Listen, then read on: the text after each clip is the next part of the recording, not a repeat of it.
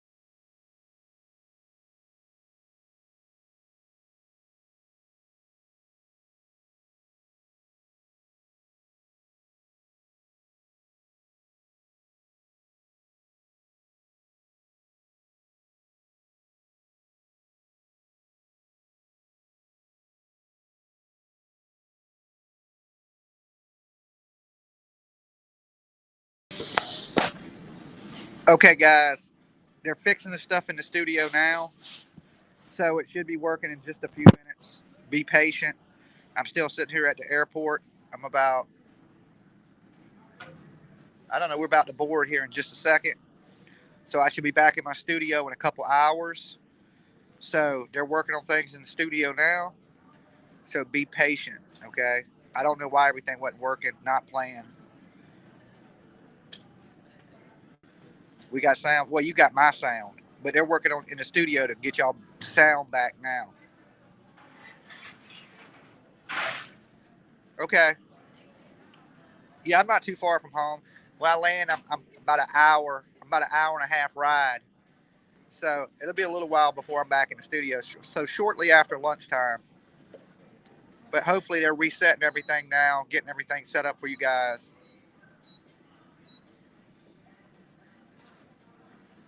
So hopefully y'all ain't missing nothing too much.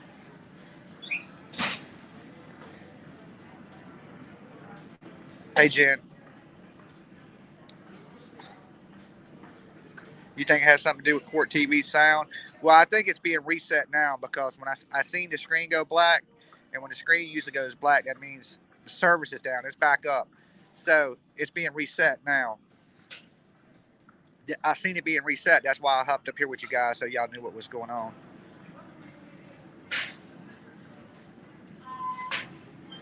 They're talking about more DNA evidence. Yeah, it's a ton of stuff to go through for sure.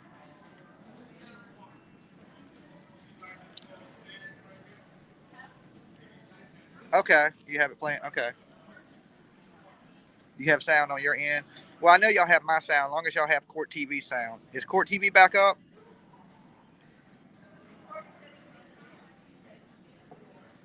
Thank you, Dragonfly.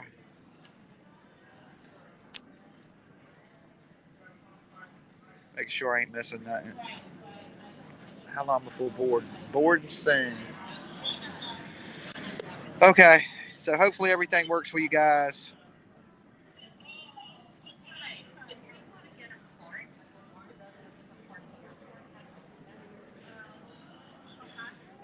Well, I'm one flight left. I got one flight left.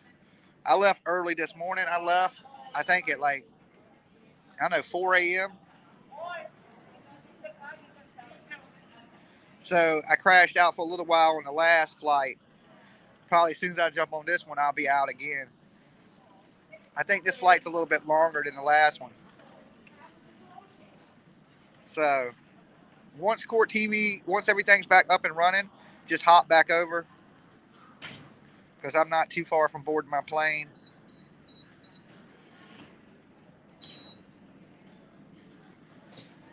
That was a quick flight. Well, I didn't have to fly far. I flew from Boston to New Jersey, and now I'm flying from New Jersey to Richmond. Then I'm driving back home.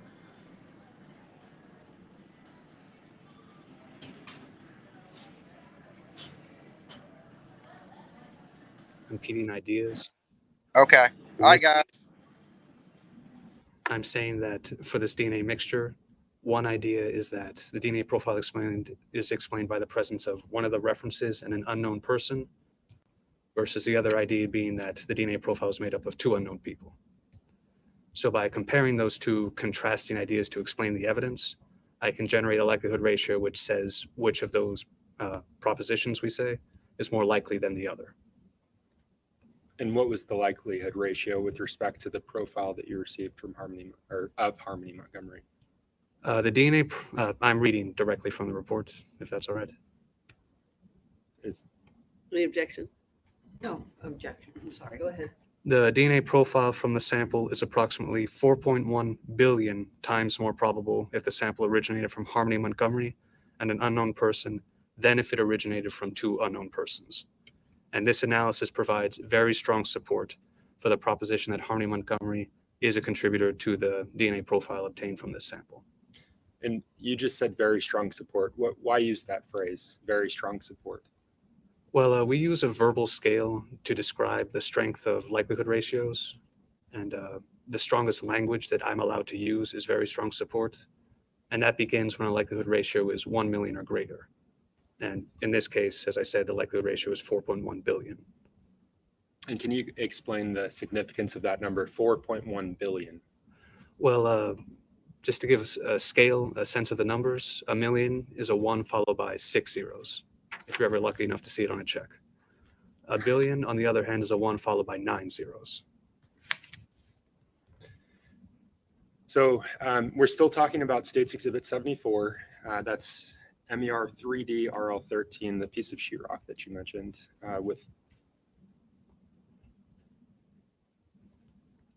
Did you conduct further analysis of that item?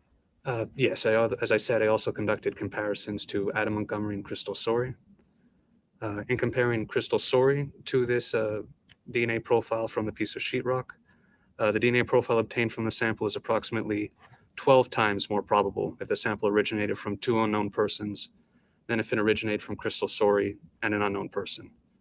In this case, this analysis provides limited support for the proposition that Crystal Sorey is not a contributor to the mixture obtained from this sample. Any other analysis that you performed with respect to those samples? In comparing Adam Montgomery, the DNA profile obtained from the sample is approximately 18 times more probable if the sample originated from 2 unknown persons than if it originated from Adam Montgomery and an unknown person. And this analysis provides limited support for the proposition that Adam Montgomery is not a contributor to this DNA profile. Still with respect to States Exhibit 74 MER 3D 13, RL 13, which the jury saw yesterday, just for clarification. Did you test another sample of that item at some point during your involvement in this case? Yes, in a report after this one that I just described the results from, another sample was taken for testing. And why was another sample taken for testing? Well, we received permission to use a amplification kit different from the one that is originally approved for the New Hampshire State Police. Can you walk us through the process of that second sample that you took, or third sample rather, that you took?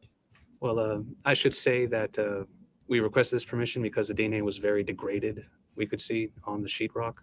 And the kit that we wanted to use was an upgraded version of the one we had used before. So it tested for more genetic markers, and we would be able to perform more conclusive analysis, I should say. Now, you just mentioned the DNA that you observed on that item. It's 74 being degraded. Can you explain to the jurors what that means? Well, DNA is not a very strong molecule, I should say. There's a lot of different environmental factors that can break it down. That includes ultraviolet light, exposure to heat, chemicals, cleaning agents, strong acids and bases, prolonged immersion in water, bacteria. So all that can serve to break down DNA. So there's not many places just out in the world where DNA won't be attacked in some fashion. How about time? Does time have anything to do with Well, degradation of DNA samples? Generally speaking, yes. The longer DNA is exposed to any of those elements, DNA is going to break down even further, with more time, with more exposure. The third piece that you tested, can you walk us through your analysis, the process that you used? Let's just flip into that report. So this is still that item, the piece of sheetrock with the heavy staining. An additional sample was collected from approximately 3 inches of the bottom of the stained area. And again, blood was indicated on that sample. And the DNA profile obtained from this sample, it definitively indicated a mixture of at least 2 individuals.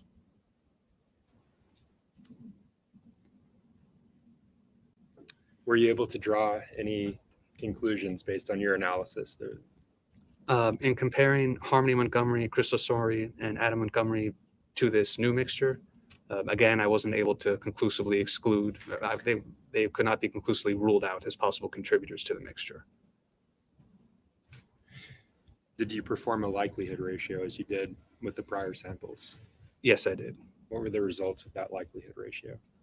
In comparing Harmony Montgomery to this mixture, the DNA profile obtained from the sample is approximately 1.1 trillion times more probable if the sample originated from Harmony Montgomery and 1 unknown person than if it originated from 2 unknown persons. And this analysis provides very strong support for the proposition that Harmony Montgomery is a contributor to the DNA profile obtained from the sample. And that terminology that you just used, the very strong support, that again is the highest level of support that you can provide. Is that correct? That is the strongest language that I'm allowed to use. And can you explain the significance of that number 1.1 trillion? Well, a trillion is a million multiplied by another million. Or to put it another way, as I was saying, a million is a 1 followed by 6 zeros. A trillion is a 1 followed by 12 zeros.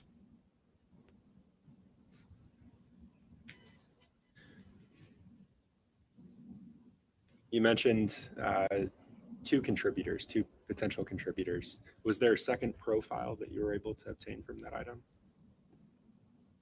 Sorry, do you mean was I able to perform a likelihood ratio for that second contributor in the mixture? Correct, yes. I wasn't able to conclusively, I was able to perform a likelihood ratio for Adam Montgomery and Crystal Sorey to that mixture. For Crystal Sorey, the DNA profile obtained from the sample is approximately 1.5 times more probable if the sample originated from Crystal Sorey and one unknown person than if it originated from two unknown persons.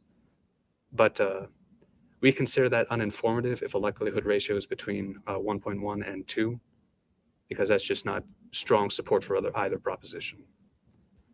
In comparing Adam Montgomery to that mixture, the DNA profile obtained from the sample is approximately 69 times more probable if the sample originated from two unknown persons than if it originated from Adam Montgomery and one unknown person. And this analysis provides limited support for the proposition that Adam Montgomery is not a contributor to the DNA profile obtained from the sample. Just to clarify, from that third sample that you took, how many profiles were you able to obtain? How many profiles did you obtain? DNA profiles? It was only one DNA profile, but I could see that there were at least two individuals within it. And what does that mean for the jurors? Well, essentially, I was only able to, we treat it as identifying Harmony Montgomery in that mixture, given the likelihood ratio, but I was not able to conclusively identify the additional second contributor in that mixture. The second contributor, what can you tell the jurors about that profile? Well, it was a very partial person. There was not a lot of genetic information for that person in the DNA profile. So I would not honestly expect to be able to identify that person, even if we had obtained the reference that matched that person in the evidence.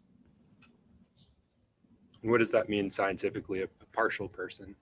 Well, essentially that there just wasn't a lot of genetic data. There wasn't a lot of DNA from that second contributor present in the DNA profile.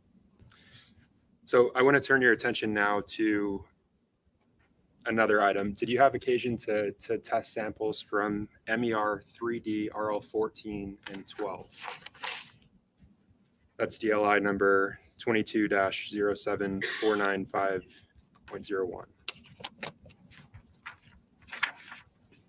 I'm sorry, can you say it again? The DLI number or The DLI number. Yep, it's 22-07495.01. And just to clarify, DLI applies its own numbers to items that it receives. Is that right? Yes, I did have occasion to perform DNA analysis on that item. Okay. And sorry, you were looking at your notes when I asked, but DLI, when you process items, you apply your own item numbers to evidence. Is that correct? That's correct. Yes. And so this item has previously been admitted as State's Exhibit 81. What is that item? Can you tell the jurors? That item, 22-07495.01, that is two rails screwed together. And I think you answered this already, but did you perform analysis on that item? Yes, I did. How did you perform analysis of that item? Well, there was staining visible on this item, so blood was indicated on the rails that were screwed together. And following that, the sample was collected from that staining for DNA analysis. And already went through the DNA process, and the resulting DNA profile of that indicated at least one contributor. One contributor, no. Yeah, a single contributor. What results and conclusions were you able to draw from that? Well, Harmony Montgomery could not be ruled out as a possible contributor to that DNA profile. And just as with the prior samples, were you able to perform a likelihood ratio? Yes, I was, in comparing Harmony Montgomery to that DNA profile. The result of which was the DNA profile obtained from the sample is approximately 1.4 trillion times more probable if the sample originated from Harmony Montgomery than if it originated from an unknown person. And this analysis provides, again, very strong support for the proposition that Harmony Montgomery is a contributor to the DNA profile obtained from the sample. Again, can you explain the significance of 1.4 trillion? Well, again, the language for very strong support for a proposition that starts when a likelihood ratio is 1 million or greater. And a trillion can be explained as a million multiplied by another million, or a million is again a 1 followed by 6 zeros, and a trillion is a 1 followed by 12 zeros. I want to turn to the other items that you analyzed during the course of your involvement with this investigation. And so I want to go through those items individually and talk about the conclusions that you were able to draw, starting with an item LH, 1LH, a pillow with rope drawstring.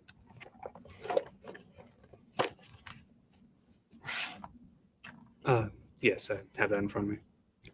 What conclusions, if any, were you able to draw from your analysis of that item? Well, staining was visible on the pillow with the drawstring, but no blood was indicated on this item. And following that, 2 samples were collected from the item for DNA analysis, one from the rope and one from the exterior of the pillow. However, no DNA was detected on either sample, so we didn't do any further analysis past that point. How about item BE017, BE017? BE017 was a clear, thin zip tie. Again, there was staining, visible staining, but no blood was indicated on the zip tie, and an insufficient amount of DNA was detected from a sample collected from it. So again, no further analysis was performed. I want to turn your attention to item number JP88. Did you test that item? Yes. And what conclusions, if any, were you able to draw from your results? This item was a pink child sock. Apparent hairs were visible on the sock. We did not conduct any analysis on that. We did take a DNA sample from the interior of the sock, and the DNA profile obtained indicated a mixture of at least 3 individuals with at least 1 male contributor. And furthermore, crystal sorghum could not be ruled out as a possible contributor to that mixed DNA profile. And did you further analyze that in another report? Yes, I did. What were the results of that additional analysis? If I can flip to it. And further reports, I was also able to compare the DNA profile for Harmony Montgomery and Adam Montgomery to the DNA profile obtained from the sock. What conclusions were you able to draw from that comparison? Well, first, in comparing crystal sorghum, probabilistic genotyping results supported their exclusion as a contributor to the DNA profile obtained from the interior of the sock when a proposition of 3 overall contributors was considered. In comparing Harmony Montgomery, again, the probabilistic genotyping results for Harmony Montgomery supported their exclusion, again, as a contributor to the DNA profile obtained from the interior of the sock. In comparing Adam Montgomery,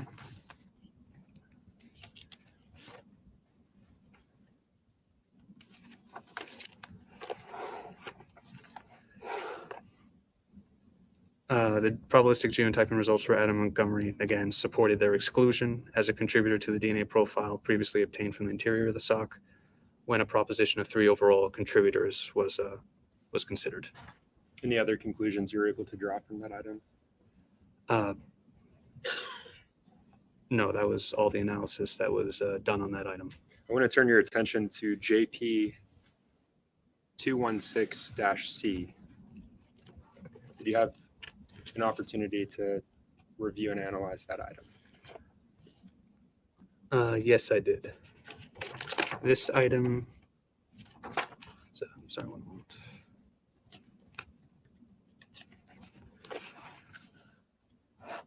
This item was a cutting from a sweater. I'm sorry. This item was a cutting from a sweater, JP 216-C. Okay. What, if any, conclusions were you able to draw from your analysis of that item? Blood was indicated on that cutting.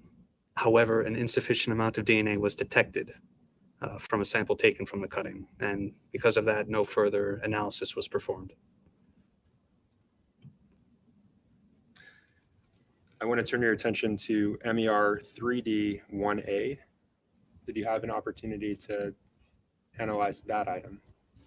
Yes, this was a metal cutting. What, if any, conclusions were you able to draw from that item? Blood was indicated on this cutting. However, an insufficient amount of DNA was detected, and therefore no further analysis was performed. Turning your attention to MER 3D-B, were you able to analyze that item? Yes, this was a lab cutting of stained drywall backing. What, if any, conclusions were you able to draw from that item? Blood was indicated on this cutting, but an insufficient amount of DNA was detected, and therefore no further analysis was performed. Turning your attention to JP 251-1, were you able to analyze that item? Yes, this was a section of string. And Blood what was, I apologize. Blood was indicated on the string, and the DNA profile obtained from the string indicated at least one male contributor. Crystal Sorey and Harmony Montgomery were excluded as contributors to that DNA profile, and Adam Montgomery as well was excluded as a contributor to that DNA profile. and that was in a later analysis, is that right? Yes. And just to clarify, you said the defendant Adam Montgomery was excluded, Crystal Sorey was excluded, and Harmony Montgomery, they were all excluded from that DNA profile. That's correct. Understood. Turning your attention to MER 3D-A2, did you have an opportunity to analyze that item? Yes, this was another lab cutting of stained drywall backing.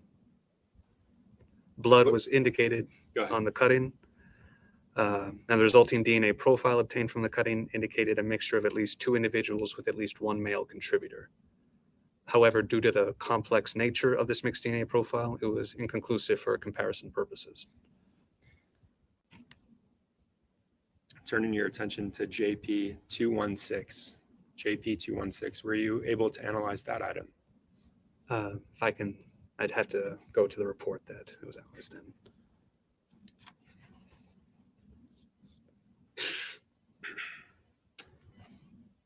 JP 216. Correct. Okay, this was a sweater with stains. Were you able to analyze that item? Yes, blood was indicated on the sweater, and a sample was collected from a possible blood stain on the wearer's right side for DNA analysis. However, the resulting DNA profile obtained from that sample indicated a mixture of at least 4 individuals with at least one male contributor. And due to the complex nature of that mixed DNA profile, it was inconclusive for comparison purposes. Turning your attention to MER 3D-RL3, did you have an opportunity to analyze that item?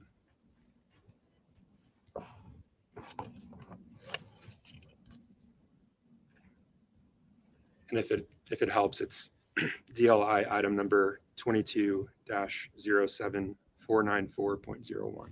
Okay, yes, I have it. Yes, I did have opportunity to analyze this item. It is screws and a rail. What, if any, conclusions were you able to draw from that item? From the rail, blood was indicated on the rail, and the result was the result of which was that a sample was collected from the staining. However, an insufficient amount of DNA was detected from that sample, so no further analysis was performed. I want to turn your attention to a final item, TSC 8. Did you have an opportunity to analyze TSC 8? I'm sorry, can you give me the DLI item number? I can have just a moment.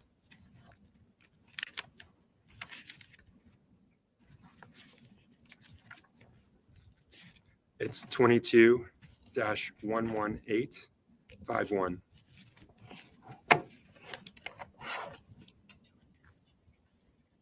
Yes, I did perform analysis on this item. And what was that item, or what is that item? It is the carpeted floorboard from an Audi. You said from an Audi. Yes. What, if any, conclusions were you able to draw from that sample? No blood was indicated on that carpeted floorboard, and a sample was collected from the entire surface of the item for DNA analysis. But no DNA profile was obtained from the sample. So, Mr. Ackroyd-Azales, I just want to summarize. You were able to develop a profile from MER 3D RL13. Sorry, I need to flip back and see what item that is.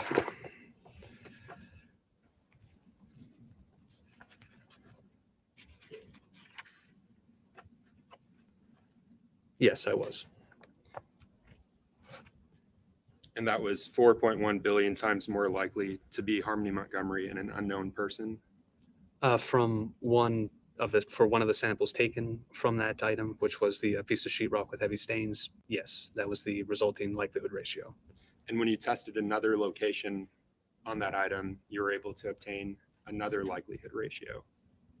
That is correct, yes. Specific with respect to Harmony Montgomery, what was that likelihood ratio? That likelihood ratio was 1.1 trillion times more likely if that DNA profile had originated from Harmony Montgomery and an unknown person than if it originated from two unknown people. And you were able to develop a profile on the item MER 3D RL4 and 12.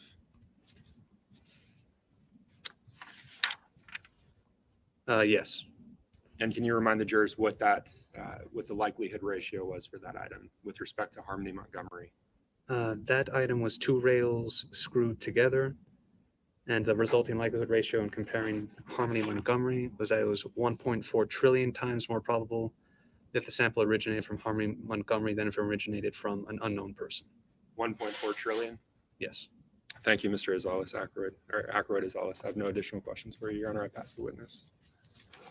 Thank you. Good morning. Good morning.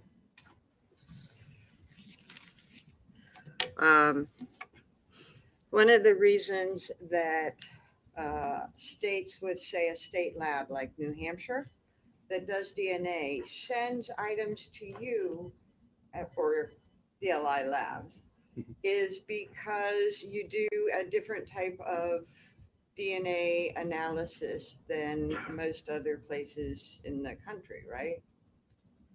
I'm sorry, I'm not sure what you're asking. The genotype probabilistic testing. Yes. So probabilistic genotyping is what is used to perform likelihood ratios. Essentially, that's a combination of statistical methods and biological concepts to help in DNA analysis.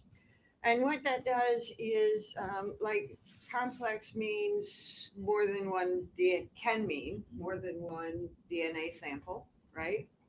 Well, in saying that a DNA profile is complex, that can potentially mean that that sample is from more than one person. That's possible. It could mean that the DNA sample was somewhat degraded. That's possible. And it could mean that there's less of a sample. That's possible, yes. Okay. And there's other reasons that people, well, for the most part, I'm going to call it PGT, probabilistic genotyping. Is that what? We usually just do PG, but I will understand what you mean if you say that's what PGT means. Okay, because I will stumble over the words if I have to do it each time. PG is essentially a way to get better information from less DNA or more complex DNA. Compared to traditional analysis methods, yes. Okay, so if there was like a finding of two sources on a DNA sample, but the lab wasn't capable of further analysis, it might come to you. That's possible. Okay. And probabilistic genotyping is actually a computer algorithm, right? Computer software is used, yes. Okay. And it combines all possibilities and runs whether or not the likelihood of this possibility being achieved. Why don't you explain? Well, essentially, you're asking how a likelihood ratio is performed. What it means? Yeah, yes, how it's performed. Essentially, the software makes at the start random guesses as to what genetic, well, what I should say, what alleles, so what specific genetic markers apply to each contributor in a mixture, and in what proportion for each of the genetic markers that we look at. And by comparing that, and then for each successive guess that it does blind, it compares to the actual DNA profile, and it can see how closely or how badly it fits the actual data. So as a result of that, it makes successive guesses as it goes through what's called Markov chain Monte Carlo. So essentially, as it's making these random guesses, it does assess whether the next guess is better than the previous guess.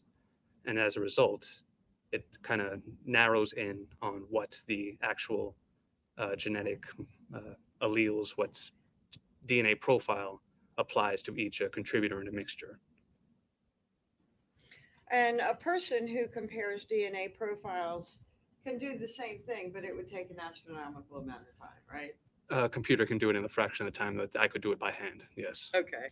And when you hit numbers like trillion, billion, things like that, that the DNA probabilistic result is 1.4 billion. You said it's very strong support for the DNA profile matching another person? I would say that it's very strong support for the proposition that the DNA profile resulted from the person who's being compared, as well as however other unknown individuals are present in that mixture. Okay. So one of the things is this can't make a match, I can't conclusively say it's someone's DNA or not. No. but the likelihood is so high that you might be able to accept it as a match. I can't say that. The likelihood that it is that person when we're in the billions and stuff is pretty high. It is high, yes. Okay. And you can have likelihood ratios right down to 2 that mean something, right? Yes, Because under 2, it's uninformative, I think you said. that's correct. Okay. So if we can sort of say it's probably somebody by a probabilistic ratio of 10 versus a billion, the more likelihood that it is that person at a billion is really, really high, right? Well, a billion is a lot larger than 10, if that's what you mean. Yes. Okay. And okay. Somebody might walk away from that pretty comfortable that it is the person that the matching says it probably is. The DNA is from that source that the probabilistic ratio says it is. I can only speak to the statistical weight. I can't Okay. tell anyone to come to a conclusion. So you can't conclusively say that Harmony Montgomery is the source of the DNA on the sheetrock or the rails, but the probability is very, very high. That's fair to say. Okay. Now, on the sheetrock, you found a possibility of 2 sources. Sorry, we're talking about MER 3D13, RL13. yes. Okay. And you weren't quite sure, but that probability was there, right? I wasn't quite sure about what. I'm sorry. Whether it was 1 source or 2 sources, but there was enough to raise that possibility. For the first 2 samples that were taken, yes, it was at least 1 person, and there were some suggestions of it being 2 people, and as a result of that, I interpreted it as 2 people. Okay. And then when you did the testing on the rails and the analysis there, that was pretty conclusively 1 source?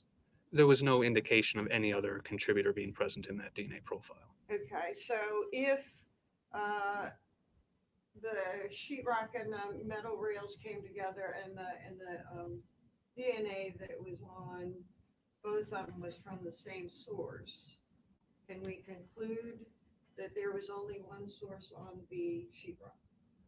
Well, no, because I can't speak for how people in the past might have touched these various items or who made what kind of contact or how DNA came to be on an item. I simply can't speak to the activity that led to DNA ending up on an item of evidence. Okay, so the possibility that the sheetrock had two sources and the metal rails had one source, the possibility that the sheetrock had two sources still exists even though the rail had one source. Yes, the DNA results support that. Okay. And did you receive any profiles from Kayla Montgomery to compare? Kayla Montgomery, no, we never received a reference for that person. Okay. So I want to talk about some of the other testing that you did. State and let's talk about JP88, which was the pink sock.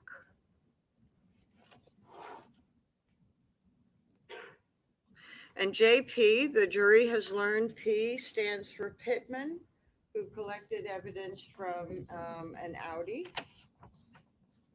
And you found DNA on the child's pink sock, right? Yes, I did. Okay. And DNA degrades over time, right? Yes. And weather conditions can affect the amount of degradation. Yes. And weather meaning extreme hot and extreme cold, right? Yes, those will both play a factor. Other environmental factors such as mold and stuff like that might affect DNA degradation. Yes, that's true. And the jury has heard the condition that the Audi was in at the time that it was searched. You were able to obtain DNA from the Audi, right? Are we still speaking of the pink child sock? JP88, sorry. I was able to obtain a DNA profile from the sock, yes. And you were able to exclude Harmony and Adam from that DNA. In comparing their DNA results by probabilistic genotyping, the statistics supported them being excluded. Was it in this? It was a very high number, right? 10 likelihood ratio supporting exclusion, 10,000 or greater. We consider that that this is the phrasing we use, that they support their exclusion. And this was well above 10,000. If you want the exact number, I need to go into the case file. I don't need to, but it was a lot over 10,000, right? It was at least 10,000. I don't remember the number exactly from memory. Okay, but it is within your realm that strongly supports exclusion. That's correct. And you talked about 1 billion strongly supports exclusion earlier on other items. I believe we were speaking of inclusion when I was. Okay. So anyway, it strongly supports exclusion on the pink sock, right? In comparing Harmony Montgomery, Crystal Soria, and Adam Montgomery, yes, the resulting statistics all supported their exclusion from the pink sock. Okay. So DNA survived the conditions that the jury has heard that the Audi was in, sufficient to make a comparison of DNA and make a determination that supports exclusion. In this case, yes. Okay.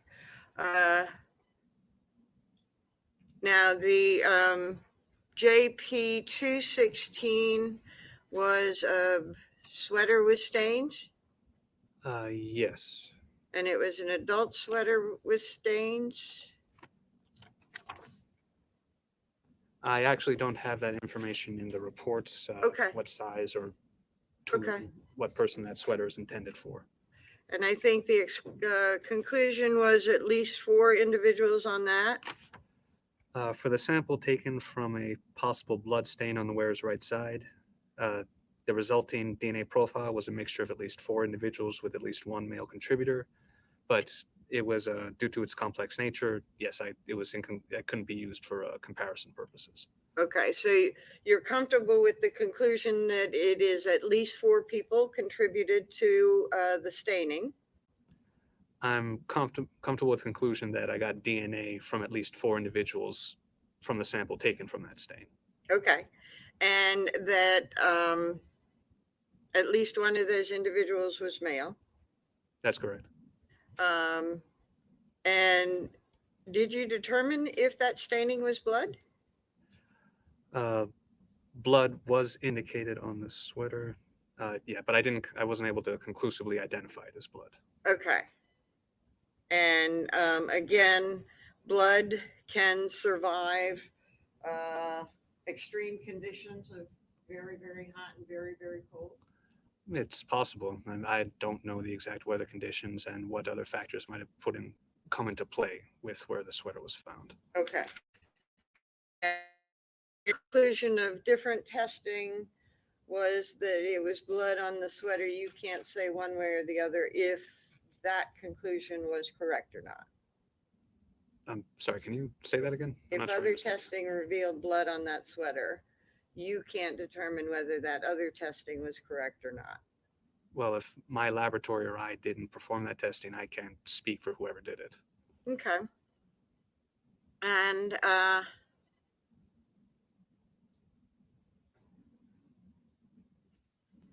guess the thing that I'm trying to get to is that DNA and blood, while it can be degraded by many different conditions, it can also survive in many different conditions, right?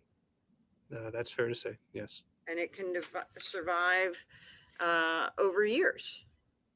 Possibly. Again, it depends on the specific conditions. Okay.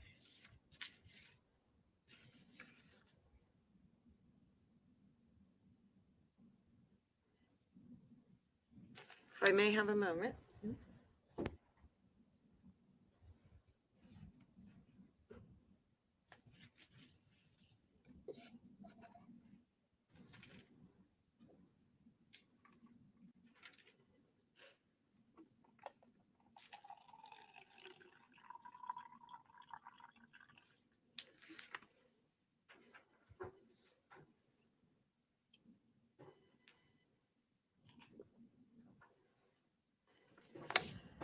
And I think the other was TSC8, a carpeted floorboard from an Audi, you testified? Or a piece of a carpet? Carpeted floorboard. Okay. From an, did you say, does it From say? an Audi, yes. Okay. And TSC8, do you know what those initials stand for? TSC8, I don't. That was assigned by the New Hampshire authorities. Okay. And in any event, on there was no blood nor DNA, right? No blood was indicated from the staining. And sorry, can I just double check Sure. the case file quickly?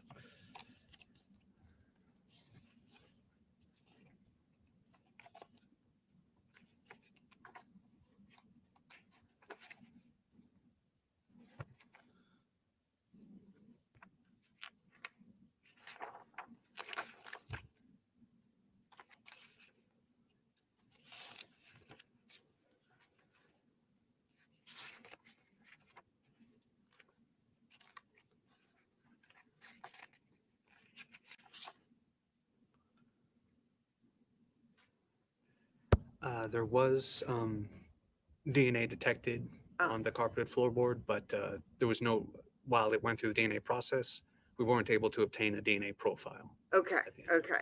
No blood, but DNA. Yes. Okay. Thank you.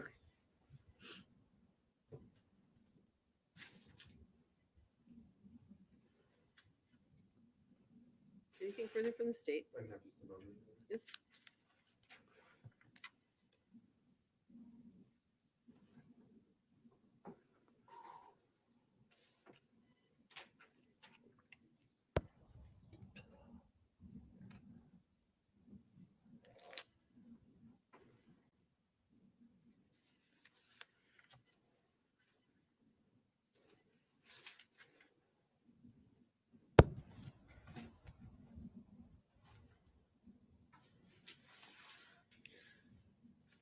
Mr. Ackroyd-Azales, you were asked about the type of testing that DNA Labs International conducts. Do you remember that line of questioning from the defense? I believe so, yes. The defense attorney asked you specifically about your lab conducting a different type of DNA analysis than other places in the country. Do you remember that line of questioning? Yes, it went into probabilistic genotyping, I believe. And let's talk about probabilistic genotyping. That's a mouthful. Yes. Probabilistic genotyping, is that something that's not done in other places in the country? It's actually a pretty standard method at this point. My laboratory certainly isn't the only one in the country that uses it. And is this a new method? It's been in use since 2015. You said that this computer software that you use, it runs the tests in no time. Well, far quicker than I am capable of doing by hand. And that's my next point. You are able to do this by hand, is that right? That's correct, yes.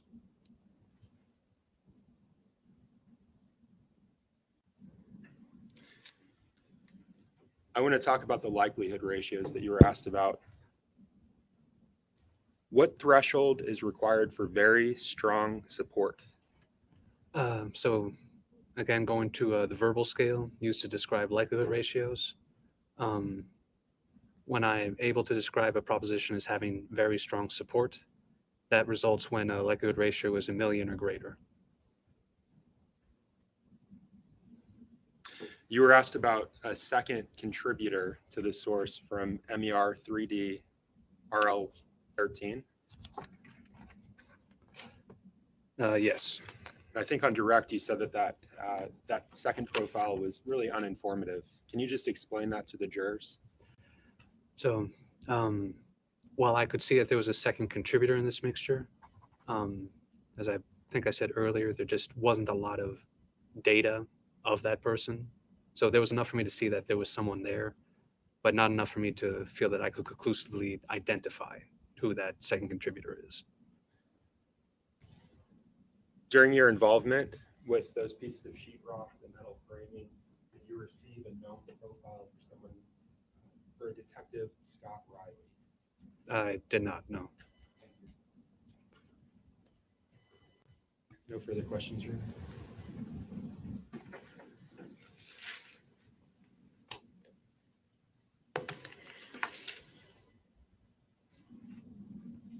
You said that this type of testing, PG, has been, your lab has been around since 2015? No, it's older than that, but I don't recall the exact year it was established. However, the program used, StarMix, that employs probabilistic genotyping, that's been used in forensic analysis, DNA analysis, since I believe it's 2015. Okay. And are there more than 8 labs now that apply StarMix? I believe so, but I would need to check the numbers to be sure. Okay, so it's growing, but at first, weren't you all the only ones doing it commercially? That's possible. I actually don't know offhand. Okay. In any event, it's been verified and validated and everything else, right? It's a respected and trusted tool for forensic analysis, yes. Okay. But not necessarily every state has the ability to do it. Well, investing in new technology, that's an immense, that costs a lot of time, a lot of money, a lot of effort. So yes, it's not everyone uses it as of yet. And that's why state labs might send it to a private lab to be analyzed rather than doing it themselves. That's possible. Okay. And the likelihood ratio, I think a little bit of confusion may exist very strong support. You mentioned the term, thing, 1,000,000, and then earlier 1,000. Do you need 1,000,000 to include somebody? No, the verbal scale just describes the relative strength of a likelihood ratio. And I believe what you're referencing was when a likelihood ratio is 10,000 or greater supporting exclusion, that we treat that as excluding a reference from a mixture. Okay, so it's like not even very strong support. Once you hit 10,000, you're excluded. That is how we treat it, yes. Okay. And I'm sorry, just to clarify that point, I can't outright say they aren't there, but just that's what the statistics support. So that's why we use that language. Okay. And on MER-3D-RL4 through 12, Adam was excluded, right? Mr. Montgomery, I'm sorry, yes. he was excluded from that DNA profile from that item, yes. But you also believe that that item had one source. The resulting DNA profile only indicated one person, yes. Okay. Sorry, I know it's very precise terminology and I'm not being so precise, so I apologize. On MER-3D-RL13, there was, that could have been two people, right? Well, Two sources, sorry. in the first sample taken, it was at least one contributor that I interpreted as two based on ambiguity in the profile. Okay. The second sample taken at a future date, that indicated mixture conclusively of at least two people. Oh, my misunderstanding. Okay. And then probabilistic testing, it was uninformative as far as Crystal was concerned and limited support that Adam was not a contributor. We're talking about the second sample taken from a piece of sheetrock. Yeah. Or rather, I should say the third. 9/14/22.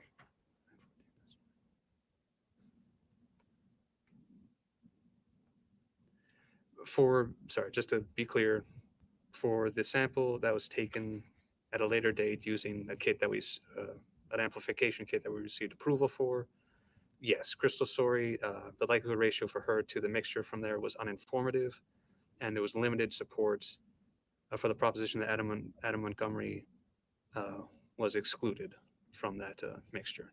Okay. And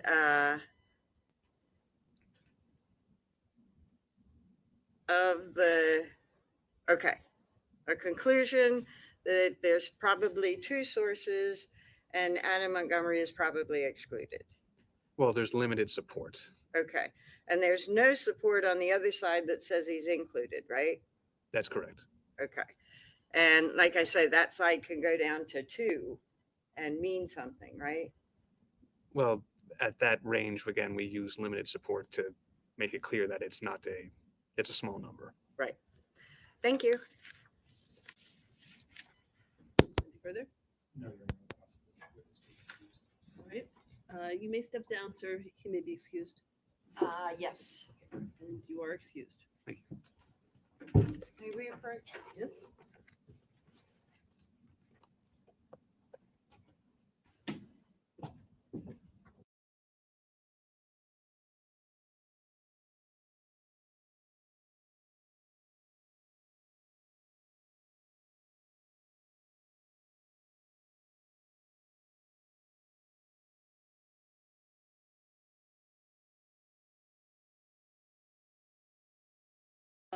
I think it makes sense to have our mid-morning break now, so we'll break for 15 minutes. We'll be back at 25 up. All right, please rise for the jurors.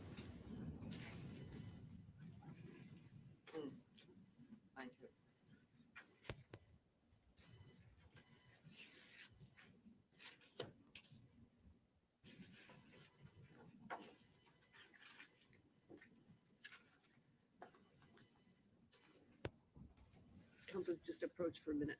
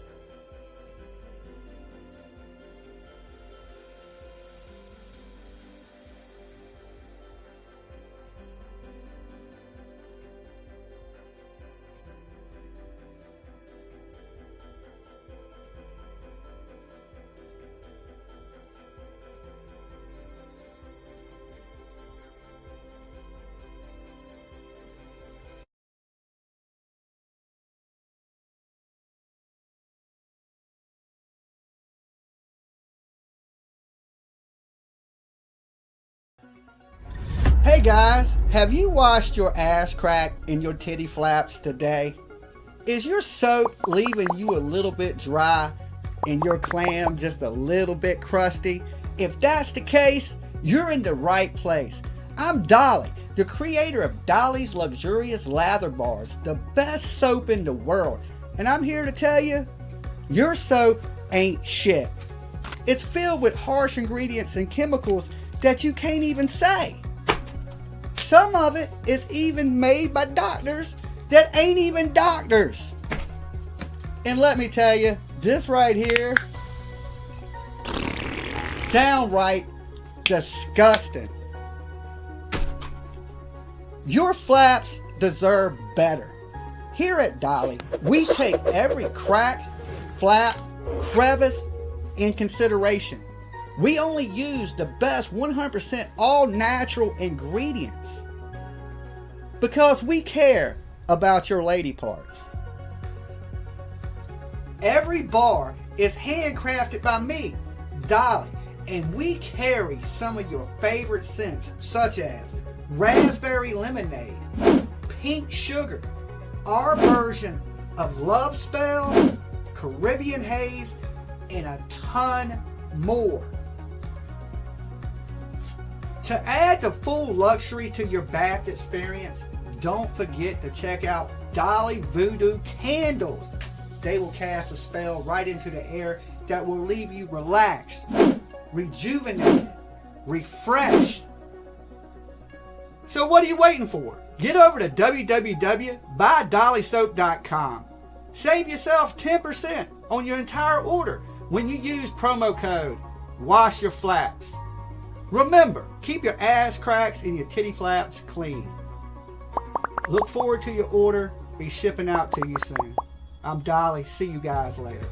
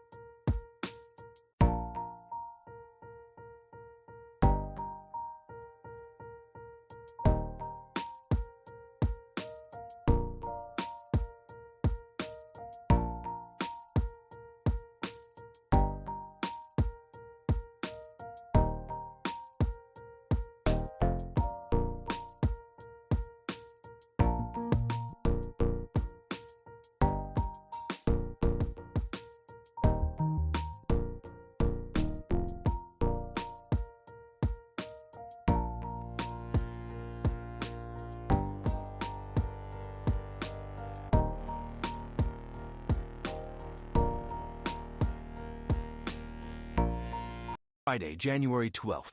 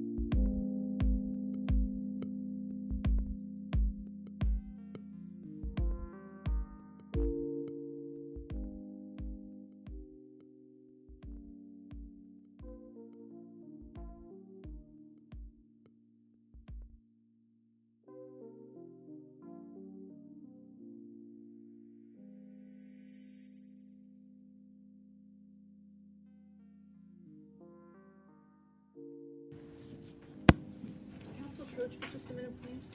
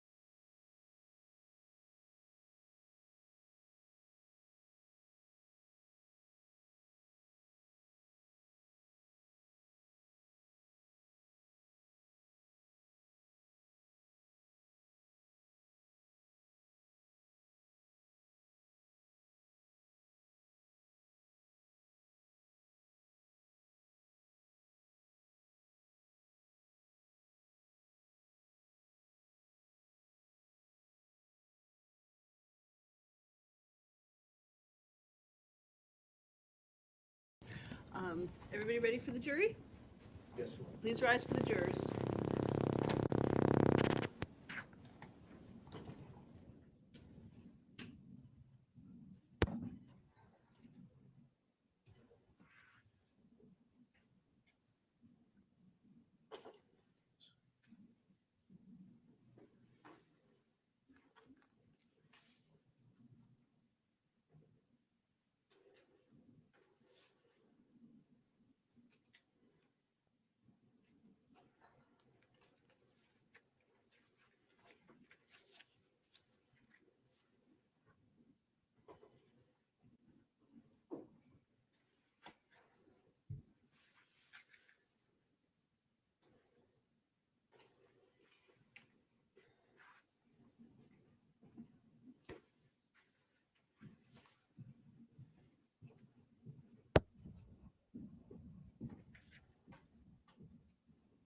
Please be seated. State may call its next witness. Thank you, Your Honor. The state calls Miss Emily Watson, Miss Emily Thompson to the stand.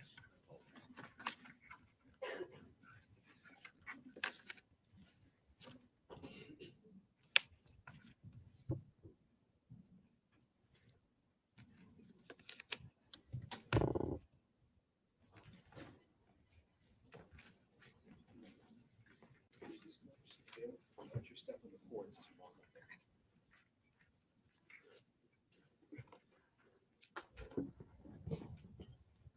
Ms. Thompson, if you would please remain standing just for a brief moment. Would you please raise your right hand? Do you solemnly swear that the testimony you will give this jury will be the truth, the whole truth, and nothing but the truth, so help you God? I swear it. Thank you. Please feel free to have a seat. Ms. Thompson, as we're being recorded here today, would you please state your full name and then spell both your first and your last name for the record? Emily Thompson, EmilYThompson. And Ms. Thompson, currently, what state are you living in? Maryland, And back in 2020, what state were you living in? New Hampshire, What city were you living in New Hampshire? Manchester. And let me ask you briefly, just so we can understand a little bit about your background. How far did you go in school? I graduated in 2020. From high school? College. From college? Yes. And what did you graduate with? What degree? Bachelor's of Fine Arts degree in creative writing. And let me ask you, back in the winter of 2020, so I'm talking about January, February, March of 2020, where were you employed? Portland Pie Company here in Manchester. How long were you working for Portland Pie Company? I worked for them on and off for about 5 years. I started in 2015 up through the time the branch closed in 2020. And that was right after COVID started, is that right? We shut down just before COVID, Just shut before. everything else down. Okay. So during your time there, what did you do at Portland Pie Company? I was a delivery driver. In the winter of 2020, let me ask you, did you ever work with an individual by the name of Adam Montgomery? I did, yes. And what did he do there at that restaurant? I believe he was a dishwasher. Did you ever see Adam Montgomery there with a bag in the walk-in cooler? I think I did, but I couldn't say with any absolute certainty. Okay. And what do you think you remember of that? I believe I recall him either coming into the walk-in or leaving the walk-in with a bag. Where was this cooler? It was in the kitchen, between the dishwashing room and the exit into the main dining area. And correct me if I'm wrong, it was my understanding that there were almost two different areas where you could be. There's the basically the ground floor, and then there was a basement area as well with additional storage. Is that correct? That's correct. Okay. So were there any other coolers down in the basement, or just this one on the ground floor you're talking about in the main dining area? There was a walk-in in the basement. That was where alcohol would be stored, beer, wine, etc. And so which cooler are we talking about then? The one on the main floor or the one down in the basement? Main floor. Main floor. And I believe you said a minute ago you thought you saw him carrying it either in or out? Correct. It's been several years, so my memory is a bit hazy. Okay. Did you yourself store personal bags inside coolers at Portland Pie Company? No, I did not. And how many times do you believe that you may have seen him doing this, bringing it in or out of this cooler? Would have been just once. Just one occasion. Yeah. Okay. And again, you worked there until it closed. Is that correct? Correct. Just a moment, please, Your Honor.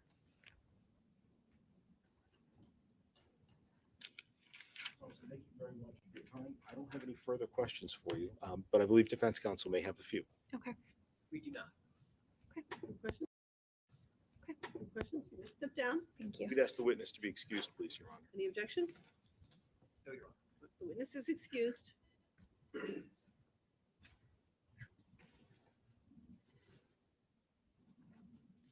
Honor, at this time, the state calls Mr. Cameron Gibney to the stand.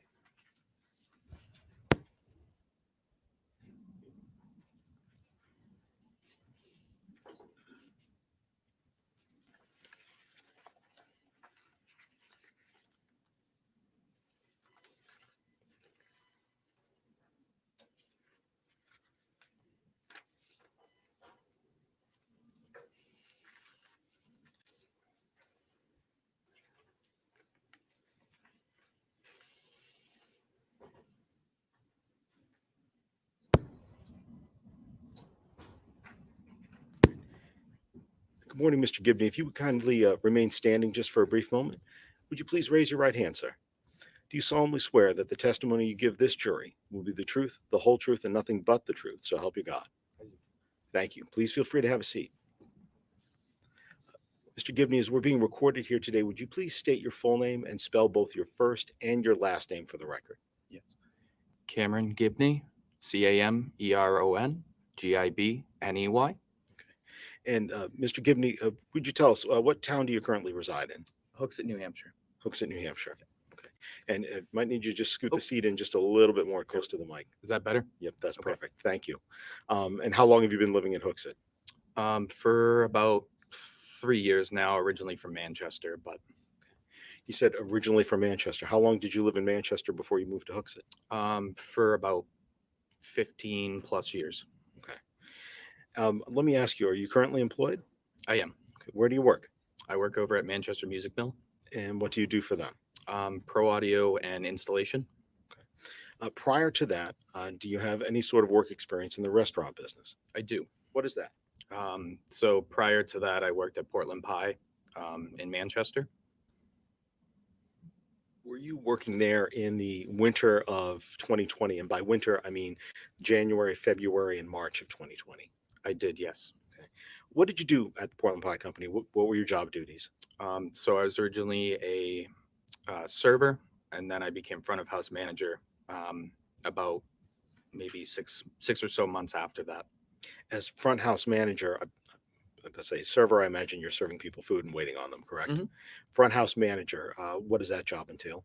So that job entailed doing taking care of the front of basically the servers and the bartenders and anything that happened in the front as far as management wise.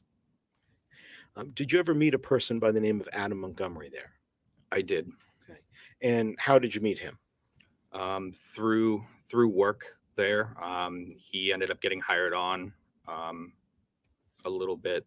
I would say a little bit probably before I became manager in the front. I did see him, and that's how I know him from. Do you know what his job duties were, what you saw him doing for the business? Yes, he was originally in the back in the kitchen area. I believe he did prep and cooked as far as pizza and food.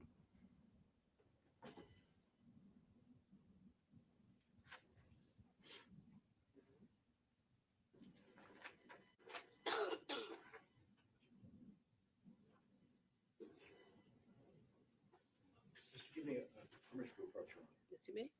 I'm going to show you exhibit the United States 101. Do you recognize this person?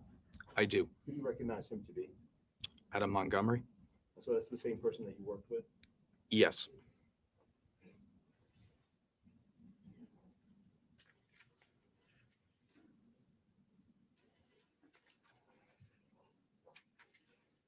And in the winter of 2020, first of all, when did that restaurant close? It closed, I believe, the I am not 100% sure. I don't remember when it closed. I was there prior to that, a week before it closed, but I'm not too certain when it actually closed off the top of my head. Let me ask, was it just kind of before the beginning of the COVID lockdowns or afterwards? It was before. Before. Okay. And in the winter of 2020, did you ever see the defendant at Portland Pie Company with a bag? I did. Okay. And where did you see him with this bag? Inside the actual restaurant and around the restaurant itself. Also, I've seen him inside of our walk-in cooler that we used to have. That was inside where the kitchen area was. A walk-in cooler where the kitchen area was? Yes, Okay.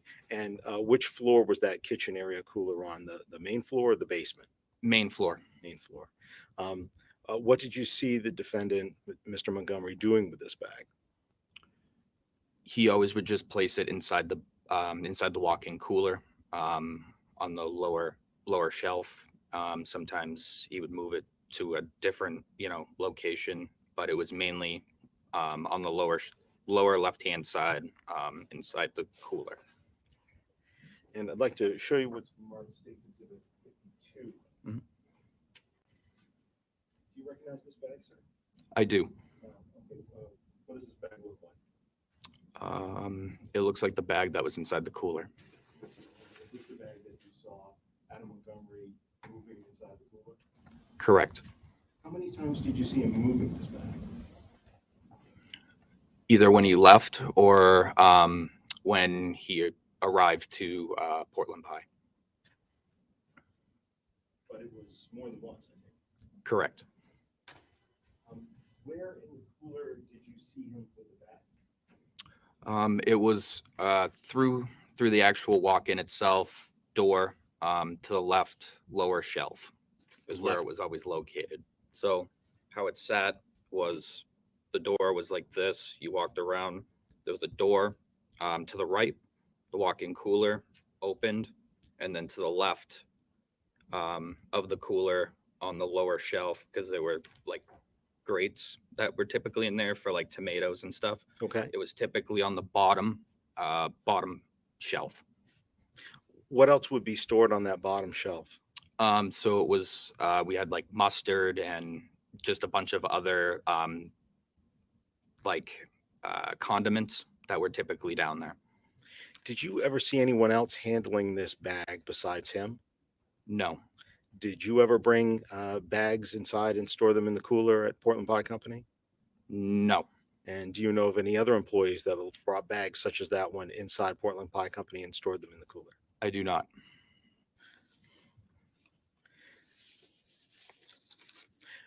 Thank you, Mr. Gibney. I have no further questions for you. I believe defense counsel may have a few.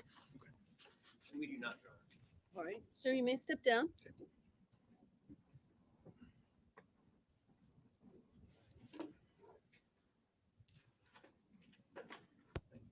We'd asked for Mr. Gibney to be excused, please. Any objection? All right, sir, you are excused. Your Honor, with regards to the state's next witness, it may be appropriate to take up the defendant's motion upon this morning. Okay. Council approach.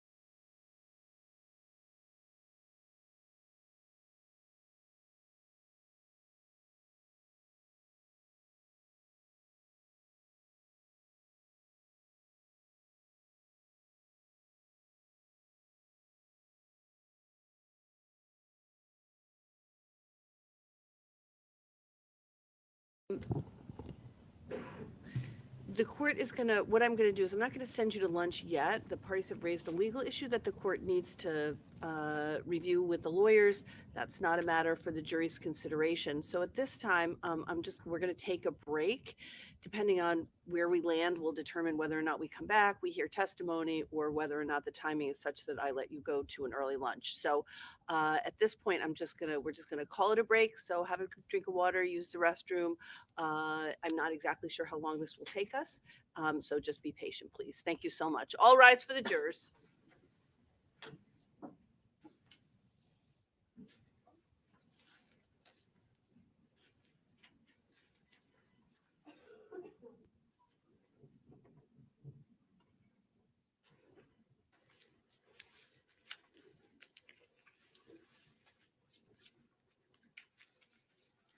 Counsel, you know what? I do want to read it before I hear arguments, so I'm just going to step off the bench, read what you've written, and then I'll hear arguments from both sides, okay?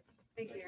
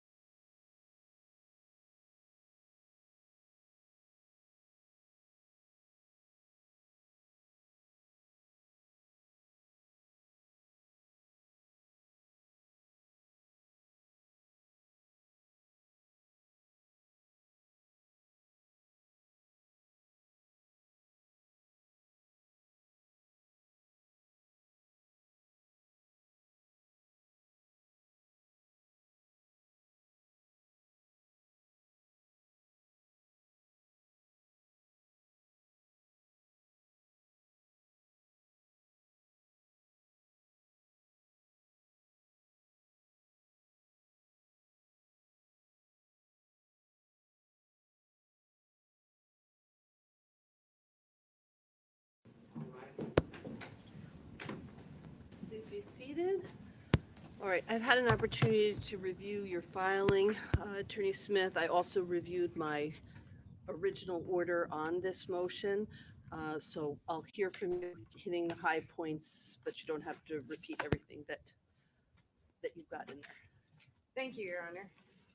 Yes, in the motion I laid out the original filing and the argument, and the state provided the unsworn affidavit of a detective with regard to what Kayla Montgomery purportedly had said in the past. And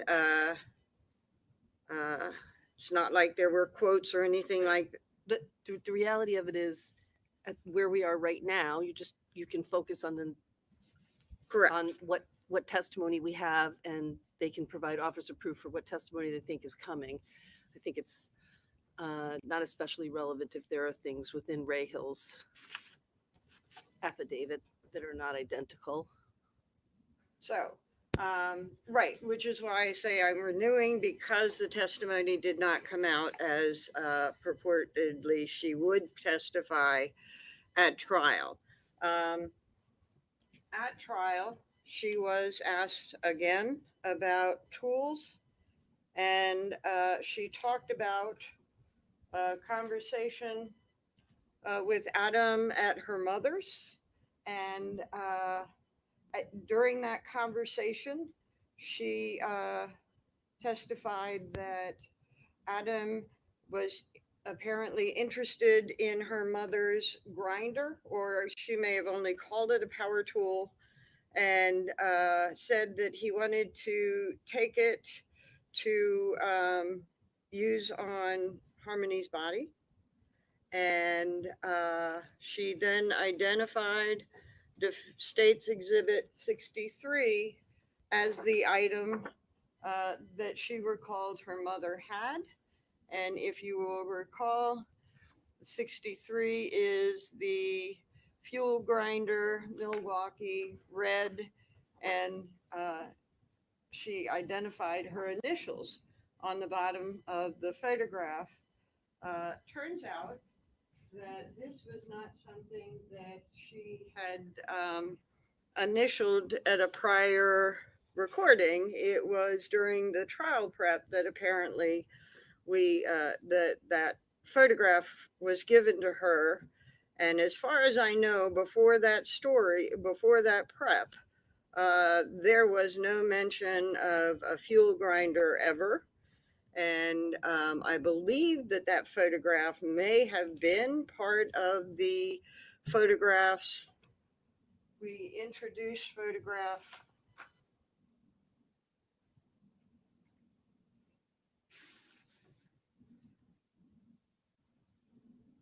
Defendant's eye, that was a circular saw that she identified as the image closest to the image of the power tool that she had seen in the house. It was an old power tool and it was corded and looked most like the circular saw. I'm sorry, she saw in which house?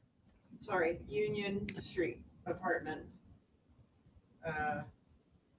And she identified, was shown a miter saw, which is defendant's exhibit H, and said, no, that was not the saw that she saw. I do not know if State's Exhibit 63 was included in the photographs that she was shown back then. I assume that it was because I think they had already collected this Home Depot information, but nevertheless, they go to a prep session with a saw, a photograph of a saw that she has never seen. She tells them this story, and on the stand, she tells them that she talked Adam out of stealing her mother's fuel grinder. So in regard to that, Christine Lubin testified she does not have a grinder. She's never had a grinder. She knew what the picture was of, and no, she had never had one. So the credibility with regard to that testimony has several layers, but essentially none. Then she also testified about tools. And she did not see tools other than the scissors. She testified with regard. She testified that she saw tools in the apartment, right? The one that looked most like the chainsaw was in a box under the cupboard. Okay, so it's not that she didn't see tools. I'm sorry. Okay. What she identified as the corded circular saw was in a box under the kitchen. She did not see any tools other than the scissors in the bathroom, and it was a small bathroom. The only thing that she saw there, other than using the scissors, was a bag of lime. She testified that the photograph of the lime was the most similar,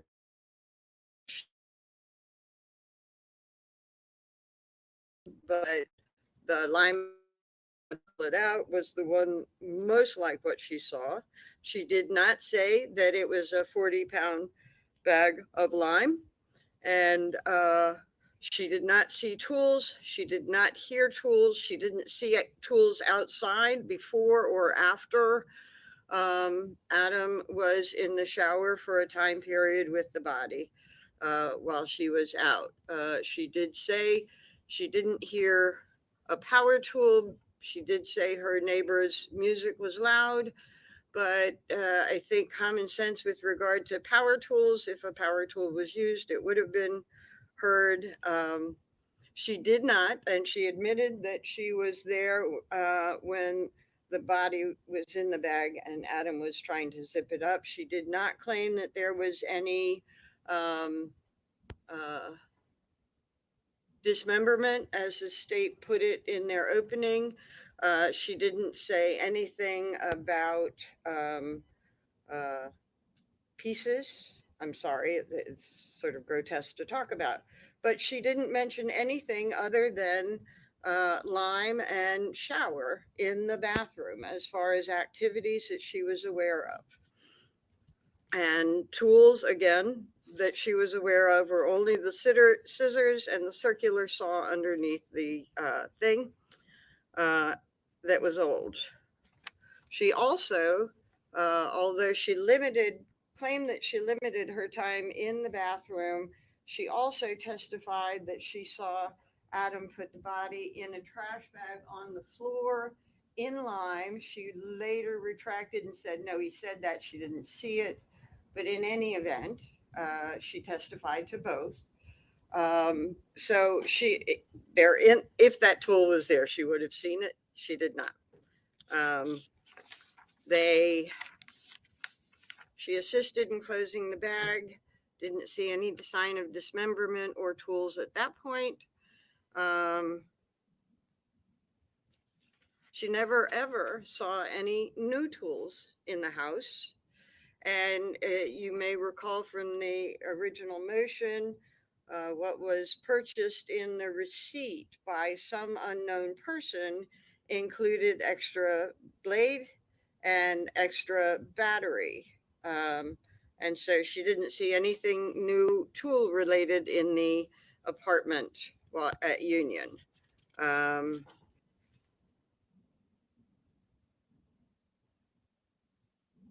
She testified about, I think she testified about a call for service for taking care of the bathroom.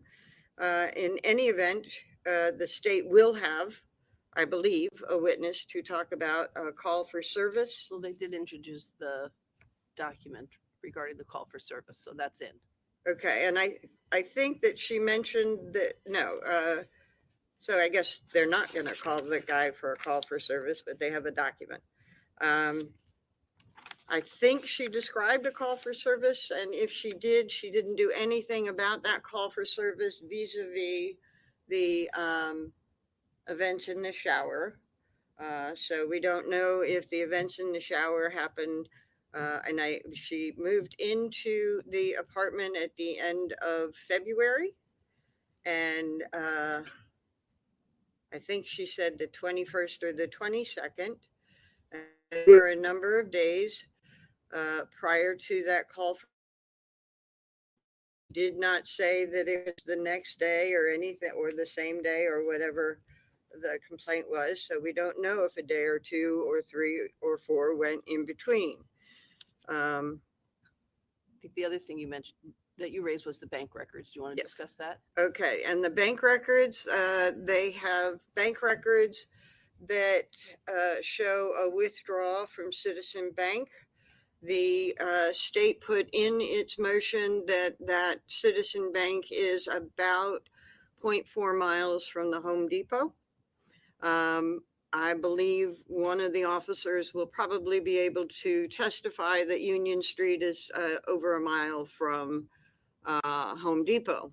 There's no evidence whatsoever of anybody giving a ride to the Montgomerys. There is testimony that when they got rides somewhere, it was sometimes through a service. There has been testimony about the number of friends, acquaintances of the Montgomerys that the police went out to talk to. It can be developed more, but there were a lot. There was also testimony about the crime tip line, and that people, as this was being publicized in the media, the search for harmony, tips were coming in from the crime line, and they were following up on that. And there has been a discussion about the amount of media exposure.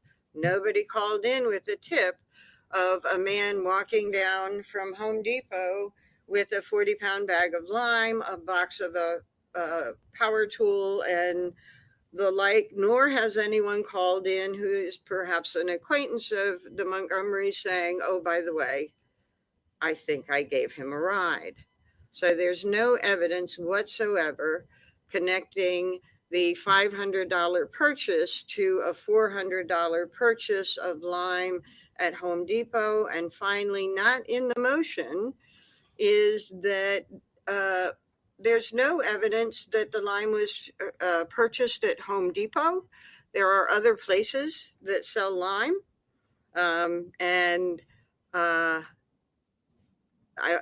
believe the testimony will be that they only searched Home Depot.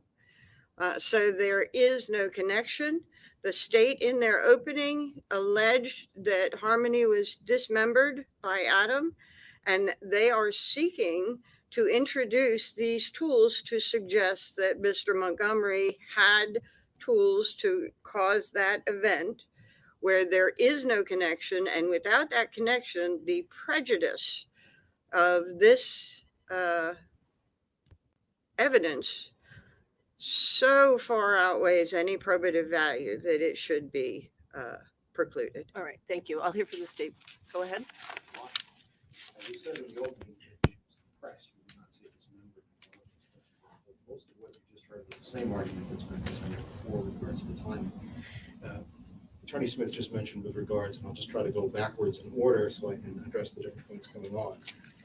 Yes, that the Citizens Bank is across the street from the Home Depot on South Willow Street. There are many different ways to get back and forth in the city that don't involve calling a ride or necessarily a ride for it. The fact that there's no testimony or a tip of a person carrying a bag of lime and a power tool in a bag that came in does not make it any less relevant or less admissible for this Home Depot purchase to occur. Let's go back to the timing. The Citizens Bank withdrawal is on the 26th. A matter of minutes, less than an hour, minutes later, at the Home Depot across the street, there is this purchase of lime. This purchase of lime with power tools by cash. Other purchases of lime that were made for the entire month of February, with the exception of one other one, were accounted for. Other one was outside of this time frame. It was far later than after the Econo Lodge stay, and we believe that Harmony was placed somewhere in the U-Haul, which we were going to get to in our witnesses later on. The testimony of cross-examination was just cited to you, but not necessarily the testimony of direct. Specifically, Kayla Montgomery testified she did not see the body once it was in the bag. She also did testify that she saw that the bag was dismembered. There was no testimony of that. The call for service, Your Honor, the defense immediately brought up the fact that there was a call for service that had been introduced. Just to clarify, that's a call for service back at the Lake Avenue address, the FIT shelter. The call for service to Union Street, which is the day after this Home Depot purchase, for a tub drain that needed to be snaked as well as repaired, that will be coming in through a witness later on this afternoon.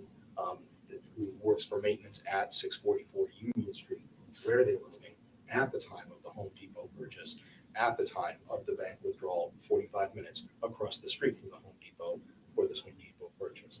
With regards to photographs of what Ms. Montgomery testified to, legal testimony was that the identification of the identification of the grinder saw, and it is important to use the right term.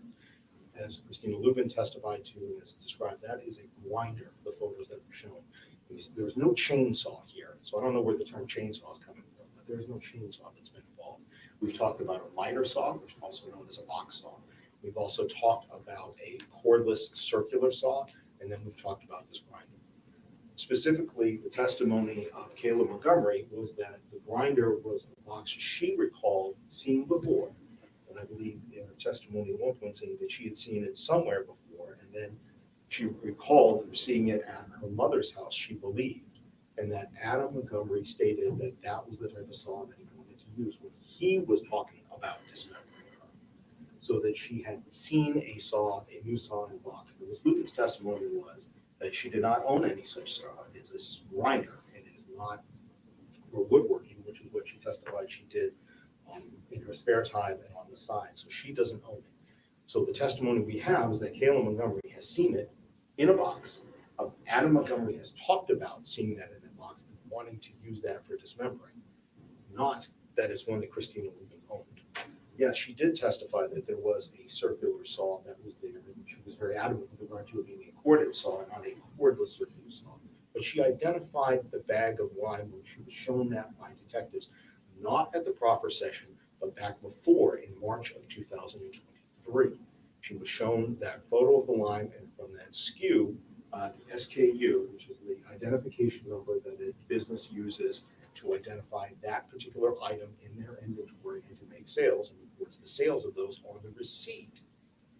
She identified that bag with that SKU, and that SKU matched up to the purchase of lime that was made from the Home Depot less than an hour after the withdrawal of cash from their ATM account across the street. Yes, the Citizens Bank was a little over a mile away from Union Street, but there are a number of different ways that the defendant could have gotten there. Could have walked, could have taken a bus, could have used a private service to get there. The relevance is that it's their account that the money is being drawn from. That 45 minutes later, approximately so, it is a cash purchase that is made. It is one of only 2 cash purchases that is made of wine with the same bag that she identified, with the same SKU that she identified. That, oh, look, if we go to the receipt, we see that there is this grinder, the same type that she said, and she remembers seeing with the defendant talked about wanting to use in this method. All of those goes in to make this particular purchase of wine, the rest of the purchase from Home Depot, admissible. And the jury can give it whatever weight that it deserves. The defendant certainly has plenty of different things that we can cross-examine on, but this is a question about admissibility, not about weight. And when it comes to admissibility, under 403, as the court has ruled 2 previous times with regards to this, this is admissible, and there hasn't been anything about the testimony that's come in to change the admissibility of the evidence. All right. I don't think it's necessary to recount all of this. I don't even think it's a close call. I think the state has sufficient evidence to show that it's relevant, that it has any tendency to make a fact more or less probable than it would be without the evidence, and that the fact is of consequence in determining the action. There's no question about that. There has been significant testimony regarding the saws. It's not essential that she have identified the exact saw. She saw a saw in her own apartment, or the grinder. I mean, I think that there is sufficient evidence. There is evidence related to there will be related to the bank account. I think the state has made an offer of proof. The proximity to the Home Depot purchase, the facts that were set forth in the original motion related to what the police did to narrow the issue related to the both the cash withdrawal and the use of the cash for the purchase. She testified that although she didn't hear the power tool being used, that there was music. She wasn't in there the whole time. I think that there is sufficient evidence to allow the state to bring in the information from the Home Depot. So for all the reasons that I said in my original order, for the reasons set forth by the state today, and after having reviewed the motion to reconsider is denied. All right, everybody ready to proceed? Yes, Your Honor. All right. Please rise for the jurors.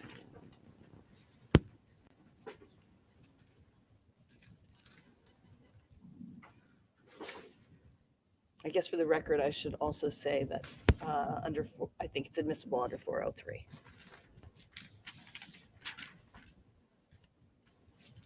Sorry.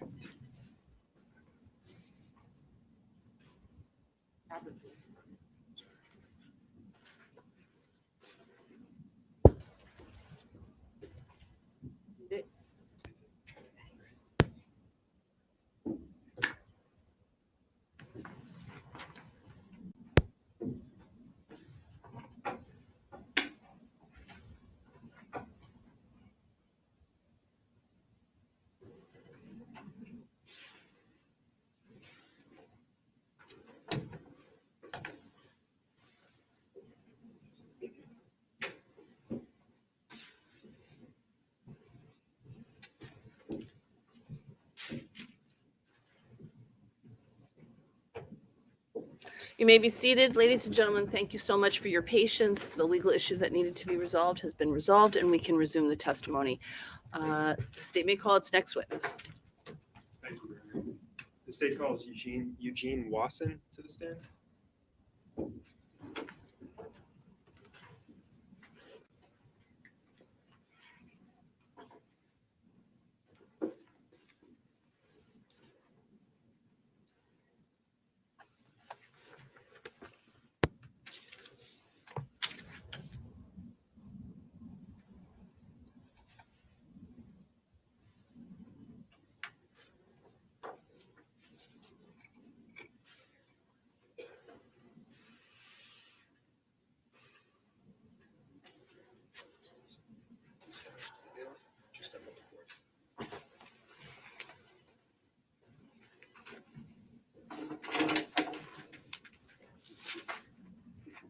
And Mr. Watson, you can remain standing if you can raise your right hand. Do you swear that the testimony that you'll provide this jury will be the truth and nothing but the truth under the pains and penalties of perjury? Yes. You can have a seat and make yourself comfortable. And when you're ready, Mr. Watson, if you can just start by giving us your name, stating it and spelling it for the record. Okay. Real name is Eugene Robert Wasson, Eugene, Robert, Robert. Nickname Bob. Last name Wasson. And you go by Bob, is that right? Okay. Well, Mr. Wasson, can you begin by just telling the jurors where you work? I work at Home Depot, Manchester, Londonderry. So I was a Met supervisor. So Do you travel between those two locations for work? I now transferred to the Londonderry location. So I'm in that location now. At some point, were you working in Manchester? Yes. So what are the dates of that? When did you transfer to Londonderry? I transferred to Londonderry last April of 2023. Was in Manchester for 11 and a half years. 11 and a half years. What role do you currently hold at the Home Depot? I'm just a Met associate now. I mentally had to take a step down and became an associate instead of management. Before you took that step down, you mentioned management. What were your roles and responsibilities as manager at Home Depot? I had vast different roles. Last position that I had was merchandising execution team supervisor. So I was in charge of about 20 people at the high. We did all the resets. So if you've been to Home Depot, we went in and did the Christmas resets and spring resets and pretty much get new merchandise out and stuff like that. What is the Home Depot and the business of the business? What is the business of the Home Depot? Sorry, that was a home improvement retail sales.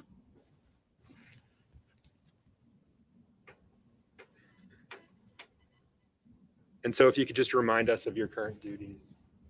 My current duties? Yes. Are basically doing resets, getting sales and promotions ready and stuff like that. I'm showing the defense what's been marked for identification of State's Exhibit 92.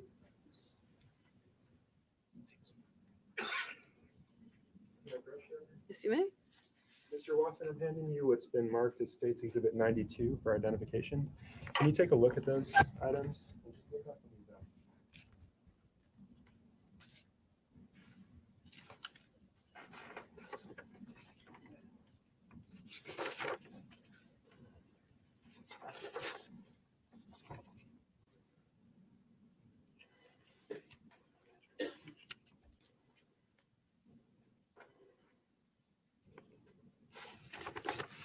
So you can remove that paperclip, and if you like, you can remove the actual pages from the plastic. You want me to remove these? So you can remove it.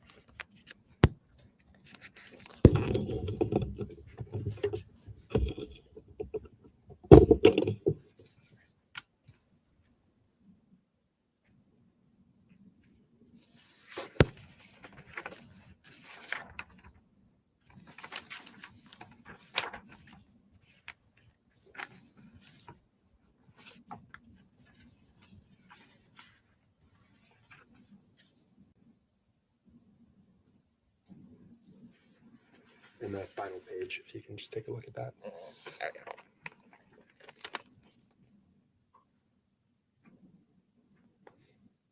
Okay. All right. Are you familiar with these documents, Mr. Watson? Yes. The spreadsheet kind of is something that you pull for a report if you're looking for something for receipts and transactions. And the last one is a receipt. So let me ask you this, Mr. Watson. Are these records typically held in the ordinary course of business? It's something that if you had to look up receipts and transactions, then you would. Most people wouldn't get them.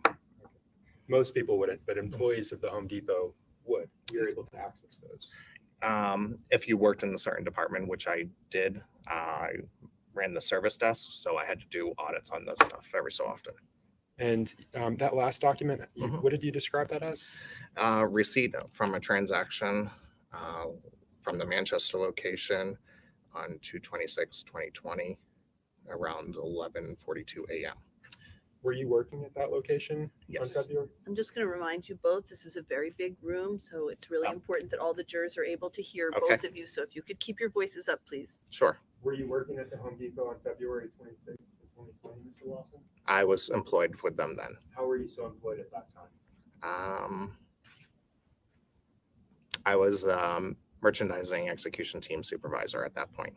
You said you had an opportunity to review these records previously. Let me ask you this.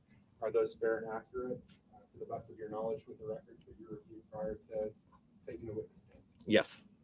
Your Honor, at this point, the state moves to strike what's been marked for identification. Strike the ID of Exhibit 92 and mark as full.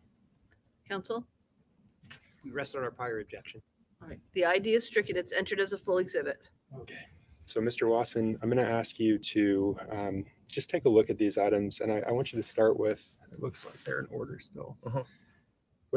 What's the first date you're able to see? And I want you to go to the last date. From the first date to the last date. What is the first date you're able to make out on those documents? February 5th, 2020 to March 4th, 2020. And I'm just going to ask you to talk to the back of the room so the jurors can hear you. What is the first date you're able to see? February 5th, 2020 to March 4th, 2020. And if you can do me, so if you can count how many transactions you're able to observe on those documents.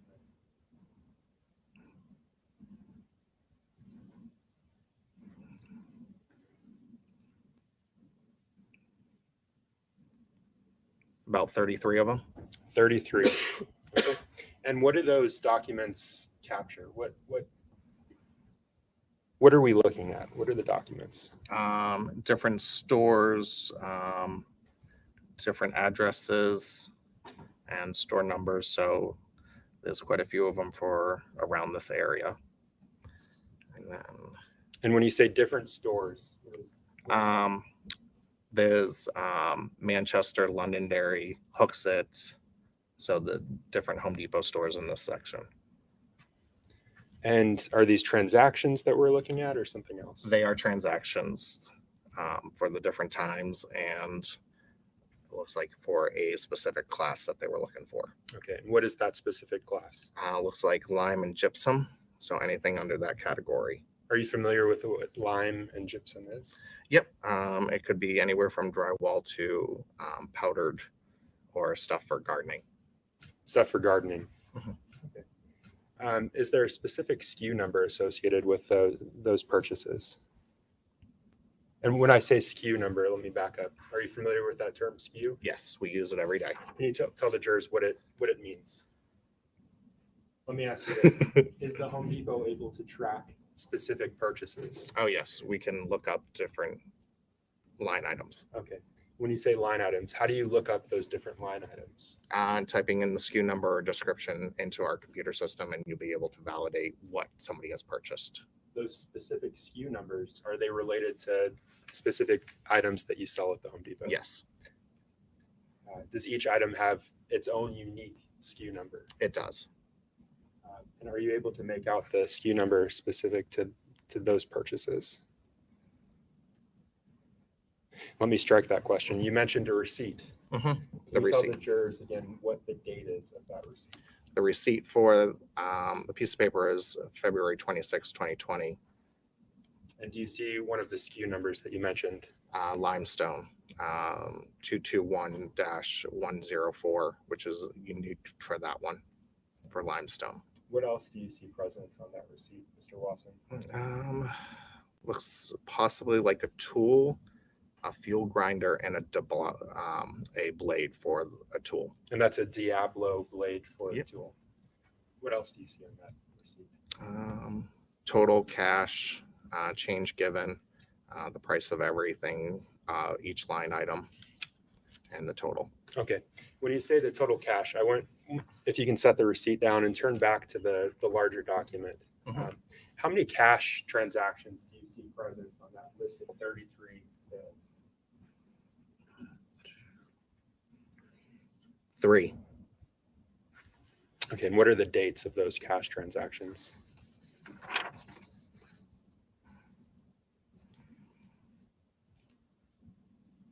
February 15th February 26th, and March 2nd.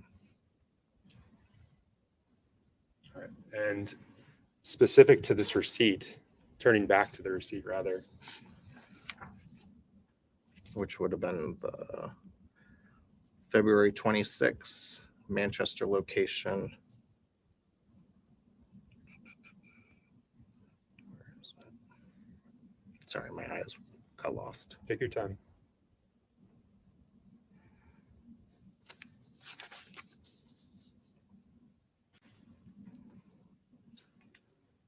So you said February 26th, Manchester location. That's February 26th of 2020? Yep.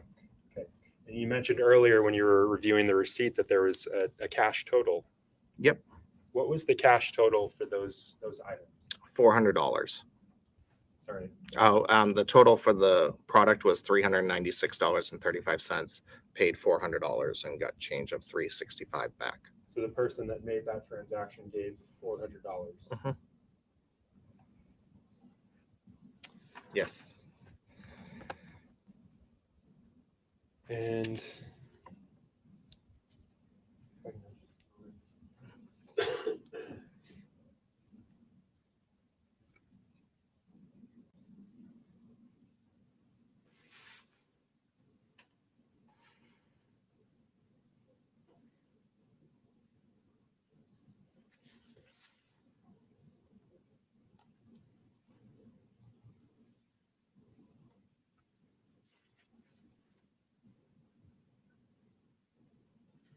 thank you, Mr. Wasson. No additional questions.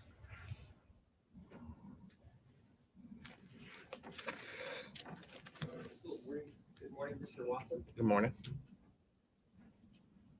Can you grab that microphone? Yes, you may. Thank you.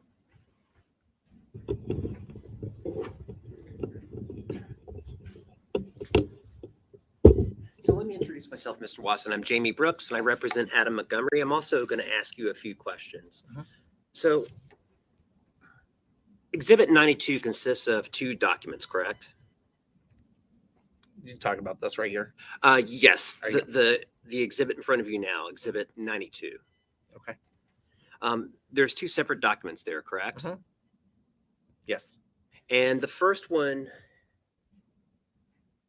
is a document collecting all of the limestone purchases made at various Home Depot locations in New Hampshire from February 1st of 2020 through March 4th. Is that correct? No, February 5th. February 2020. 5th through March 4th. Yes. And if I may approach? Yeah. Yes. Let's take a look at that document. That's the receipt. That's the pages. And That's the spreadsheet. Yeah.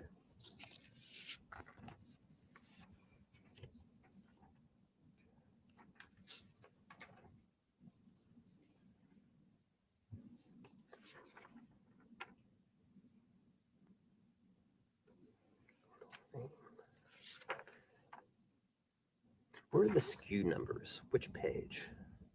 You have a spreadsheet out in front of you, correct? And this spreadsheet represents 33 separate purchases of some kind of limestone. So the SKU number is right here, the 22104. This is all the 221104. Right So here. these are all different SKU numbers then. This is mostly the SKU number for looks like for the limestone. What are these other That's lime the- gypsums? So that's the subcategory. So it goes subcategory and then subdescription. So there's like a big, how Home Depot does it is they have like a class of like hand tools.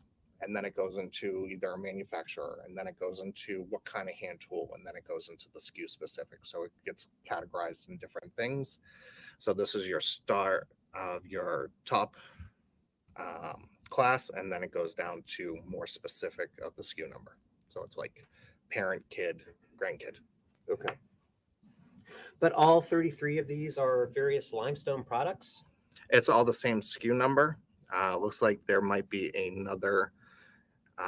Yes, so it's all the same SKU number here, except for 2 of them, which is a grow and green and grow limestone, which is a totally different product, but it's still a limestone category.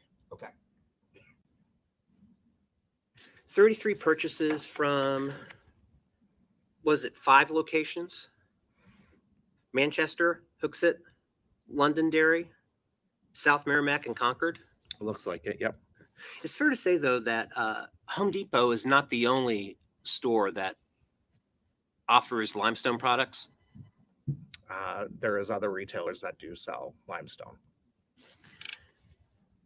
The next document, it is a receipt for a February 26th purchase, Yes. cash purchase. Yes, It does not, that receipt does not indicate the identity of the purchaser. it does not. And based on your managerial experience, Home Depot retains long. I'm not sure on that. I never, as the position I was in, we never really had to go to the cameras unless we were asked to validate something. But we have no access to it except for loss prevention and corporate. And those cameras and the footage obtained therefrom, to your knowledge, is it kept forever? I'm not aware of, I'm not sure. It's possible that it gets lost over time. With the company as Home Depot, probably stays for a long time.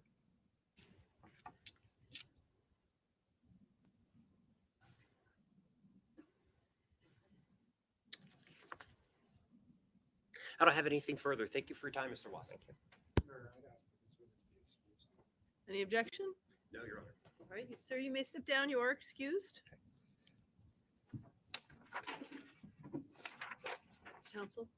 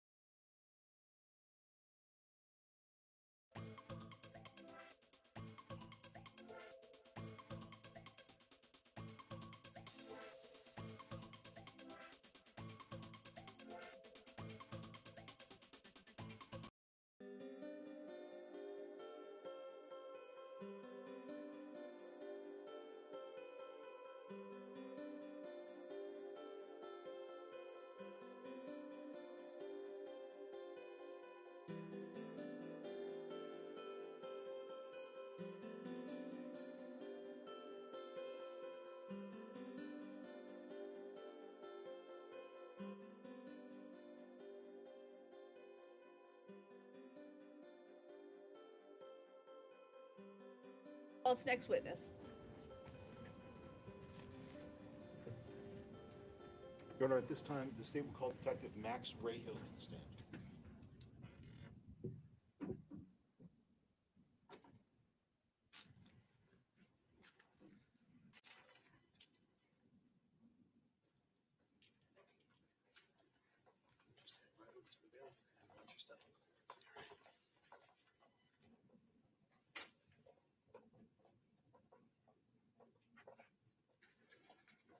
Detective Rayhill, if you can just stand and raise your right hand. Do you swear that the testimony that you're going to provide this jury will be the truth and the whole truth under the pains and penalties of perjury? I do.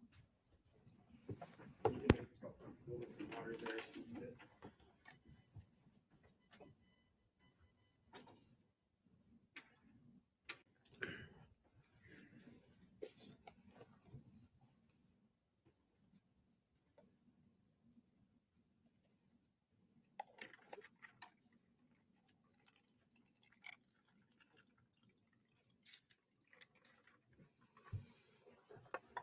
And Detective Rayhill, if you can just start by stating and spelling your full name for the record. It's Max Rahill, Rahill.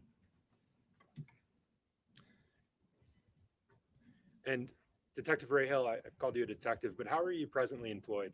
I am a detective with the Manchester Police Department.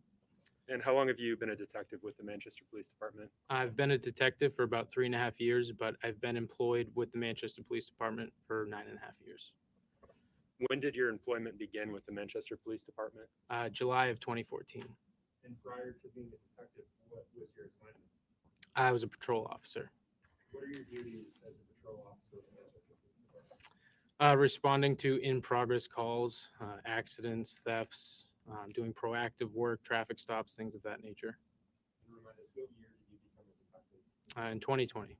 2020 until now. What are your current duties and what are your role and duties as a detective with the Manchester Police Department? So I'm currently assigned to the General Investigations Unit, and we typically do general investigations, more specifically burglaries, thefts. I'm kind of more geared towards the violent crime and evidence aspect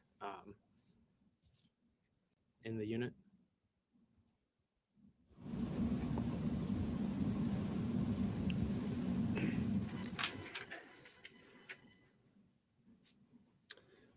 Any prior law enforcement experience prior to the Manchester Police Department? I was actually a court officer at this courthouse and Manchester District Court.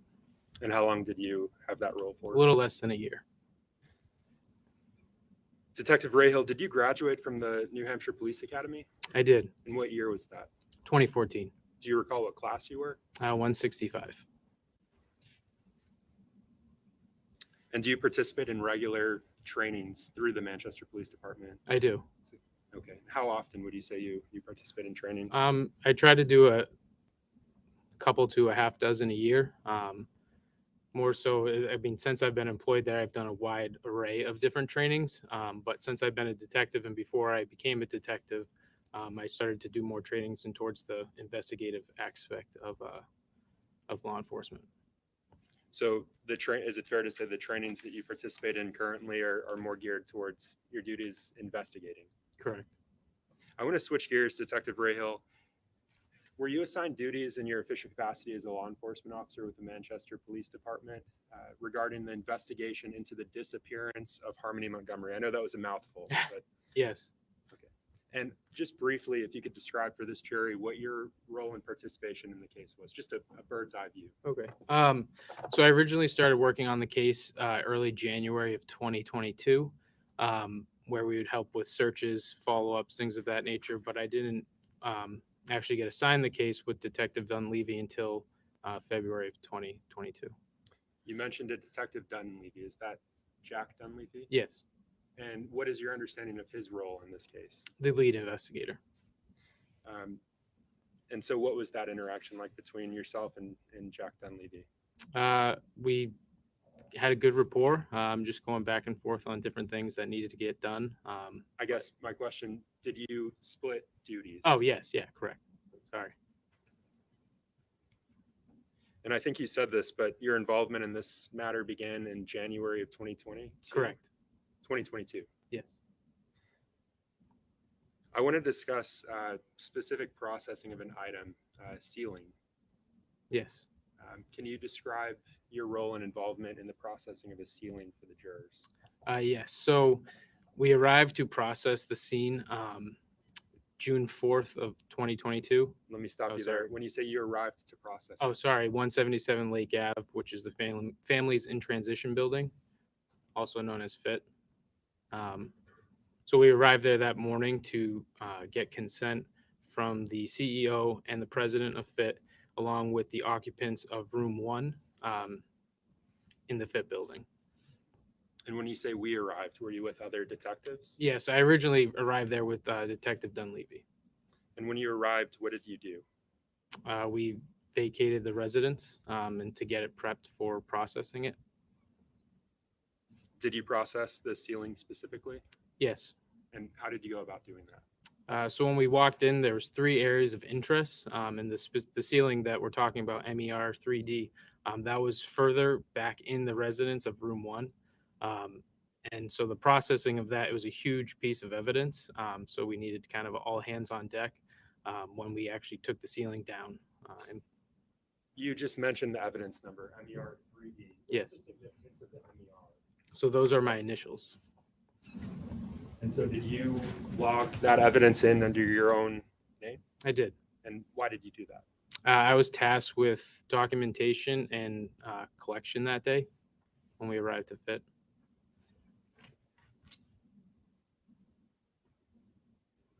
You mentioned collecting MER 3D. Did you also collect a vent cover? I did. And what was that logged under? I believe the vent cover was MER 3A.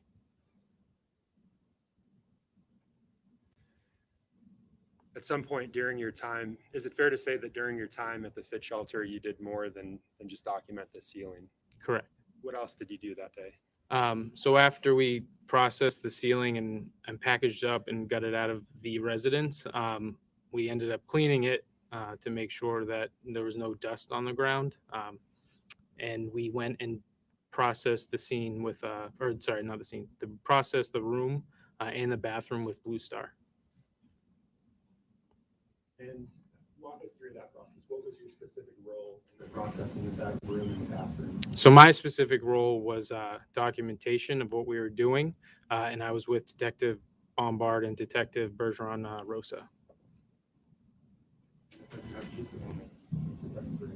Mm-hmm.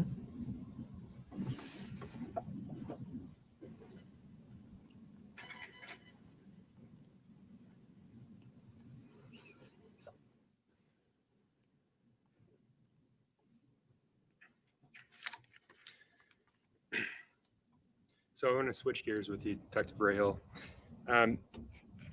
During your involvement on this case, did you have an opportunity to review Meta bank account records? I did. And specifically an account ending in 5270? Yes. And what is your familiarity with that account? That is the bank account for Kayla Montgomery. And to your knowledge, is that one that was a shared account? Yes. Objection.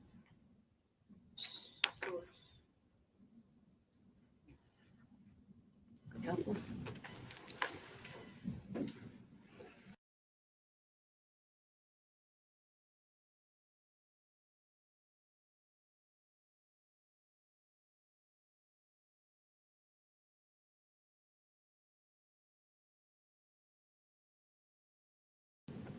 The objection is sustained. Let me ask a follow-up question. So Detective Rahill, you mentioned your familiarity with the records. Yes. How did you go about collecting? Did you collect those records? I didn't physically collect them. Did another officer Yes. involved with this matter collect those records? Yes. How did they go about collecting them? Search warrant. And you had a chance to review those records? Yes. Do those records document that? Well, let me back up. You mentioned that this was a shared account. Yes. What's the source of that information for you? On the record. Your review of the records? Yes. Your Honor, may I approach this one? Yes. Showing that offense which has been previously marked for identification as State's Exhibit 138.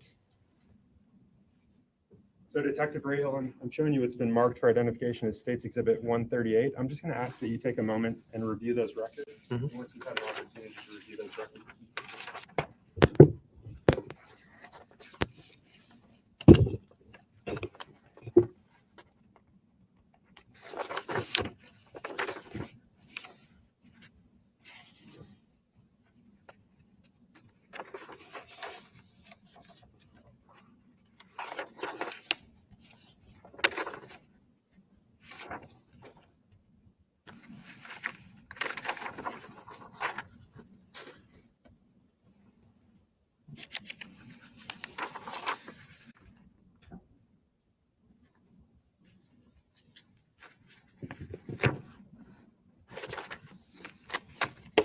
Thank you.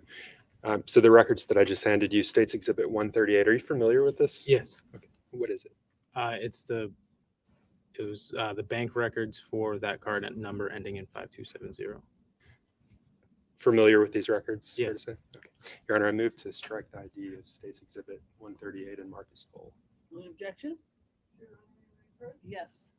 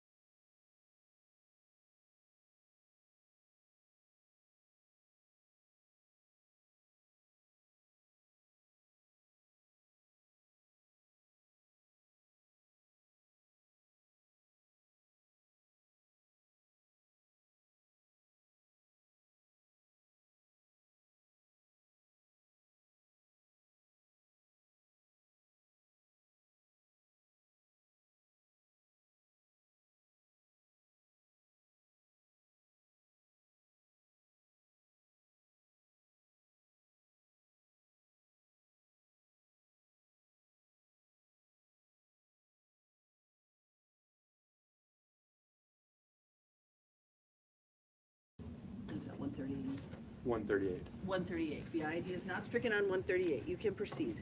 So, Detective Rahill, I'm handing you back what's been marked as State's Exhibit 138 for identification.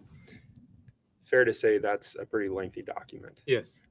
I'm showing you now what's been marked as identification.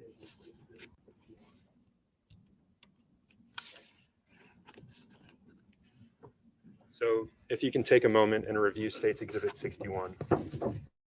Up when you're ready.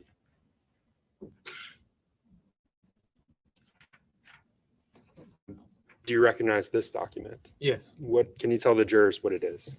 So this is a withdrawal from Citizens Bank, 688 South Willow Street. Transaction was. And let me stop there. You're familiar with it? Yes. Yes. Okay. Is this taken from that large record, State's Exhibit 138? Yes. Okay.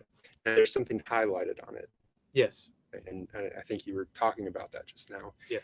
Is this item, State's Exhibit 61, is that a fair and accurate representation of a portion of the records that you have in front of you, State's Exhibit 138? Yes. All right. Your Honor, the state moves to strike the ID of State's Exhibit 61 and mark it as full. Any objection? Overall. Okay, other than the previous objection that was noted, the court will strike the ID and enter this as a full exhibit.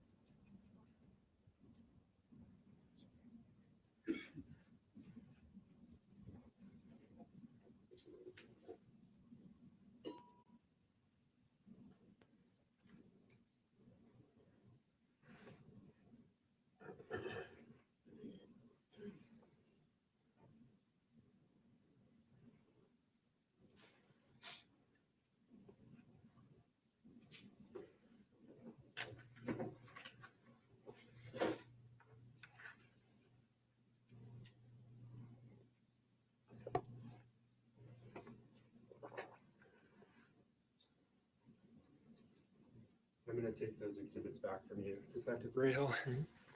I'm sorry.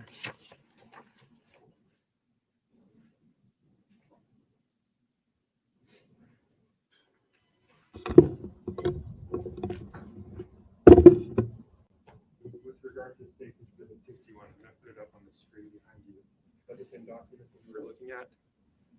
Yes. And that yellowed in portion, what does that show us? That shows a 500 withdrawal from 688 South Willow Street, which is the Citizens Bank.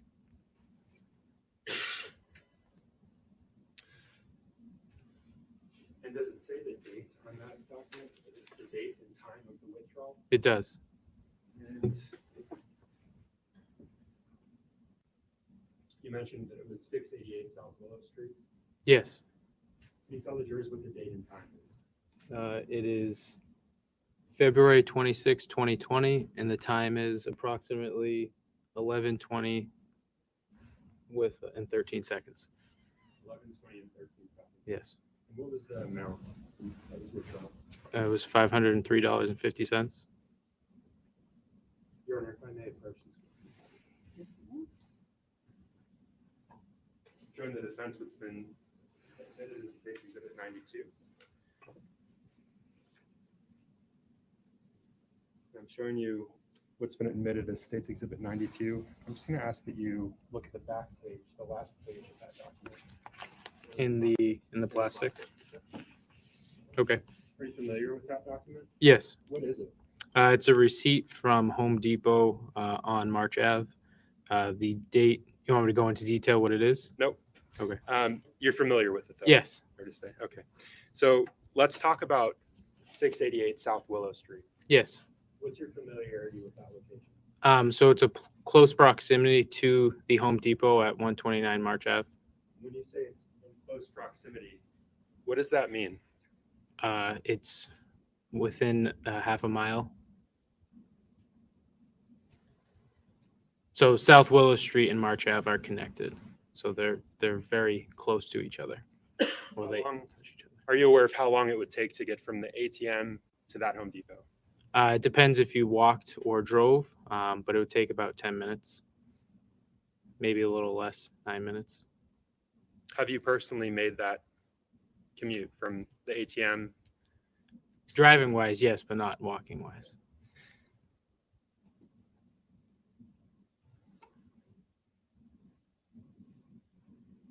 What prompted investigators to get these bank statements? These specific bank statements This transaction specifically from the bank. from the bank. Okay. So we requested the MetaBank data for the Montgomerys to get a history of purchases. And when reviewing those purchases, we located this. And did this specific one stand out to you? Yes. Why is that? Due to the close proximity to Home Depot on March Ave and due to the fact that this was the day prior to a work order at the Union Street address, 644 Union Street. What's your understanding of who lived at 644 Union Street? Adam and Kayla Montgomery.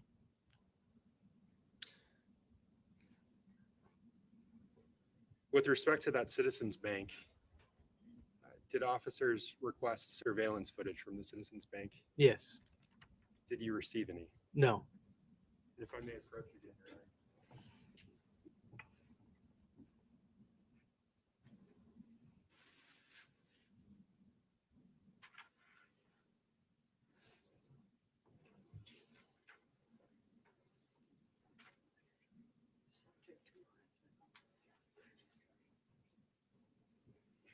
I didn't hear if you permitted that. Your Honor. Can I approach this witness? You can approach the witness. So Detective Rahal, I'm handing you what I've shown to defense. It's marked for identification as State's Exhibit 91. And I'm just going to ask that you take a look at that document. Just look up when you're done.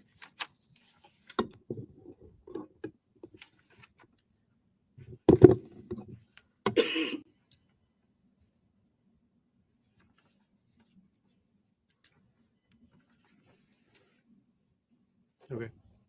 Are you familiar with that document? Yes. Can you tell me what it is? So this was a request for video in regards to the ATM that they did not have. And we also wanted the actual transactions from that ATM, which they did not have either. And this is, Go ahead. This was requested. I actually don't know when this was requested. Fair to say several years ago. Yes. Yeah. And then this is a newer document from, can you read the date on it? Yeah, the top date says January 18th, 2024. But you recall several years ago requesting that footage. Years ago? Yes, a year ago. In terms of your experience as a detective with the Manchester Police Department, do you typically request surveillance footage? Yes. Is it typically available? It depends on when you ask for it. Depends if the incident just happened or it's something that is past tense and the video is no longer there.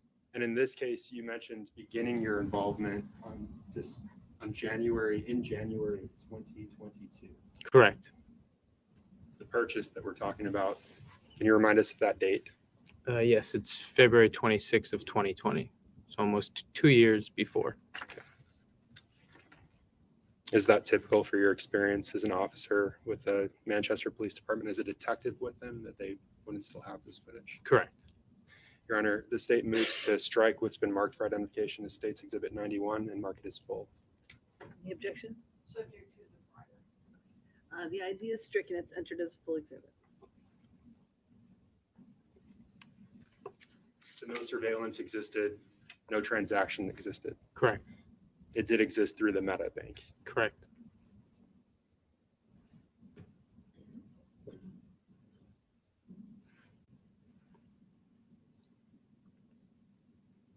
What was the next step in the course of the investigation into this specific purchase? So due to the close proximity to this transaction, we requested Lime purchases from Home Depot. Was that a specific Home Depot or was it multiple Home Depot locations? We requested multiple Home Depot locations. And with respect to State's Exhibit, what's been admitted as State's Exhibit 92, is that reflected in State's Exhibit 92? I haven't fully looked through this. Oh, please do. I just did the back page, sorry.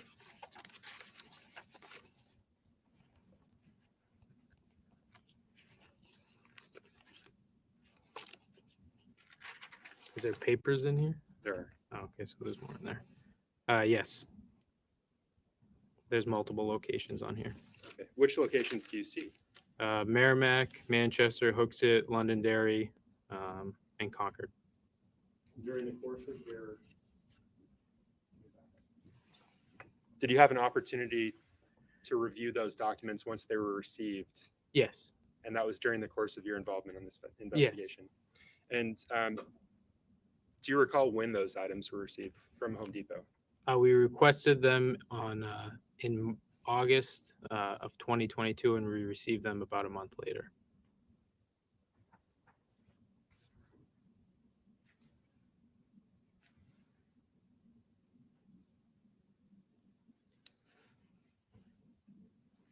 What specifically were investigators looking for with respect to the purchases? We were looking for line purchases. Why were you looking for line purchases? Due to a statement made by Kayla Montgomery. And I've asked you to look at the last page of that material, the packet that's in front of you. Can you tell us what that is? Yes, so this is the receipt from a transaction at Home Depot on March Ave. I'm just going to ask you to turn to the TV monitor behind you. Is that consistent with what you're looking at, the papers that you have? Yes. What is that? It's a receipt. And I want to talk about the receipt. You mentioned the ATM transaction of 11:20 in the morning on February 26th of 2020. What is the date and time of this Home Depot transaction? 11:42 a.m. That's roughly 22 minutes after. Correct. And I want to discuss the amounts. Does that receipt tell you the amounts? Yes. Can you just point them out to the jurors? Yes. It was $396.35.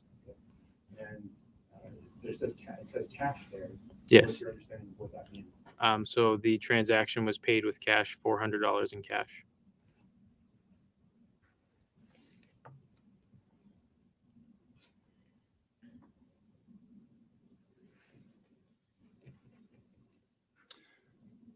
What's your understanding of the size of the line bag that was purchased?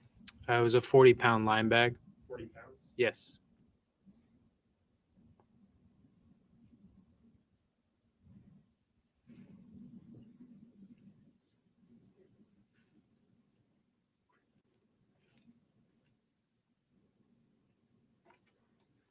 And what additional items were purchased during that transaction? So there was a Milwaukee M18 fuel grinder, which is also known as an angle grinder, size 4.5 blade. There was also a Diablo 4.5 blade purchase and an M18 Milwaukee battery.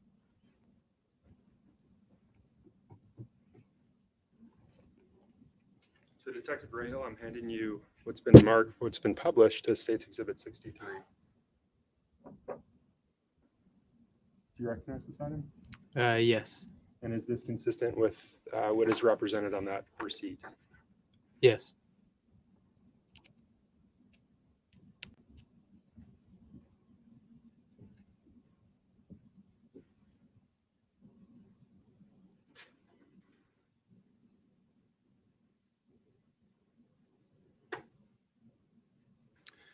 Was there a specific item number associated with the limestone?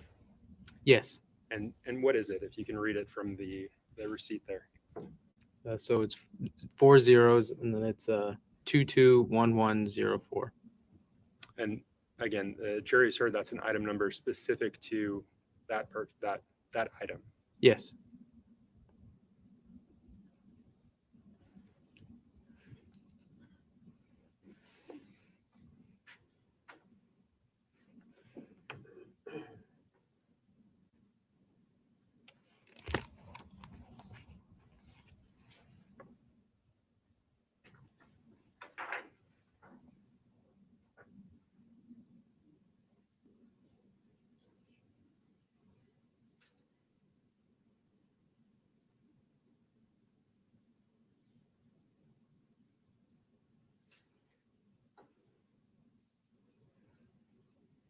So Detective Rahill, I'm showing you what's been published as State's Exhibit 62. Do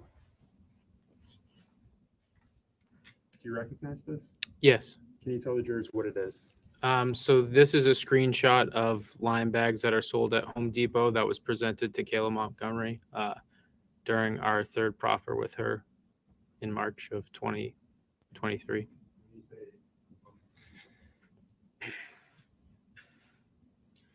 The item that I just showed you, State's Exhibit 62, if you can just turn to the monitor behind you. Is that what's reflected on the monitor? Yes. And what was the purpose of presenting this to Ms. Montgomery? To figure out what lime that might have been used in the disposal of Harmony. Without saying what she said, was a bag indicated? Yes. And can you point the bag out that's indicated? Yeah. That was indicated by that. Yes. You can say. Now, we talked about a specific item number. Is that present on this item? Yes, you can't see it in that screenshot though. I don't believe.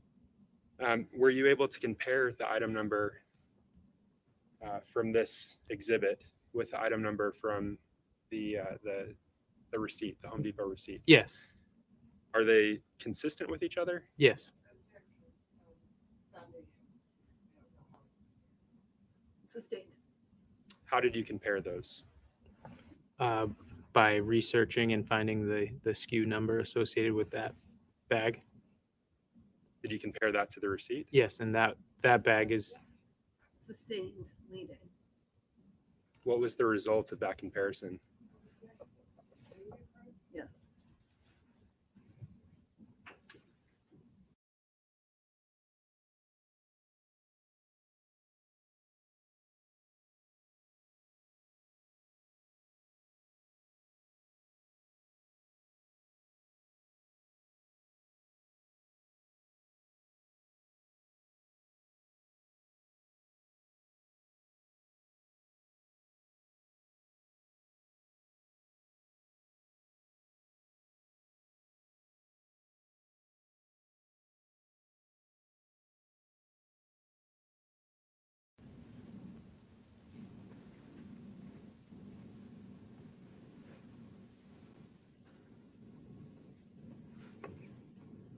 Detective Rahill, you mentioned doing research to find the SKU number of that particular bag.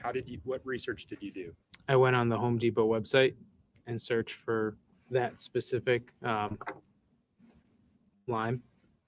And did you compare that? I did. What did you compare it to? I compared it to the receipt that we received from Home Depot, and they. Was that the same receipt that you just looked at? Yes. So the item number that's indicated in the previous exhibit is consistent with the Home Depot receipt that you reviewed. Yes, it just didn't have the 4 zeros in the front, but it was 221104.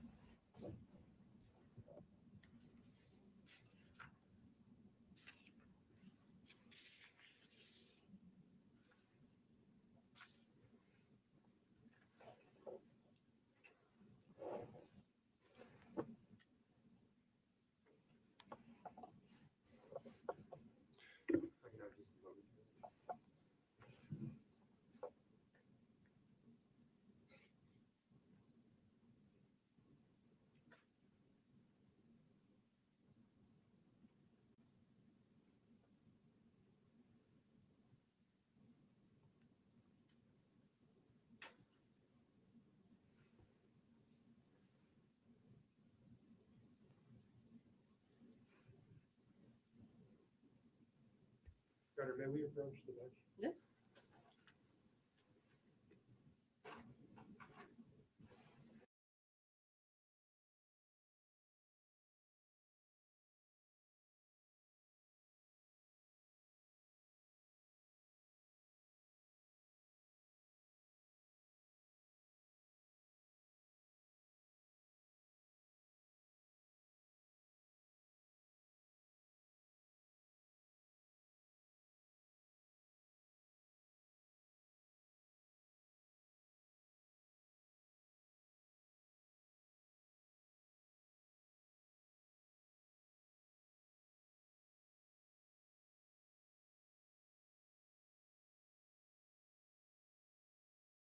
This is a good breaking point.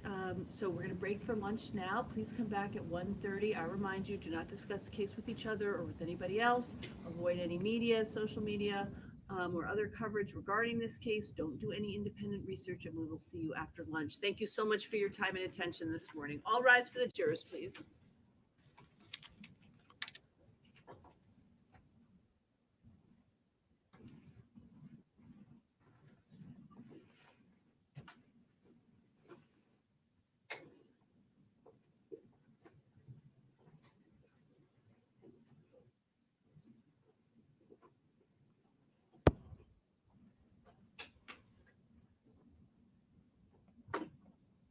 You don't need the detective now. So I'll ask you to step down. I'll remind you during the lunch break.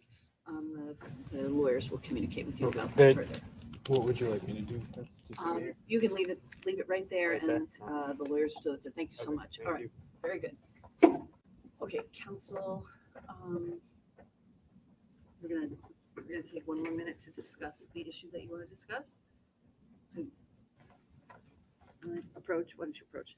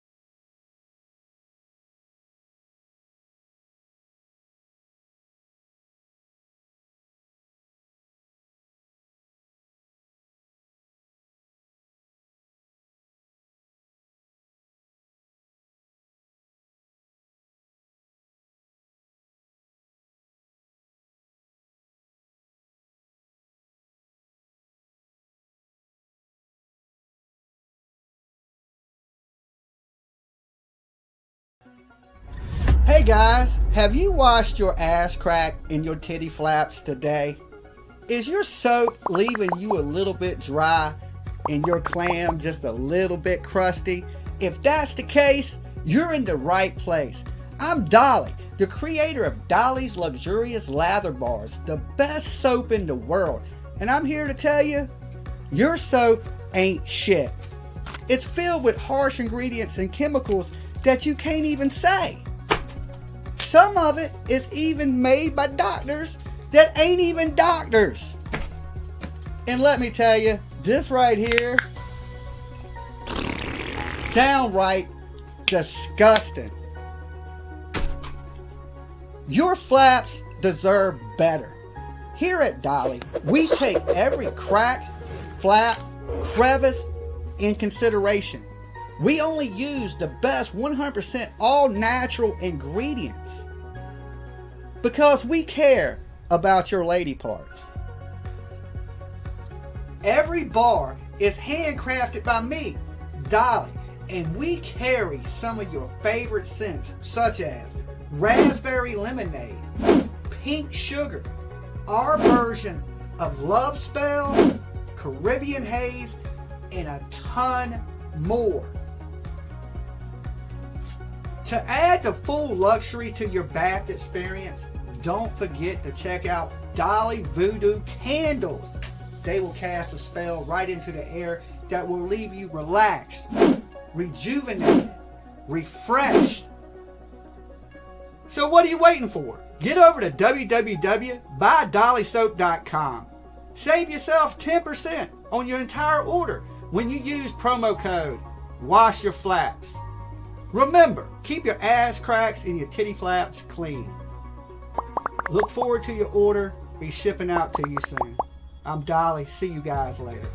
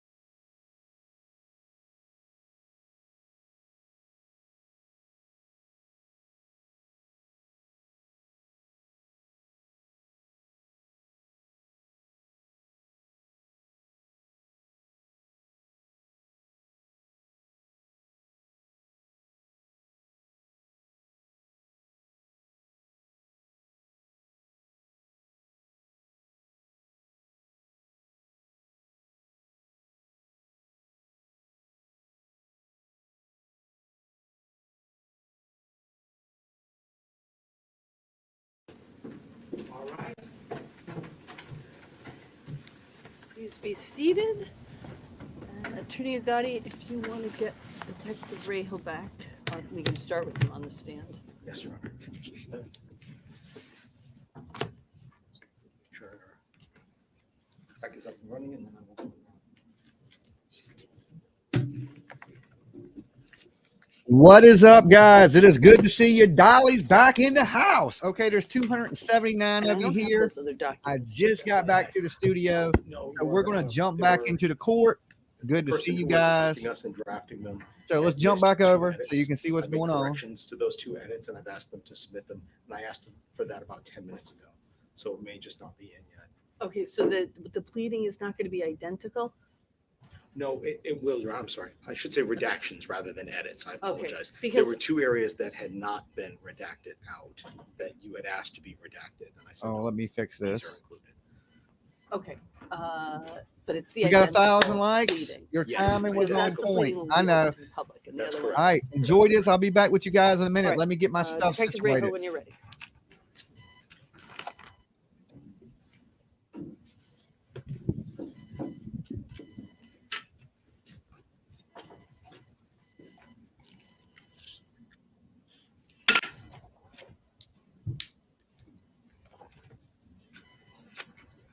Good to see each and every one of you. All right, Detective Rahal, Thank if you for would the just likes, come back guys. up That and was a take long stand, trip. please. And while you're doing that, you can have them come in. No All place like rise for the home. jurors, please. That is right.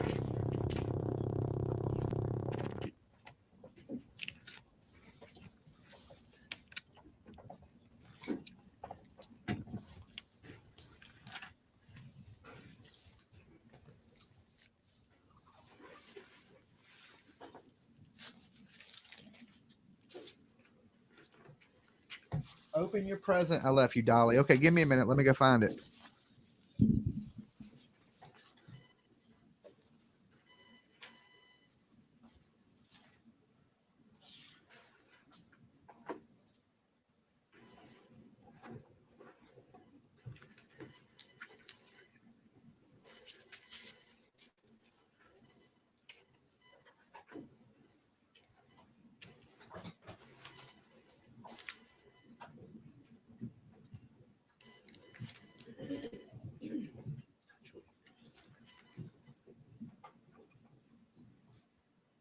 Please be seated.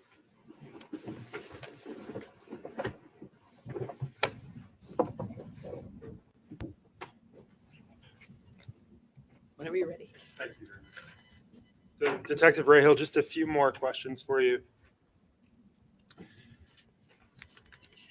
During your involvement in this investigation regarding those records that you received from the Home Depot, did you attempt to obtain surveillance footage Okay.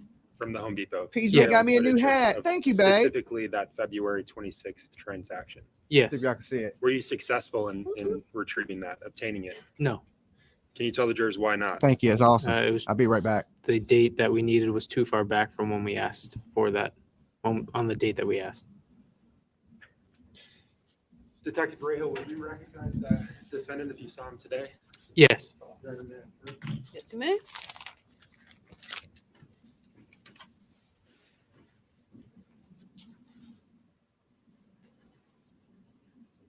Detective Rahal, I'm showing you what's been marked. I'm showing you State's Exhibit 101. Do you recognize the individual depicted in that image? Yes, that's Adam Montgomery. During the course of your involvement in this investigation, the homicide of Harvey Montgomery, did you make an arrest? Yes. Who did you arrest? Adam Montgomery. The same Adam Montgomery I just showed you an image of? Yes. And when did you make that arrest? It was October. I don't know the exact date, but it was back in October of 20. It was back in October of 2022 at the Valley Street Jail, which is 405 Willow Street, the Hillsborough County Jail. If I can have just a moment.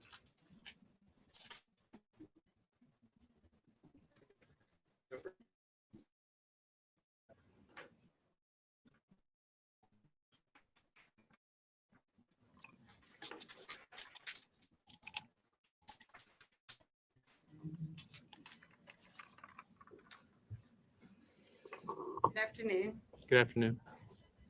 I have a couple of questions for you. Okay. When Kayla was on the stand, she was asked questions about purchasing drugs from Mr. Badero on the day that she claimed Harmony died.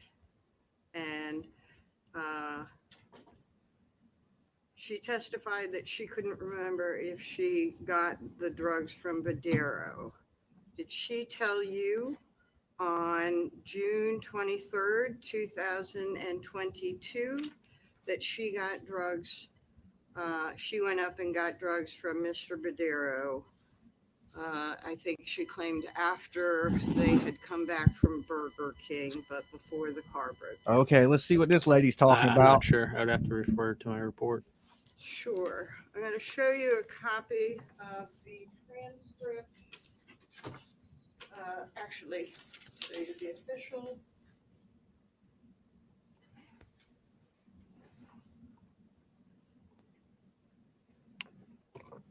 I got some videos I'm gonna post for you guys a little later today. Some Karen Reed stuff that I shot while I was there too. So y'all get that later this evening. And thank you for everybody that's came by. Hit that like button. Sorry I couldn't be here with you guys this morning. Dolly got up at like, what did I get up at? Like almost 4 in the morning. I left at like 4. And do you recall being present at her June 23rd, 2022? Okay, hold on. Let me find the glasses. Okay. If I showed you a copy of her transcript, would that assist you? Yes. I'm going to point you to page 224. And this is actually what I'm going to ask you about, but you can read before or after the word.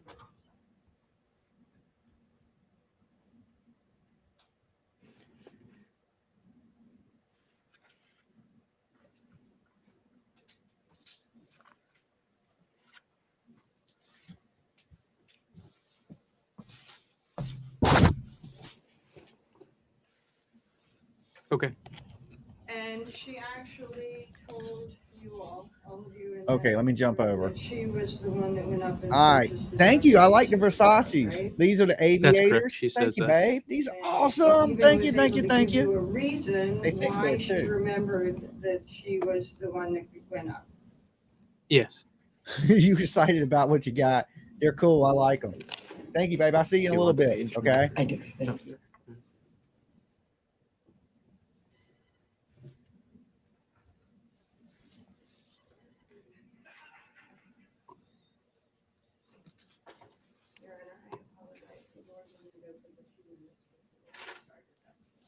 I like them too. Now let me put them back in the case before I mess them up. Do you recall the photograph of that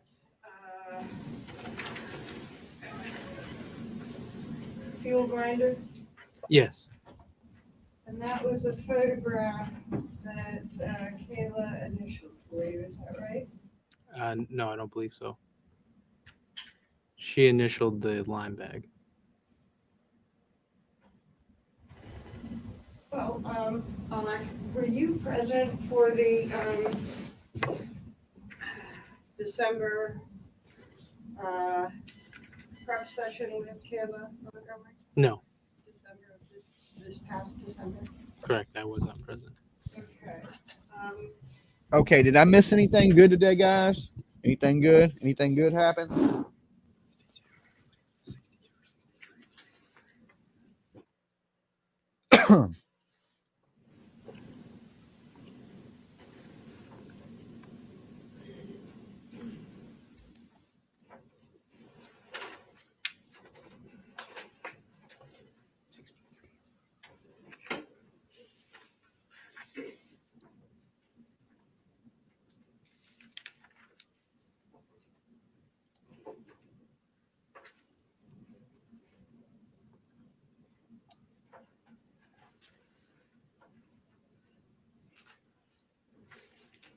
You were present for Kayla's March They're talking now. It ain't a break. 16th. 16? Yes, I was. Defense tried to pull stunt? 2023 Okay. interview. Is that correct? That's correct. That was also called the proffer, Yes. right? And Shortly had a while. Big Bird, I understand, but I have not yet known. right? Yes. And is Thank you, hear me roar. It was a long trip, but I made it home. one of the photographs you came with, Yes. and that was the pictures of several types of lime, right? That's correct. Okay, I'm going to ask you about that in a second. Also, I'm going to show you a copy of State's Exhibit 63. Did you go with a copy of this photograph? I don't recall. I'm not sure. Okay, what dude is this guy? Okay. Who is he? Is it possible? It's possible, yeah. Okay. I'm going to show you a copy of what's been marked. Yeah, she can still be charged. Exhibit I. Did you go in with this photograph? Yes. Okay. Okay, he's a detective. And I'm going to show you a copy of what's been marked Defendant's Exhibit H. Did you go in with this photograph? Yes.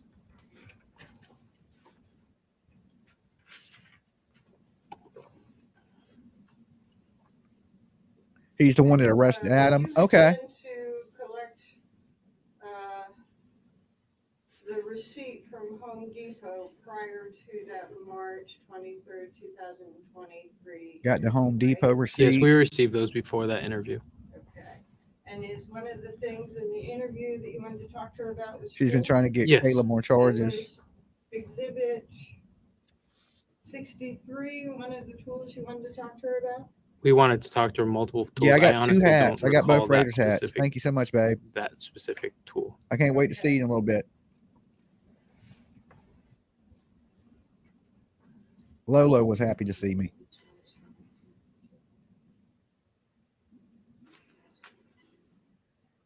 They got the bank ATM receipt. Okay. So all them people that said Adam was going to be in court today was wrong. Okay. That's why you never listen to YouTubers. Kayla's still boohooing and caring about Adam. She should have immunity revoked.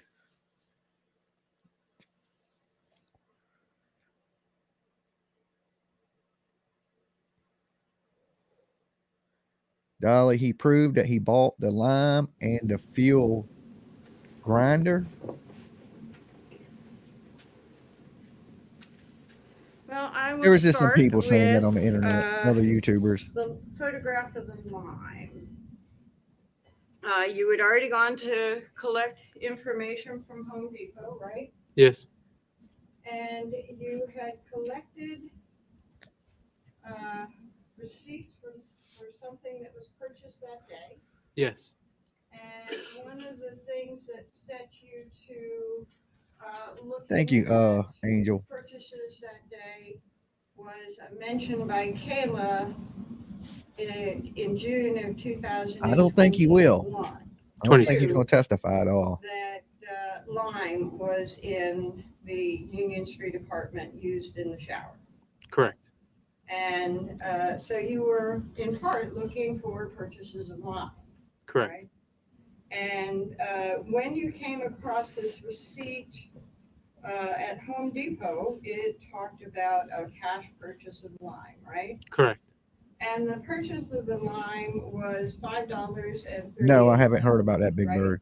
That sounds about right. Yes. I just walked was into, for a I just 40-pound got bag? here. Yes. And did you also do research on what lime does? For the soil, Uh-huh. it raises the pH. And it reduces growth in bacteria? Yes. I don't know if I can't answer that question. Okay.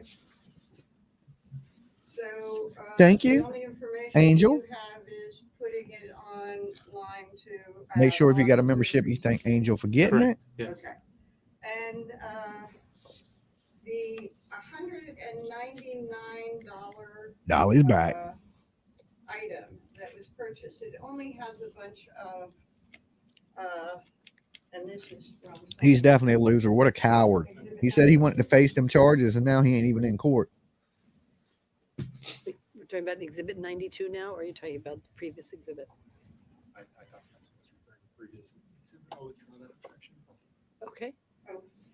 So this is one of the pages, and I'll have it all together, of what's been marked as States Exhibit 92. Hey, And Turtle that's fan. the limestone. Hey, Pat. There was an item that is referenced for $199, right? Okay, hold on a second. Council, could you approach for a second? Couldn't wait for his day in court.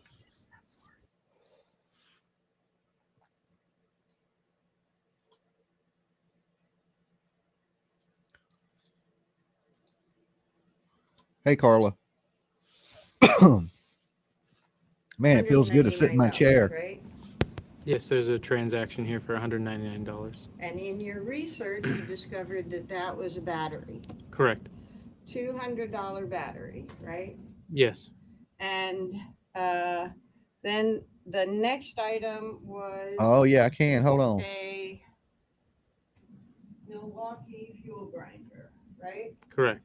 And how much was that? $179. And this. Let me blow this purchase screen of up for a the second. Give me fuel 1 second, grinder guys. came Let me pull with some a stuff up on my battery, right? computer. I can I get some don't know. memberships. I forgot I can do that. I don't know if it came with a battery. Okay, it came with its own blade. Okay, this I needs don't to be know that. closed. Okay. So if the state said on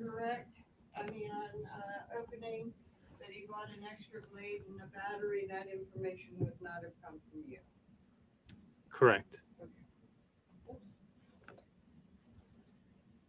Give me 1 second. So that is almost. All right, let's see. $400 for a cordless tool, right? And a battery and a, Let me go to this video and I'll give some memberships. Correct. And lime. and the lime was only less Let me than go to this $10. video and I'll give some Yes. membership.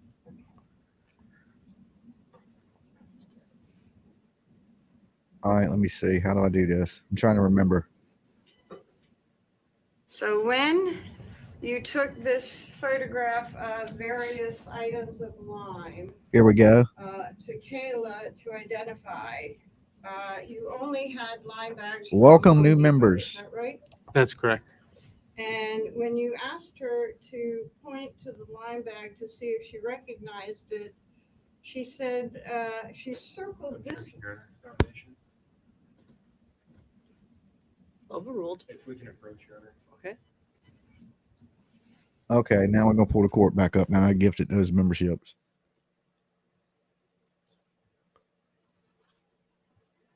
So if you're a new member, welcome. The objection is sustained. When she circled this item, she didn't circle it as the item. She circled It gives them out as most randomly. Similar to the item, right? Correct.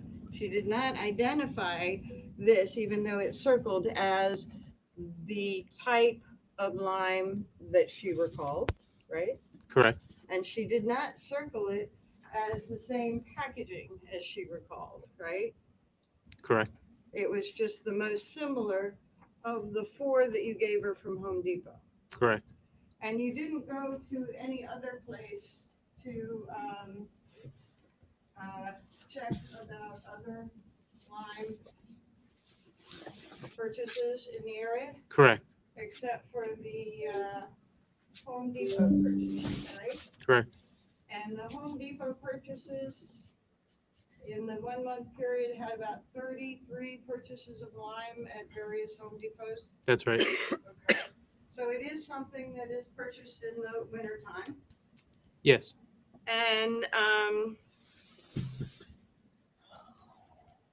you know, if it reduces. I don't. Okay. All right, give me a second. So then I'm going to go on to.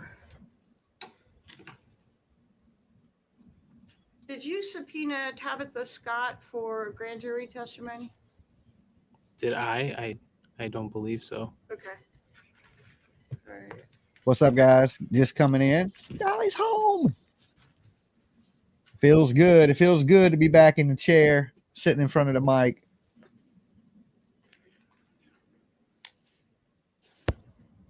So you went with photographs to talk to Kayla about potential tool searches, right? Tool that may have been used. Yes, Not that you had information that tools were used, you just wanted to talk to her about tools. that's correct. And you had information that led you to believe that perhaps a purchase of lime and a tool Cool, honey bun. was made Home sweet home. That is right. sometime around the time of what Kayla described as a shower at Union Street and manipulation of the body. Thank you, Donna. Is that a question? I don't, Deborah. Can you rephrase It that? was very poorly phrased. Break it down. Your discovery of what you think was connected or could have been connected, the line to Union Street apartment events that Kayla described. When did you make those discoveries? Has she been Of asking the same line questions over and over purchases? today? Well, we subpoenaed them. We subpoenaed Home Depot a couple months after her last proffer, where she mentioned the lime. Sorry. So we discovered them 2 to 3 months after we spoke to Kayla about the lime. So about September of 2022. 2022. Correct. Thank you. Thank you. And then Glad you're you wanted home. to Warm, talk Dolly. about Hugs. tools, right? That's It's a correct. lot warmer in Virginia than it is in Boston. That seemed to be connected with at least one purchase.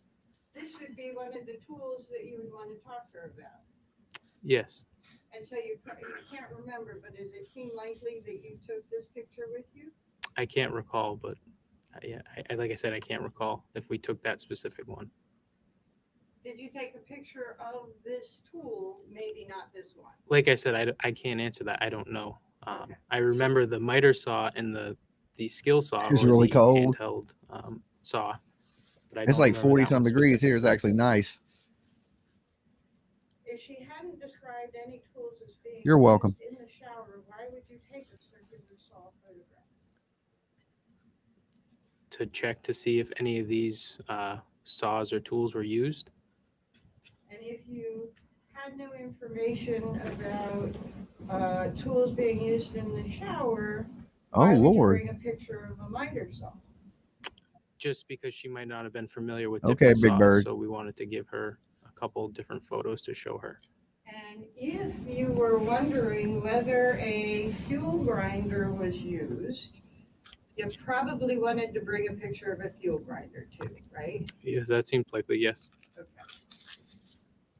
They got more charges on. What did it say? She asked each So, witness the same question to get more charges on Caleb. Okay, Beth. We should just got an inch of snow, but it cleared up. Describe the tool that she had said was in the apartment, right? In the apartment. Yes, correct. And not in the shower or anything. This was just something that she recalled was in the apartment, right? Correct. And you showed her a picture that This was lawyer needs neither to the retire miter saw or the circular saw. for right? sure. Yes. And was that probably the fuel grinder? No, I believe it was the circular saw. Okay. And I'm going to try a little bit slower then. Oh no! Do Don't you go slower, recall lady. Showing her a picture that she said, no, that wasn't it. No, I don't recall that. I'm going to show you. If I showed you a copy of the transcript of that interview, do you think that might help refresh your recollection? Yes. Okay. Let's get through these witnesses. How many more they got to go? 50? 60? My damn camera just turned off. I'll show you again a copy of, and this is the transcript of the March 16, 2023 interview, right? Yes. And you were present. Okay. And I'm going to Hold show on, you the guys. bottom of 8481. And again, you can read whatever you want for reference, but it's there at the bottom. And let me go.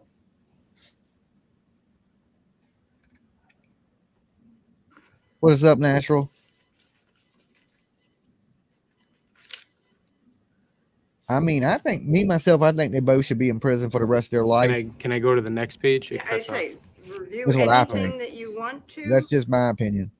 To orient yourself. There are other pages, I will say, if you're looking for it, where we talk about the circular and miter saw. Let me see what I got going Yes. on here. So in these questions, it doesn't appear we describe what we're showing her. Right. So we'll have to get there. Right. I understand that. Yes. Okay. So you're, if I may? Yep. Okay. They need chat bubbles above their head showing what they're thinking. That would be good. I want to see Tone Capone come back in. She had described the old tool that was in the apartment under the counter. Yes. Right? Yes. And you showed her a photograph. I and agree. said, They I'm should going both to be show you a charged. picture of a tool. Can you just tell me if you've seen it in the apartment or not? And she said no, right? Yes. And you don't know if it was Rose says we love Fudd. Probably had one there, right? Probably. His red ears. Overruled. I agree. She's just as guilty as him. Yes, it could have been there. Like I said, I don't recall. Okay. And you don't know if that was the picture of the circular saw, right? I believe. She's referring to. Correct. Tone Capone's girlfriend spoke to you last night online, made some weird But at some statements. point she actually Oh, crazy. did identify the circular saw, right? Yes. And so it probably wasn't the circular saw that she was talking about there when she She don't said, "I take never notes on saw the that." answer.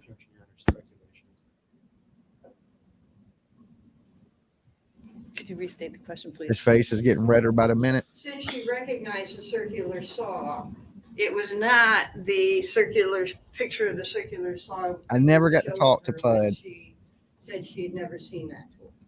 Honey Dip, I am back.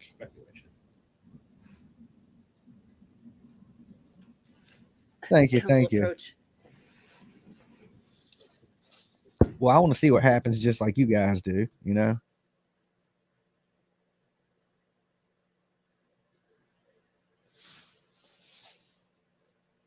So I hope I didn't miss nothing too good today. You know, there was a little bit of time that I got stuck in an airplane. It was a little delayed. So I was sitting there thinking, So man, I don't know what's going on. So you do recall that she identified when you showed her the picture of the circular saw. She identified that, right? Yes. And that was actually at a different part that you showed her that, right? Yes. And she was talking about the tool that was in the apartment when you showed her that, right? Yes. And you showed her a picture, and I'm at 844, a picture of a circular saw, and she said it was most like that, right? Yes. I recall that.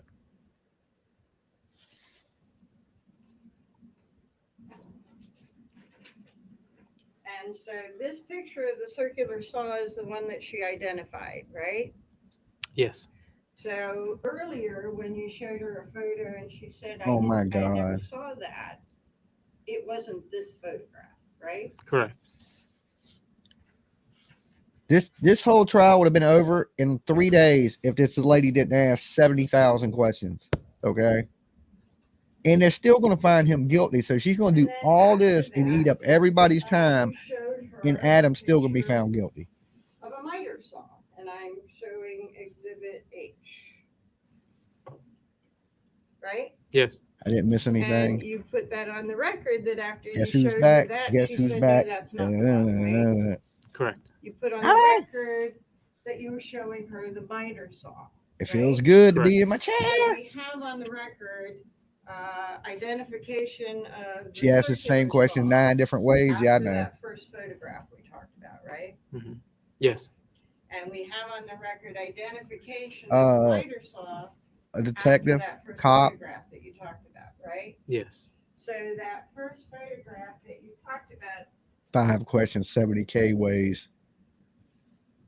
which I've lost again. B Fam says it was kind of quick. Well, for you guys, it was Would quick. have Y'all seen me been there yesterday, and today I'm here. the fuel But grinder, I right? had to get up at like 3:30 in the morning. Yes, it must have been if those other two were identified. It kind of sucked. And do you need to see the transcript to know that the other two were specifically identified? No, I remember those.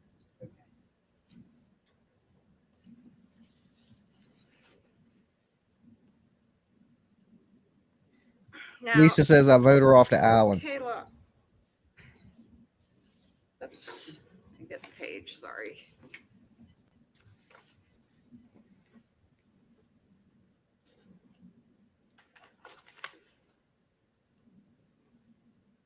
She reminds you of your granny with dementia.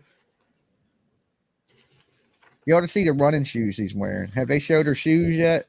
I was tripping on the shoes. I'm sorry, my numbers are different, so. I hope she is it's a charging by the little- hour. That's probably why she's asking so many questions. Now, if he gets off of this will be the greatest lawyer ever. Because I swear she bores the jury into a coma. She was putting me to sleep. And when they had the dude up there, that was the I forget what he was, some DNA kind of guy. That dude was super boring. I was like, what did they find the most boring person on the planet?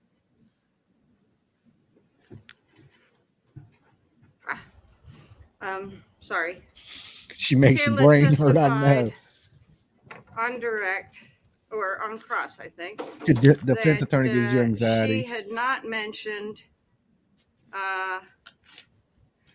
anything about Skull and Adam, bones. or had not mentioned the story about Adam. Do we really know if he cut her up, though? We don't really know that. Did they ever find any power tools?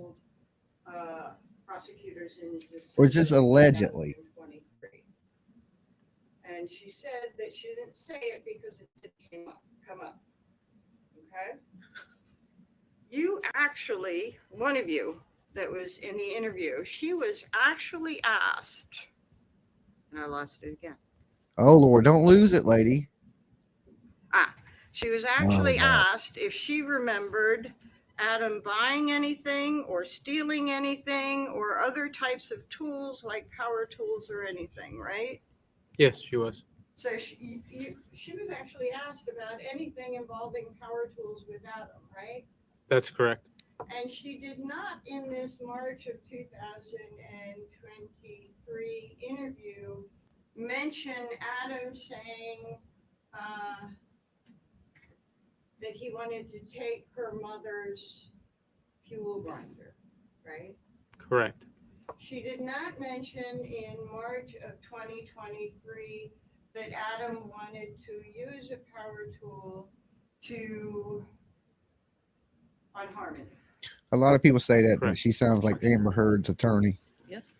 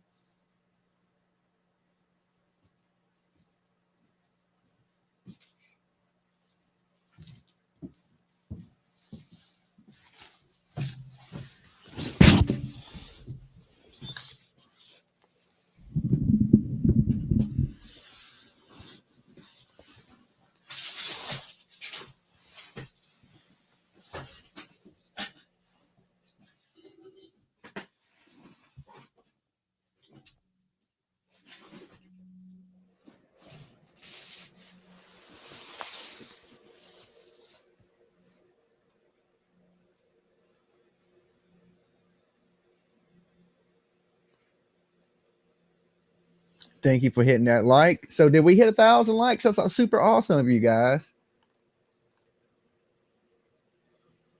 Let me see.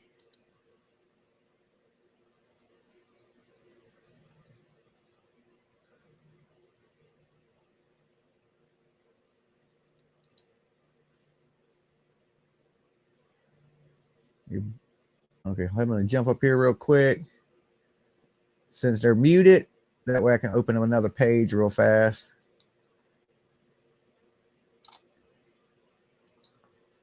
Okay.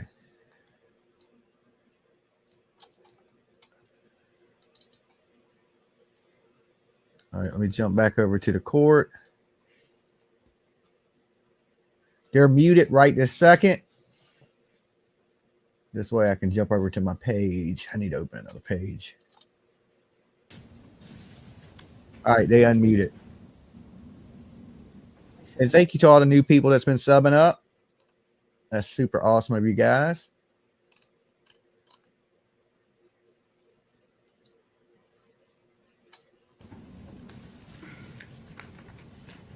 Let's see.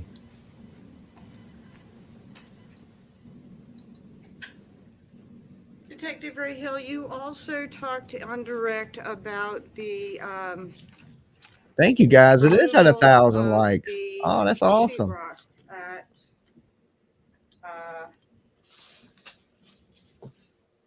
Fit Shelter. That's correct. I feel the And love you were today. I feel the present for love. removal or one of the participants? I was one of the participants. Okay. And we also had Detective O'Reilly, I believe. Maybe. He was present. Okay. Was the one that was sort of underneath the sheetrock and trying to cut it? Yes. And so the sheetrock was cut from underneath. Correct. Yeah, And lady, there's we somebody in noticed. the room Same looking questions. at it. And from underneath, it was cut around a very large section of sheetrock, right? That's correct. And as it's ready to come down, is that when the paper is laid so that it can be laid on something that will capture anything that falls?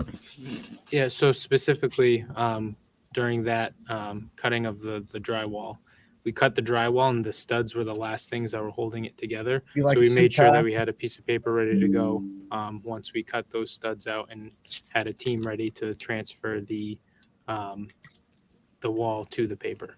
Okay.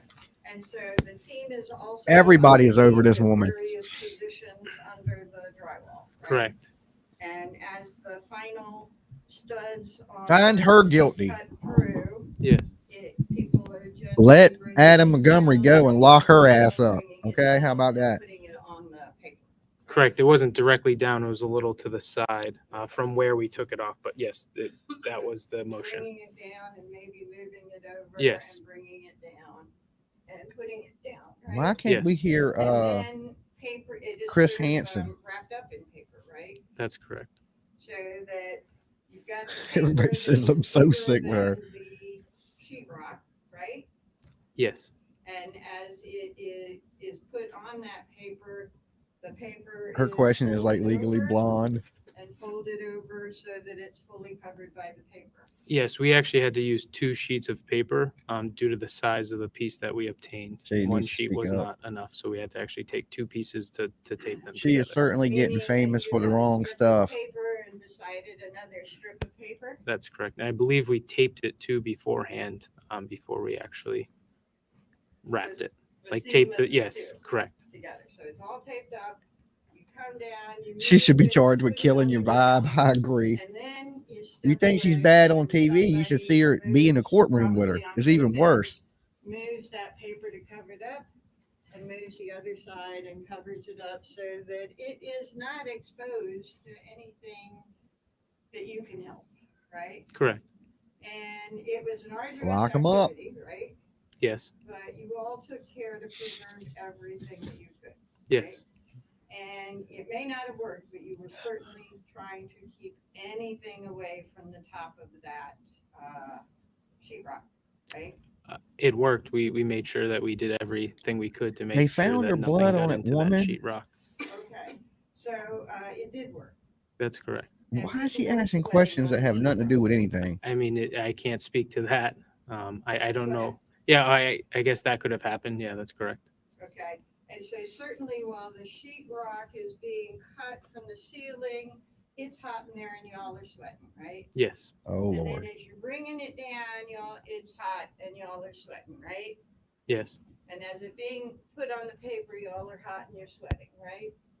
I can't speak to everyone. No, they but took a yes, that's shower in possibility. between that shit, you Okay, and dumbass you don't lady. want your sweat to go onto the sheetrock, right? Right. So that as you're putting it down, you're trying to keep your distance as well. Yes. And that's why you covered it up right away. Yes. Okay. What does that have to do with anything? What does that have to do with she's defending a murderer that beat his baby in the head? She's trying to make it like they sweated on the drywall, so that's contaminated. Yes, you may. That was that baby's blood on that drywall that's sitting in that court. Thank you.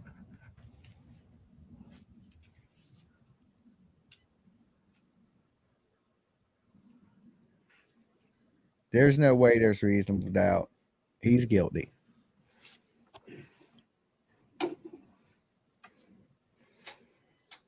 This one will give the devil a headache.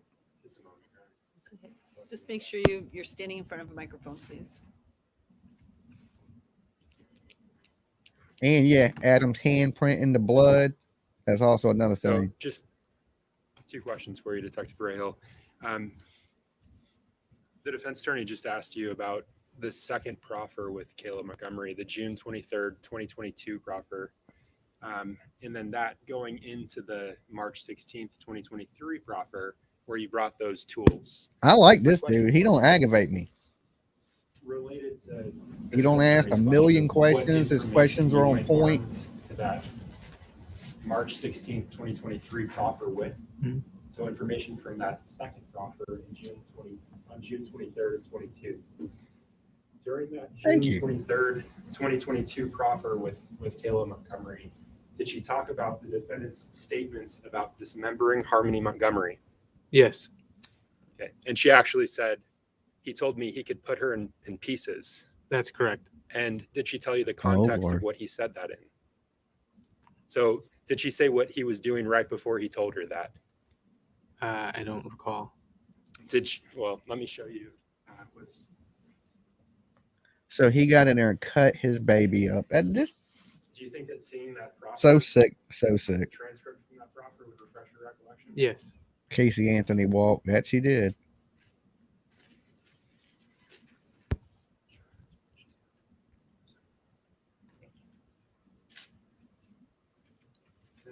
Yes, you may. And you can scroll up or down. Okay, let's see what he's showing. Just look up.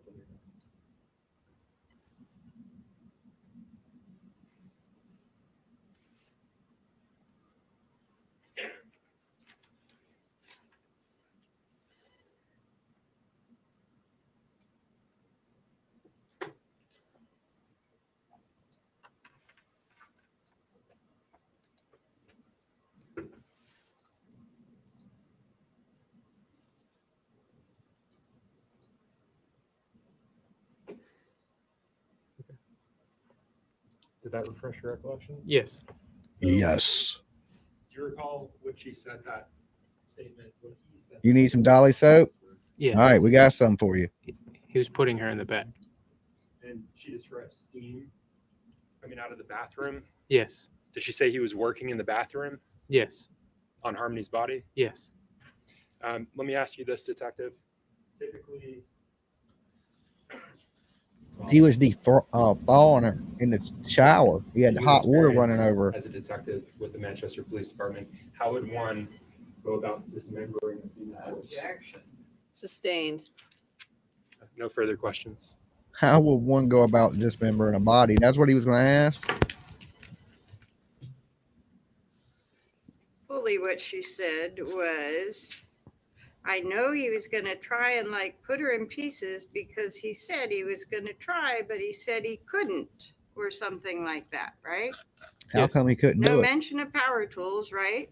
Why would you need An power tools anyway? inability to actually do what she claimed he was saying. Correct. Thank you. No further questions, Your Honor. I mean, that's a May I little step down? extreme. You think all you really need is an axe.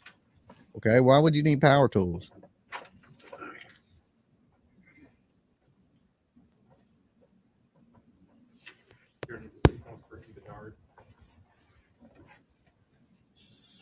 Oh, there's Dolly. Look, camera's right on me. See me?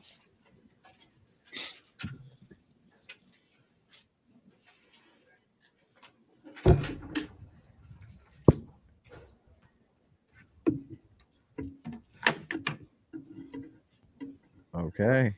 Who is this lady? We'll see when she gets up Be here. careful of the wires.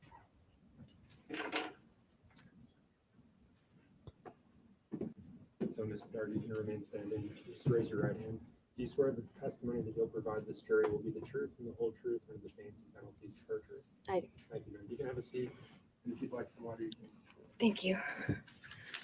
Make yourself comfortable. Ms. Bedard, can you start by telling this jury your name and spelling your last name for the record? Yep, my name's Brittany, Britney. My Hey, last Brittany. name's Bedard, Bedard. And Ms. Bedard, what city and state do you live in? I currently live in Daytona Beach, Florida. Ooh, she Daytona came a long Beach. ways. Prior to that, where did you reside? I lived in Auburn, New Hampshire. And how long did you live in Auburn, New Hampshire? I grew up there. I've spent the last 10 years minus 3 years in Florida, and Is this one of Kayla's Ms. buddies? Bedard, or what do you something? do for a living? I currently I'm opening a business. I work for UPS as part-time, but I work from home. And what's your highest level of what's the highest level of education you've I've graduated college a few times. Okay.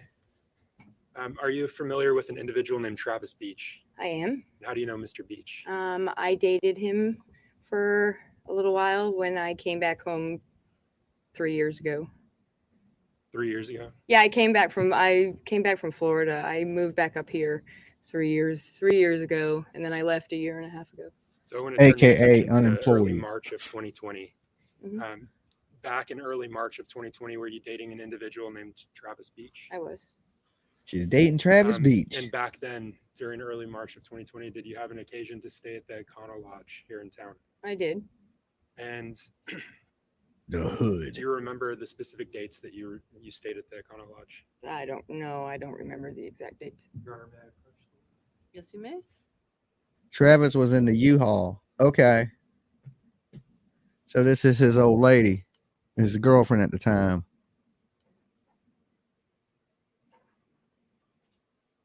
She got a little lip ring going.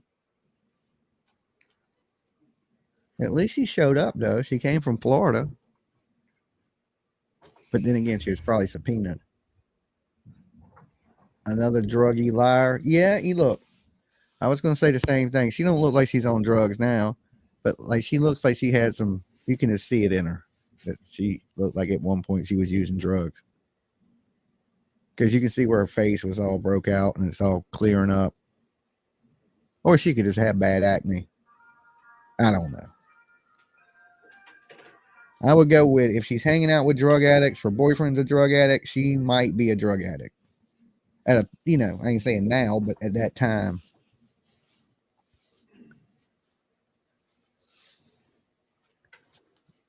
She looks kind of like they're going to put her in jail. She gets the scared award number 2 next to Uncle Kevin. Okay. She looks a little nervous. For identification, the State's Exhibit 64. And I'm handing you what's been marked as State's Exhibit 64 for identification. Can you take a look at that and just let me know when you're done? Yeah. So having taken a look at that, do you recall with any specificity the dates that you stayed at the Econo Lodge? The hotel and the U-Haul was in her name. March 3rd to the 4th. Ooh. And does that refresh your recollection as to when you stayed there? I remember staying there, but it it says it. So She was like, I was banging dope when I was When you there. say it says it, And doing do you recognize any BJs. of the names on that list? Yeah, my name is there. I remember getting the room. I stayed there quite a few times, so Did you in fact get 2 rooms during that period? I don't remember getting 2 rooms. I remember I remember them having another room, but I don't remember getting both rooms. I'm going to take this back from you, Ms. Bedard. Okay, When you she say don't you remember it. them having another room, when you say them, who are you referring to? I remember Adam and Kayla. It was shortly after I met them that they were staying there too. I don't recall that because it was so long ago. The I understand, whole Big Bird. He just situation on seemed really scared. why their room was in my name, but yeah. Do you remember putting their room in your name? Vaguely. Okay. I don't remember the situation surrounding it, but vaguely. Okay. Ms. Bedard, let me ask you this. You mentioned someone named Adam. Who is that you were referring to? It was Travis's friend, You know Adam's last name? Montgomery. And you mentioned someone named Kayla. You know her last name? Montgomery. Back in early March of 2020, did you have an occasion to visit them at their home? I did. Just say no, kids. Okay? Just say no. This is why you don't do drugs.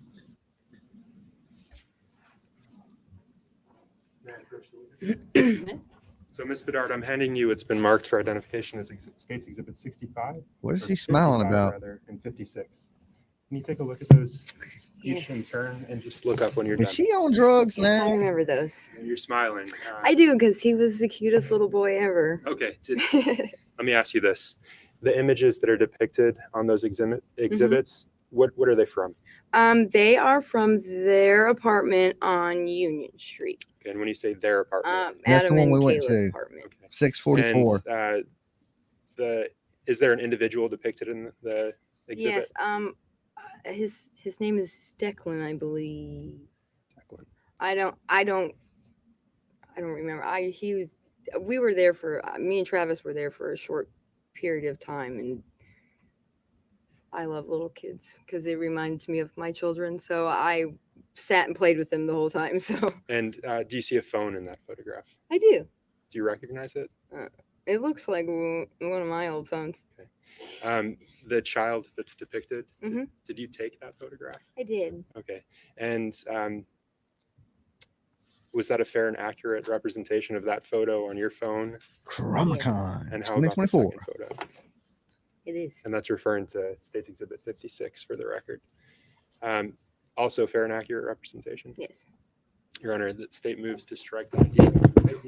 Don't knock the mic over there, homie. 55 and 56 in Marcusville. Any objection? They caught that live on The TV. ID is stricken. They are entered as full exhibits. They may be published to the jury. Okay, published to the jury. Let's see if they show them.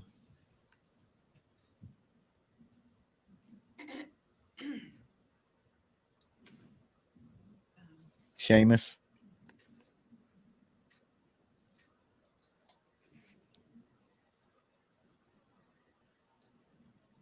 So, Ms. Bedard, you said that you recalled taking this photo. And I believe you said it was on their apartment. Yes.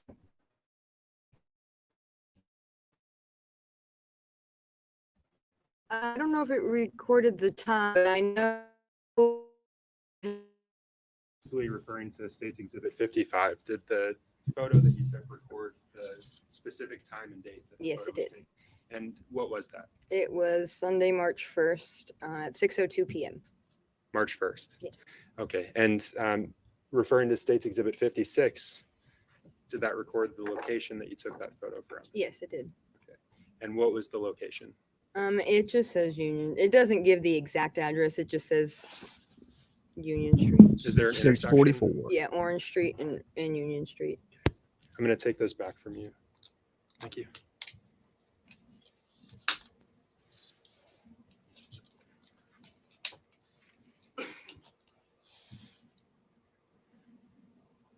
So you mentioned you recalled being at their apartment briefly. Is that correct? So I want to go back to this stay of yours at the Econo Lodge. You said that you may have recalled putting a room in your name for them. Vaguely. So, do you recall putting whose name the room in? Do you recall the defendant? She looks drove hard. Yes. She probably battled some drug addictions herself. And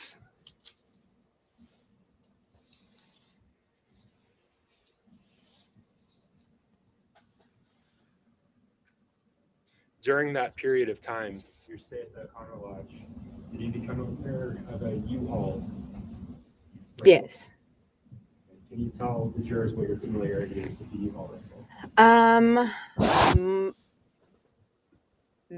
There was a U-Haul that was rented in someone's name, but and I don't remember exactly why.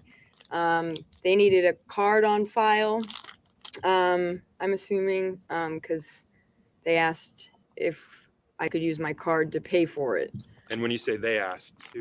It was Adam and the person, I don't remember what his name is, that they ended up putting the U-Haul's name in. Okay, so you remember another individual being. Yes. Okay, but you don't recall that individual's name. No, I do not. And it wasn't Travis Beach. No, it was not. So during that time when you were staying in the Econo Lodge, it sounds like you recall putting at least one of the rooms in your. Okay, who's the other guy? Now we got Travis a and I mystery have gotten man. a room. Mystery man. And during that period, did you lose your ID? Yes. Which happens quite a bit apparently. This That was girl's when I done first a moved lot of back, and I drugs. had just gotten it, and it got stolen from me at the DMV. So was that recovered? Your No, it was not. You better take this stuff serious, lady. Were If you lie, you can go to did you jail. put the U-Haul in your name? Do you recall? No, I do not. And I think you mentioned this other individual. You don't know their name. I do not remember what his name was. That is what Kayla's in jail for right now, lying. No further questions. This lady's full of shit. I don't remember. You remember. Good afternoon. Sorry, guys.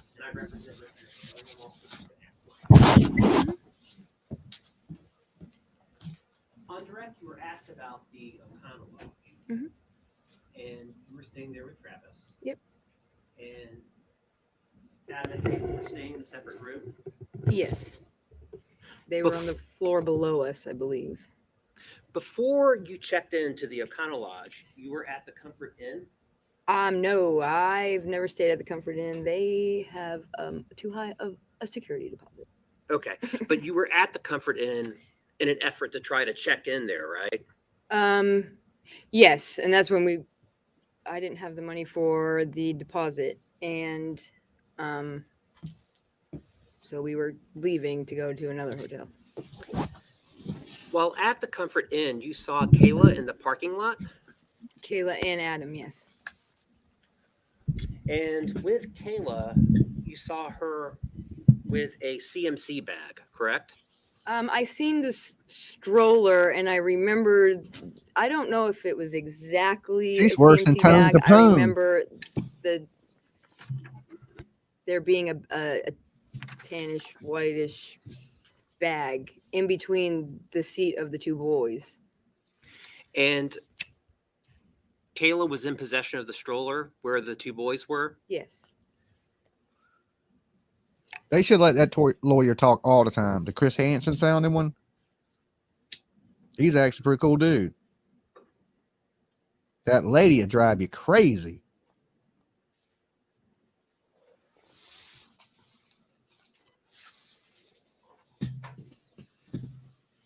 Did she smell anything? No, because you know she has a deviated septum. Not a drug she done put up her nose.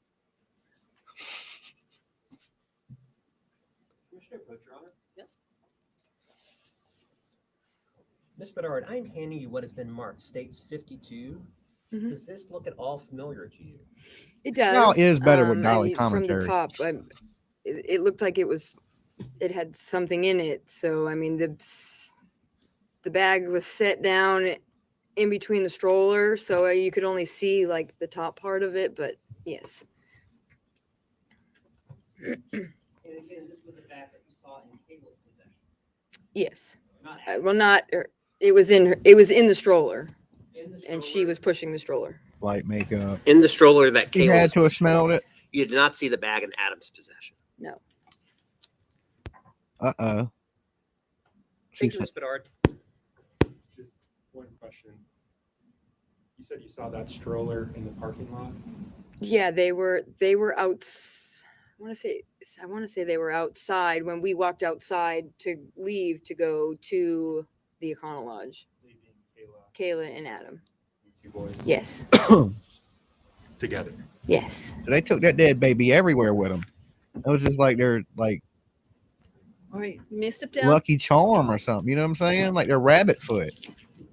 You know, some people got a dead rabbit foot. Some people carry around a dead baby in a stroller. Weird as that sounds. State may call its next witness. Thank you, Your Honor. Tell people, oh, that's just my lucky dead baby or something. You know, weird. Your Honor, at this time, the Now state every time will call somebody puts Mr. a Dennis baby stroller Cloutier to past me, stand, I'm gonna be please. like traumatized. Hey, the J for Justice girl took my spot.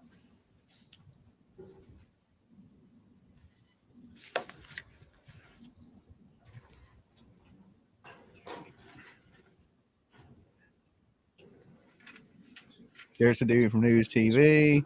The two girls up front, they're the paralegals for the lady and the man.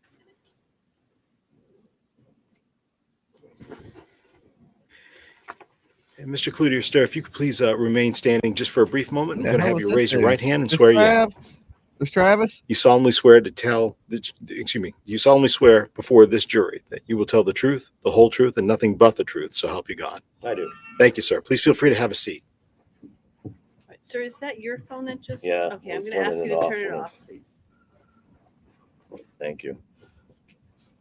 He rings, and that lady don't like that beeping shit, boy.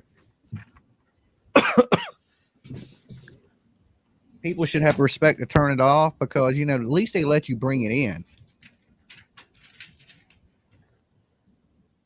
Sir, Yep. it's all just set. turn your phone off. Yep. And I'll ask you to remove your glasses, please. Okay. Thank you. All right. Thank you, Mr. Cloutier. As we're being recorded here today, would you please state your full name, spell both your first and your last name for the record? Okay. Dennis Timothy Cloutier. DENNISCLOUTI. Dennis. Okay, who the And hell is Mr. Dennis? Cloutier, what town do you reside in? Allstead, New Hampshire. How long have you lived in New Hampshire? Pretty much my whole life, but I moved away for a few years. Okay.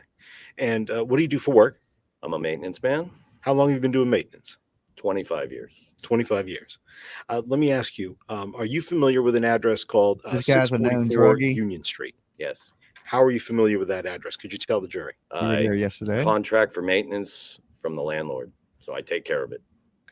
And when we talk about contract for maintenance, what kind of work do you do for him?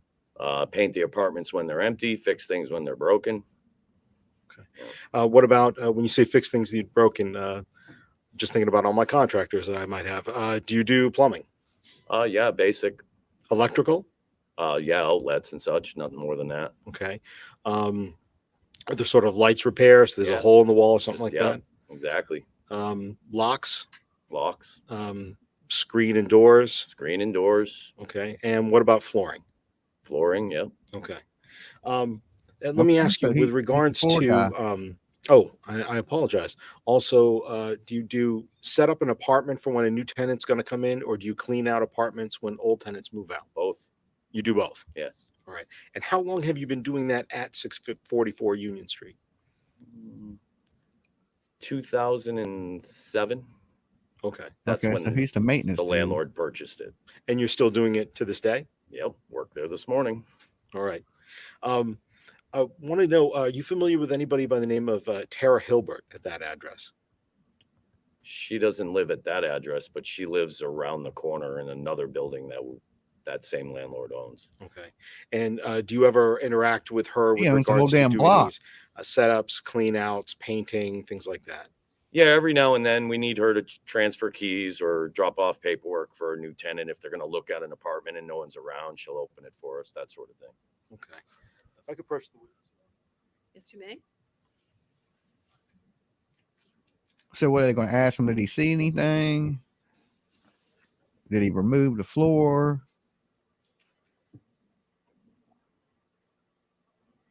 He seems like an old hippie. I bet he's going to be cool. Well, he seems to have a job at least. He's a painter. He got a Benjamin Moore shirt on. For identification purposes only. Let me show you states 136 first. Do you recognize that photo? I do. All right, what do you recognize that to be a photo of? The corner of Orange and Union Street. And the building you told me about a moment ago, 644 Union Street, is that shown in that photo? It is. Is it labeled in that It photo? is. Okay. And what does the label look like, just to tell our jurors? What, the red little icon? The red icon, okay. And let me also show you States Exhibit 137, again, for identification purposes only. Do you recognize that? Same property. Same property? Correct. I believe you said before that Ms. Hilbert was living in an adjacent property? Correct. Y'all didn't watch She my lives in video this from building. yesterday. I showed And by that, 644. you're pointing to a building on 137 Orange Street. 137, okay. Correct. And with regards to. I thought it those was two the fit particular center, but it's photos, actually where they lived. other than the fact that obviously they got a little red sticker down here on the bottom right, and it would come off of Google. Other than that, do they look to be accurate for the building that you service and that you're Correct. familiar with? Yes. Your Honor, I'd ask the identification be stricken on states 136 and 137. No objection. All right, the ID is stricken. They're entered as full exhibits. Guys, and if you haven't yet, make sure you add me on TikTok, Dolly's True Crime. I'm trying to get to 1,000 so I can live stream from there.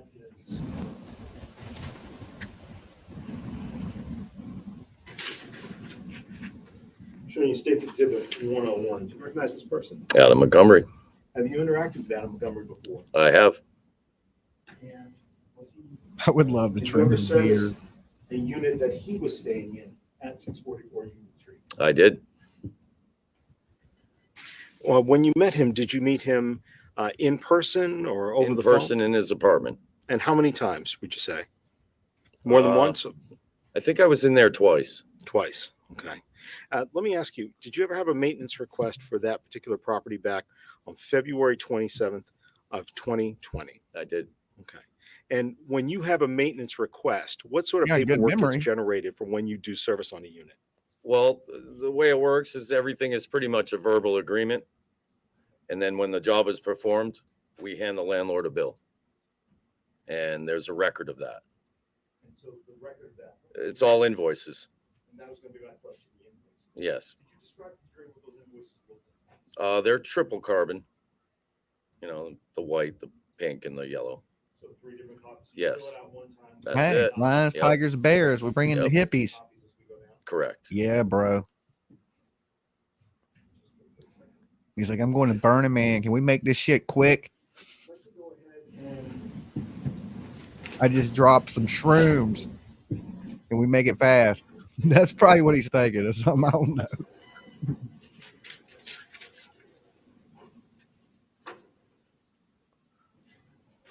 I'd like to go ahead and show you States Exhibit 70 for identification purposes only. Do you recognize that? I do. All right. What kind of document is that? He was That's one listening of to the my Beatles on the invoices. way to court. When you said before, you got the white and then the white, pink, green. Yeah, no, pink, white, yellow, white, pink, and yellow. White, pink, yellow. So this is the bottom copy. Correct. Okay. And for that particular invoice, you just told us a moment ago about. What's wrong with being a hippie? I'm picking. Is that the invoice from that day? From 1997. It is. Okay. And other than the fact that there's a red sticker on it, any changes to that from when you remember turning that copy in? Not at all. Your Honor, I'd ask that the identification be stricken from States Exhibit. He's the 7. maintenance guy at Objections? 644 The ID Union is stricken. Street. It's entered as a full exhibit. It may be published to the jury if you wish. Thank you, Your Honor. Mr. Cludier, I want to ask you just a couple of quick questions about the job that you did on this day. Specifically, when going through, and we'll have an opportunity to look at this more later on. What kind of work did you do for that? And I'm going to leave it there in case you have to refer to it, but what kind of work did you do at that time? Oh, the guy called about his tub not draining. I knocked on his door. I met him in the kitchen, went around to the bathroom, noticed that the overflow plate where the drain lever is was missing a screw turned sideways. And he said the drain did not drain. Right. So I removed the rest of it, went down to the truck, got a snake, snaked out the drain, discovered that he had dislodged the actual plunger that hooks to the lever. So that was stuck down in the drain. So I removed that completely, went back to the truck, grabbed a brand new plate that doesn't have a lever hookup, and he just didn't get a lever.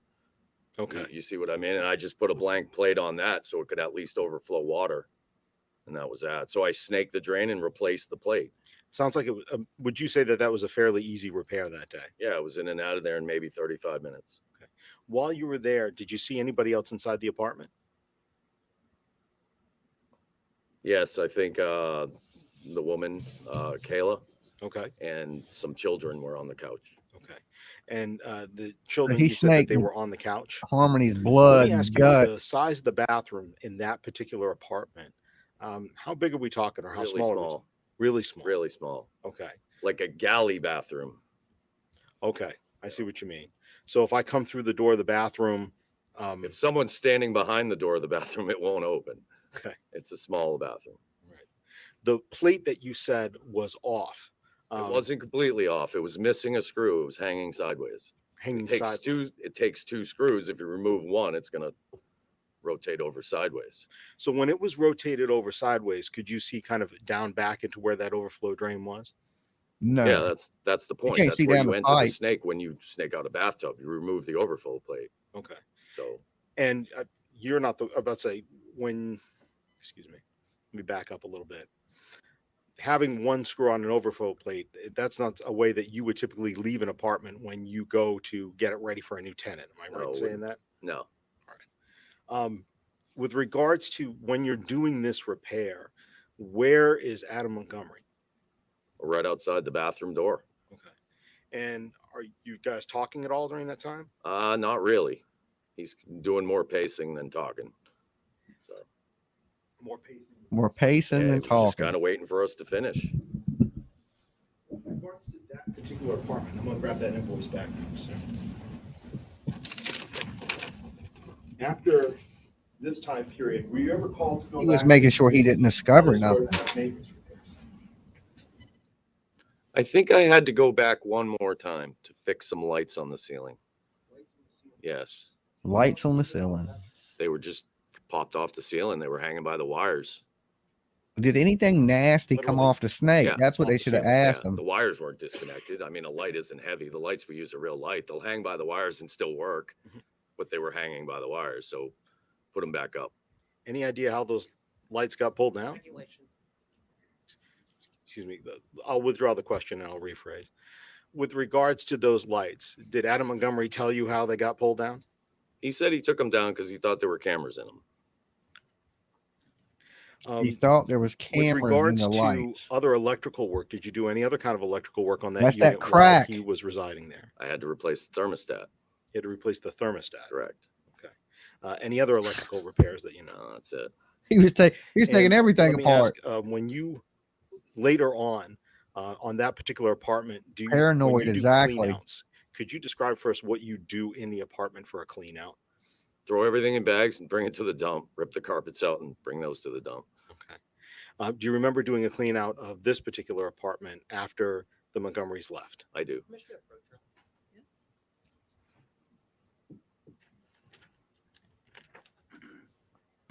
So he don't really know Adam Montgomery.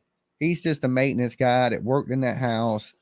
You know, I guess he didn't notice anything. He didn't. I wonder if they should ask him questions like, "Did you smell anything unusual? You know, did you notice anything different when you were snaking this drain out than any other drain?" He did say that piece was lodged down in it. I wonder why he was taking the bathtubs apart. He probably tried to snake it or unclog it himself, and that's how that stopper got down in there. And that's why it was taken. Clean It out, took you said off. that you would rip different And things then when out he to couldn't change get out, it, he correct? called them. Well, whatever's damaged and needs to be replaced. Okay. What about appliances? Do you ever remove those? I do. Okay. And do you have any recollection whether you ever removed any appliances from that? Fridge. Yeah, we threw the fridge away. Mr. Cludier, those are all the questions I have for you. I appreciate your time today. I believe defense counsel may have a couple. Because it probably stunk. No questions, Your Honor. All right, sir, you may step down. Thank you.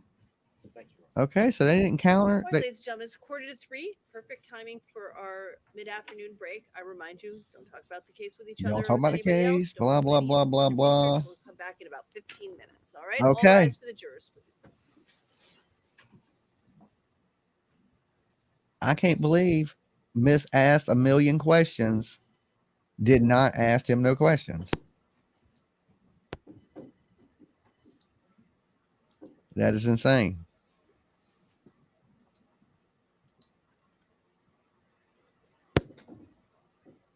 You know what it was? I don't think she wanted to ask him no questions because he was. It sounded like he was implicating Adam. He was watching them. You know what I'm saying? He told him about the cameras. It's just like he wasn't a good witness for them. That's probably why he didn't ask him shit. So we'll bring him up. Put him right there. Okay. And then we'll just. Exactly, Dolly. We'll bring him in once the jury is seated. Is that what everybody agrees to do? Who are they bringing Either way, Your in? Honor, that's fine with the state. No preference. Whatever's best for court staff. What's up, SW True Crime? Pardon me. We would, because we will be handing him some documents. Thank you. So I don't want to make the decision for you. Tell me what you want to do. Do you want him on the stand beforehand, or do you want him to be brought in? I think it's okay for him to be brought in, Your Honor. That's fine. So let's bring him up, put him in there. As soon as we get the jury in, we'll bring him in. Okay? All right. Okay, they're bringing somebody up. So they said 15-minute break. We go to the Eagle. The Eagle has landed. The Eagle has landed. Now, I can tell you firsthand, I missed a lot of what went down today. I'm going to have to go back later today and actually recap myself. One, because I was on a plane most of the day. But it does feel good to be home. It is a lot warmer here in Virginia than it was in damn New Hampshire. It was cold as shit. And them court benches are hard as shit. It feels good to be in my chair. And that last plane ride, oh my God, that one was a little mess with my anxiety a little bit. It was kind of rocking a little bit. And I was just thinking, man, I hope this damn plane don't fall out the sky. And then, because I had slept most of the time, but then I guess I woke up and then I was just kind of like the plane hit a bunch of turbulence and it was rocking. And I guess I leaned forward and grabbed the seat in front of me. So when we landed, there's this little young girl that sat beside me. I don't know, 16, 17 years old. She goes, "Hey, did that rocking scare you?" And I was like, "Yeah, a little bit." She was like, "I could tell." And the whole time the girl was just watching a movie on her. She looked fine. You know what I'm saying? But it kind of, I don't know. I mean, I've done flew a bunch of places. I still don't like when the turbulence hits, you know, when it's, and especially when it kind of feels like the plane is falling a little bit. I hate that feeling. And that tends to be when it wakes me up when I'm sleeping. I'll be sleeping and it feels like I'm free falling. And then I'm like, you know, when I wake up and then boom, we hitting turbulence. I'm like, oh shit. And it was a small plane. It seems like the smaller the plane, the more them bitches shake. Like you get on them big Airbuses, you don't even feel it. But them little planes, you feel every wind that blows. So the time I got off that plane, I was ready to get off that plane. I was like, okay, I'm ready to get off that damn plane. I couldn't get off it quick enough. I'm trying to get off the damn plane. The lady goes, "Hey, you want a cookie?" The stewardess, when I'm trying to get off the plane, I'm like, "Hell no, I don't want your cookie, lady. I want to get my feet on the ground." Okay. I'm trying to touch down and feel like I'm not going to die. So that's how that went. Okay. So we know we ain't going to see Adam for a little bit. They're talking about this is going on for, you know, this is going to be going on for at least 3 weeks. I had planned on going back up to cover some of the Karen Reed stuff that's going to be going down in Boston. So I will be back in court for this too while I'm up there, because from Boston to where they're at. It's probably like an hour 15-minute ride. So you can easily jump between the two places, which is what I plan on doing. So, but I ain't in no rush right yet to get back. Let's let it warm up a little bit. It really, it wasn't the cold as much as it was the wind. Okay. Because it's pretty chilly here, but it ain't real windy. Up there is real windy. So it's like the cold was just cutting through you. Dolly, want a cookie? I didn't want that cookie. You know what I'm saying? You keep a cookie, lady. I'm trying to get down, touch my feet in the airport. Okay. So, and here's another thing. So I buy this soda in the airport. It's a Coke like this. That shit is like almost $10 or something. So I'm walking on the first plane. I got my drink. I'm half asleep. And somehow I set it on my suitcase or something, and it slips as I'm walking on the plane.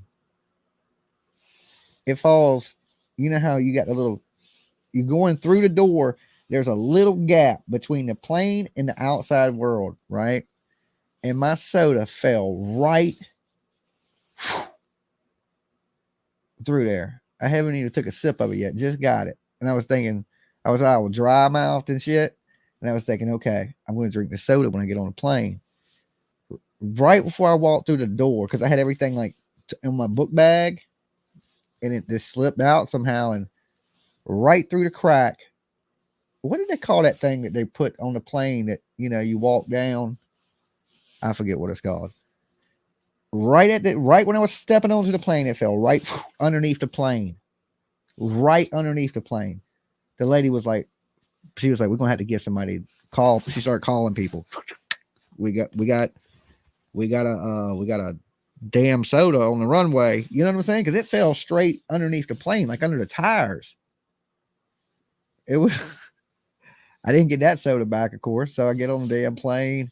They were like, so then I get on the next plane and I buy some candy. And I'm thinking, okay, it's these little chocolate waffle cone things, right? I'm thinking, you know, they're going to be expensive. They're going to be like probably $10. Them damn things were like $20. $20. So I get on the airplane and I'm going to eat these when I get on the airplane. I get in my seat. I realize I don't have my $20 chocolate waffles. And I'm like, damn, what did I do with them? I didn't even know what I did with them. And I'm like, shit, I ain't got my waffles. All right, they're these little waffles and they're filled with little chocolate. So I'm thinking, damn, I done dropped my soda on the first plane, lost it. I done lost what I was going to snack on. I'm thinking, man, I got terrible luck.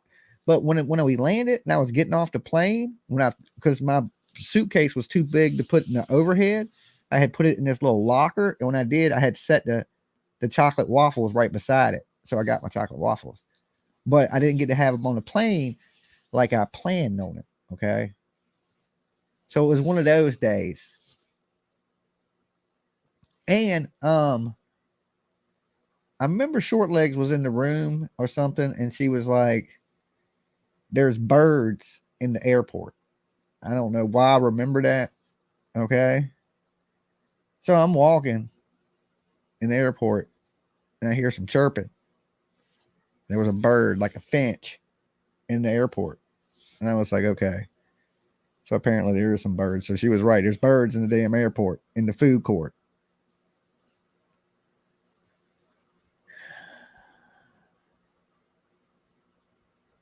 You had food issues in New Hampshire? No, I did eat breakfast this morning though at a nice little place in the airport. I don't even know what that cost me. I'm probably bankrupt. Okay, that's how that shit goes. Down the airport is so. Why is it so expensive? I mean, every fucking thing in there is expensive. So I ate breakfast this morning, and I know I'm going to sleep good today because I got up at 3:30 this morning, and I just got in the door. So you know, when I lay down today, it's going to be. So I don't think there's going to be like a late night Dolly show tonight. I'm going to get some rest, rejuvenate type of thing. And we probably got about an hour left of court today. And then, when I get up tomorrow, I won't be able to refresh on what happened. So there's still going to be little gaps that I missed, like today, which sucks because I'm like, what happened? But everybody's saying nothing crazy. So I don't think I missed too much. I'm not. I mean, I'm going to sleep at a normal time tonight.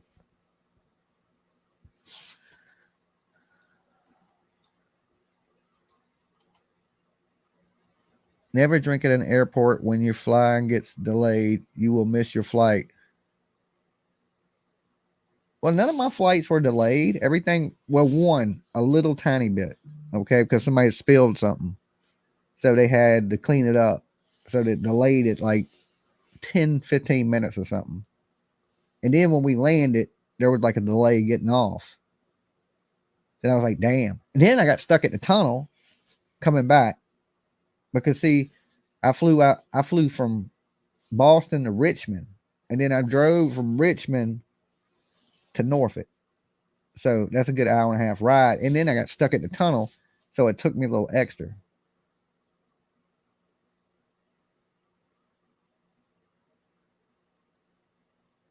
Honey Dip, who has that kind of money?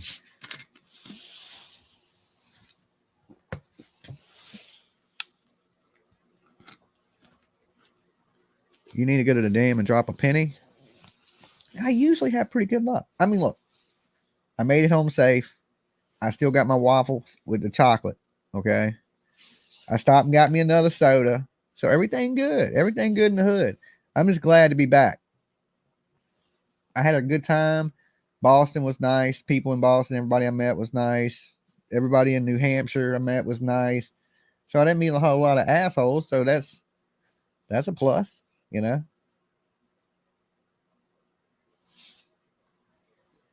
So right now, if you haven't, hit the like on the video. Thank you guys that have hit it while I wasn't here today. Slacking, flying.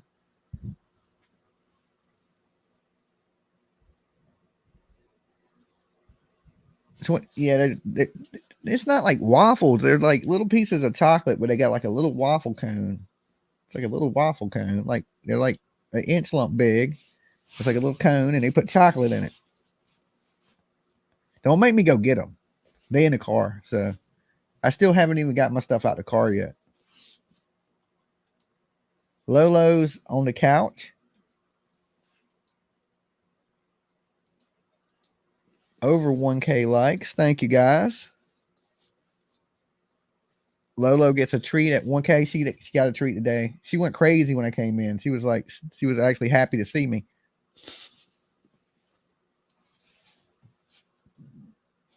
Sugar cone with chocolate. That's a good way to say it.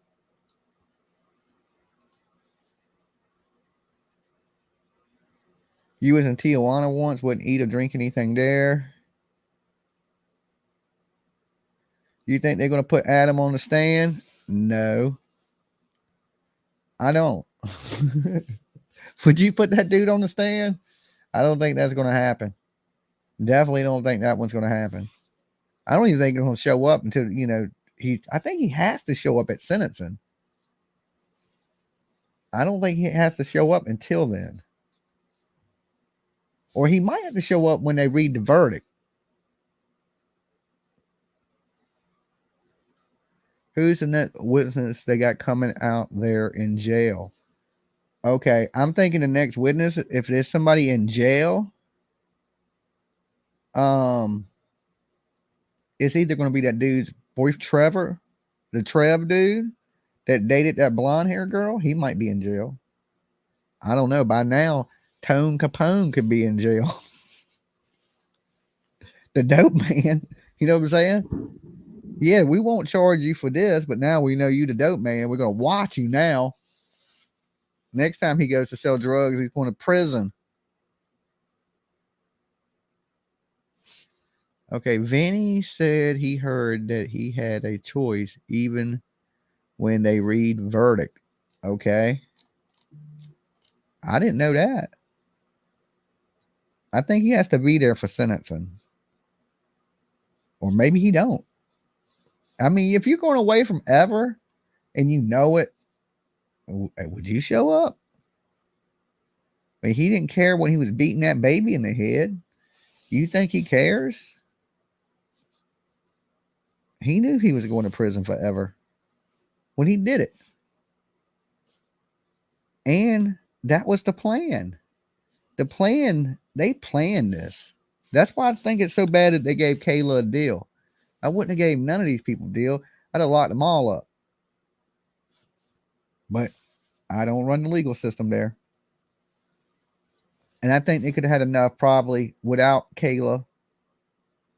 Well, no, that ceiling tile was really important. That's probably what saved Kayla the most is that ceiling tile. She gave up that information that he put the baby up there because that's where they got her DNA. That's the blood. I mean, that's the smoking gun right there. That's why they got it in the courtroom. That big ass piece of ceiling. So without that, I still think they could convict them, but that is enough to say, hey, this baby's dead. It's her. You did it. But second degree murder, this should be first degree murder. If there's planning in it, okay, and they've discussed things, and clearly they did because Kayla said that. He was like, Adam said he should take the fall, and I should be able to, take care of the kids. And that sounded like a plan to me. I mean, now did they plan killing this baby? From what I hear, she didn't like the baby, and maybe she wanted this baby gone. I think you lock them both up.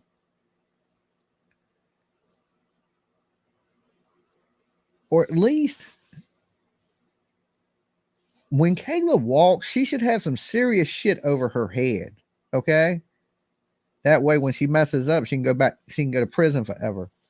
The whole she's only charged with perjury is nuts to me. You know what I'm saying? Like, she is clearly an accomplice to a murder. Not only that, covering the murder up, plotting and planning. They gave the devil a deal. And here's the thing about this is like, this is on national news. Who is ever going to give this girl a job? Would there anybody in here, would anybody give Kayla a job? Would you hire this woman? Okay. And then you'd be like, ain't you the girl that's on TV? That didn't stop that man from hitting on that baby. You could have told, you could have sought help. The same girl that's still in love with the man right now, writing letters in her cell that she wants to see him one more time and be with him and shit. This lady lives in a delusional world. She won't never be with him, but here's the thing. When she gets out, will she be able to visit him? I don't think, can felons visit prisoners? I don't think you can. I don't know if you can visit. I may be wrong. Can felons visit inmates in jail? Anybody know the question that? We got any criminals in here? I know somebody's a criminal. Not a chance. No, they can't. Okay, so felons can't visit people in jail? No. Okay, well, that's good. I think that's probably a good thing. You don't want all these felons hanging out. No. Okay. Well, good. Then she won't be able to see him because she got charged with that fraud. So I'm assuming there were felony charges. Were they felony charges? Somebody know? Does she have felony charges? She got prison time. She has to have felony charges. You don't go to prison for misdemeanors. So I'm assuming the fraud was felony. That's not true. They can visit with the warden's permission. What? Okay. Well, damn. You learn something new. You got to live free or die there. Okay. That is New Hampshire. Live free or die. They don't give you a lot of options. I think the food stamps are a felony. All right, we're back. I'm going to blow it up, guys. Let's see what they're talking about.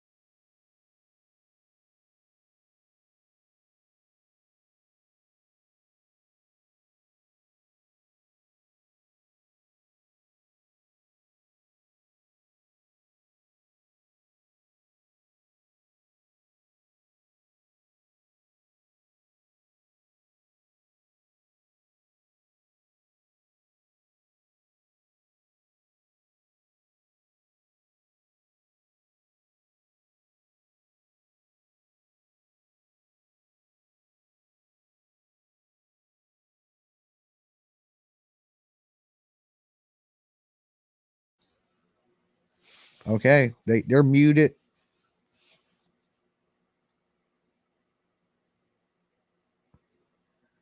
She'll never get food stamps again. She admitted in court to selling them. That could be prison time also. Lock them up. Next is Travis. See, I called it. I knew it. I said, if it's somebody in jail, it's going to be Travis.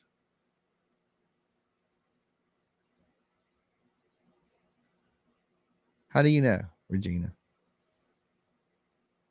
They must have him. She should not have her kids back ever.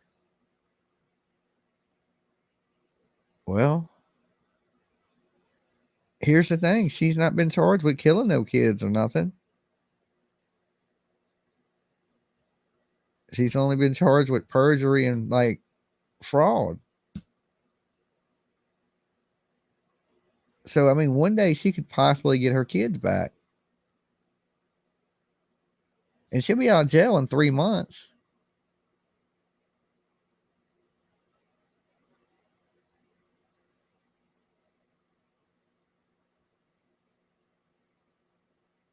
Okay, she will, though. CPS will come up with a safe plan.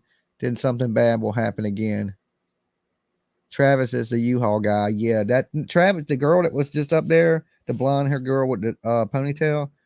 Travis, she was dating Travis, and that's how come Travis was friends with Adam. So she rented the U-Haul in a hotel room, for her boyfriend's friend, which was Adam.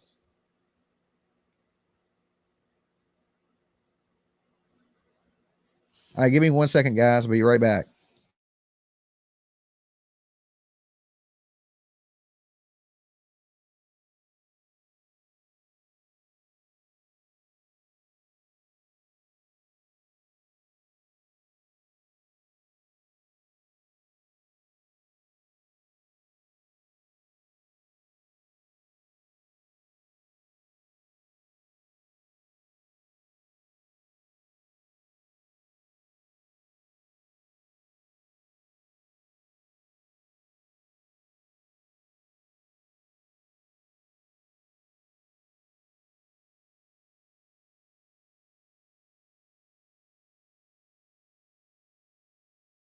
All rise for the jurors.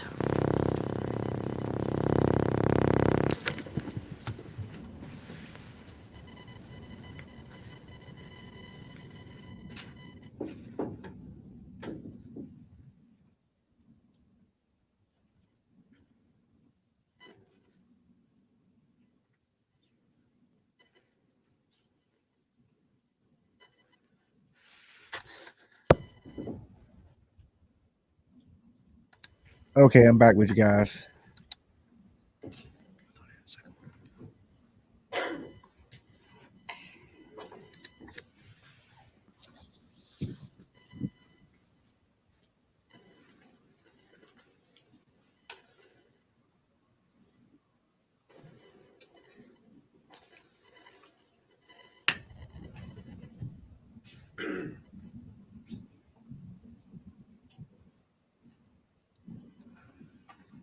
Please be seated. State may call its next witness. All right, Thank you. who's the Your Honor, witness? at this time, the state calls Mr. Brendan Middleton to the stand. Brandon Middleton.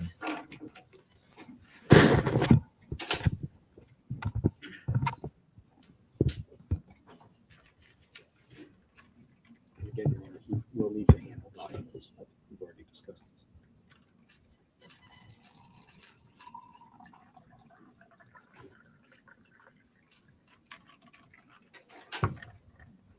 Good afternoon, Mr. Middleton. Look, my empty seat. Look, Dolly been sitting right there. Sir, if you could just remain standing for just a moment. Absolutely. Please raise your right hand, sir. You solemnly swear that you will tell this jury the truth. Ooh, let's see who this dude is. He came out of jail. I do. Thank you, sir. Please feel free to have a seat. Thank you. There's some fresh water there. Thank Look you. at this Appreciate dude. it. He looks like a winner. Mr. Middleton, as we're being recorded here today on the record, would you please state your first and last name and then spell both your first He and can't last spell name his for us? name. Brendan Middleton, first name Brendon, last name Middleton. Oh, And he got Mr. lucky. Middleton, He how got far did you lucky. go in school? I got my GED. Okay. And let me ask you, at this time, are you currently residing at the Hillsborough County House of Corrections? Currently, yes. Okay.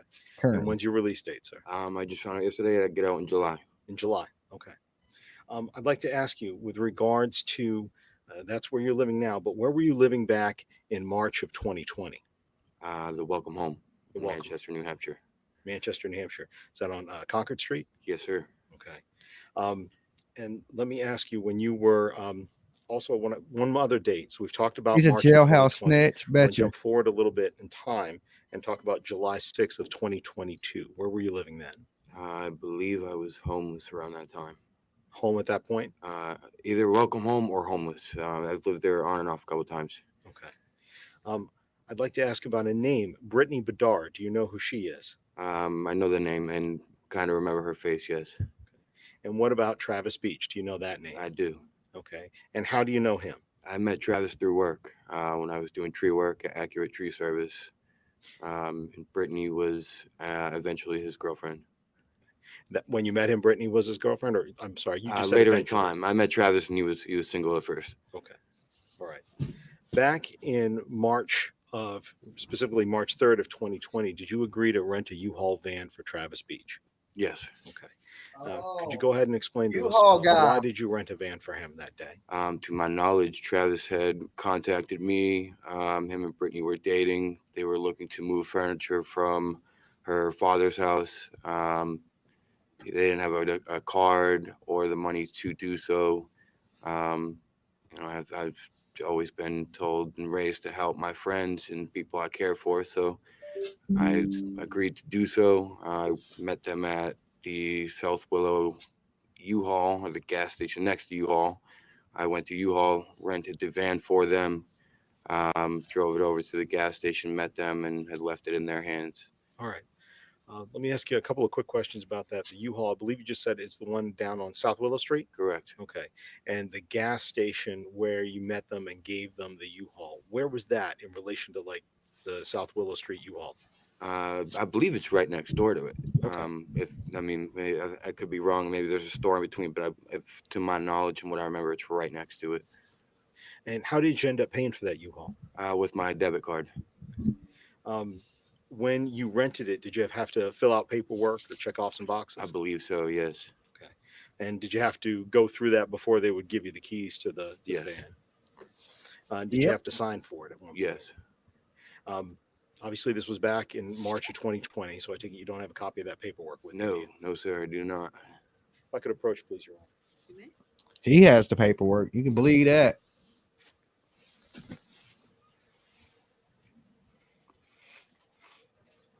Mr. Middleton, I'm going to present you with a copy of what's been marked States Exhibit 94 for identification purposes only. And I'll go ahead and take that out for you. You can go ahead and just generally flip through. I'm going to turn the cover page, kind of look at page 1 of the substantive exhibit. Take a minute to look through that and each of the next pages. Take your time. And then I've got a couple of questions for you when you get done, okay?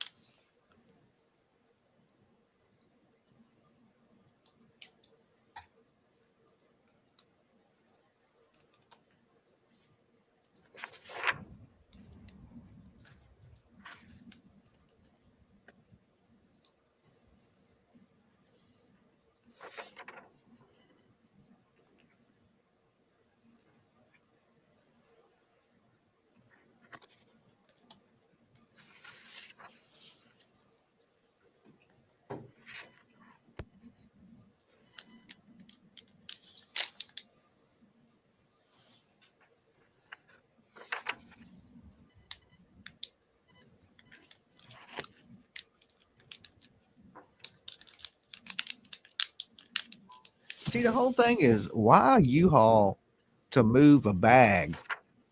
It ain't like they were really moving a whole bunch of stuff.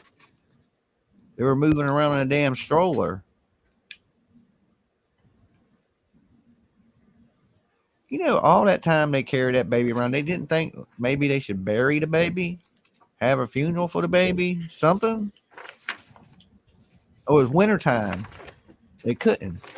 Ground frozen. Generally, that group of information, do you recognize that as a copy of your contract that you signed Yeah. for this rental? Yes. And when you look through there, did you see anything familiar, like your name or your license number or date of birth, something like that? Yes. And with regards to the other details of the rental, are they all contained inside that document? Thank you, Rose. Other than the fact that this does not have your hand signature on it, with that difference and the fact that the first page here has got a little red sticker, any other sort of changes from when you remember going through that same paperwork in those same fill in the blank sections as when you see it here? No, as far as to my knowledge, this is everything that I remember. Yeah. Right. At this point, Your Honor, I'd ask for the identification to be stricken from State's Exhibit 94, please, and it to be a full exhibit and published to the jury. No objection, Judge. All right, the ID is stricken, it's entered as a full exhibit, and it may be published to the jury. Thank you. Mr. Middleton, I'm going to let you hold on to this exhibit. No, you're good with it. Okay. What I want to do is ask you a couple different questions about some of the information that you filled in on this particular rental that's seen there in the documents and the ones that you signed for. And you can look either at what's in front of you, or if you want to turn around and look at the screen, if that's easier to see, let me know. Okay. Appreciate it.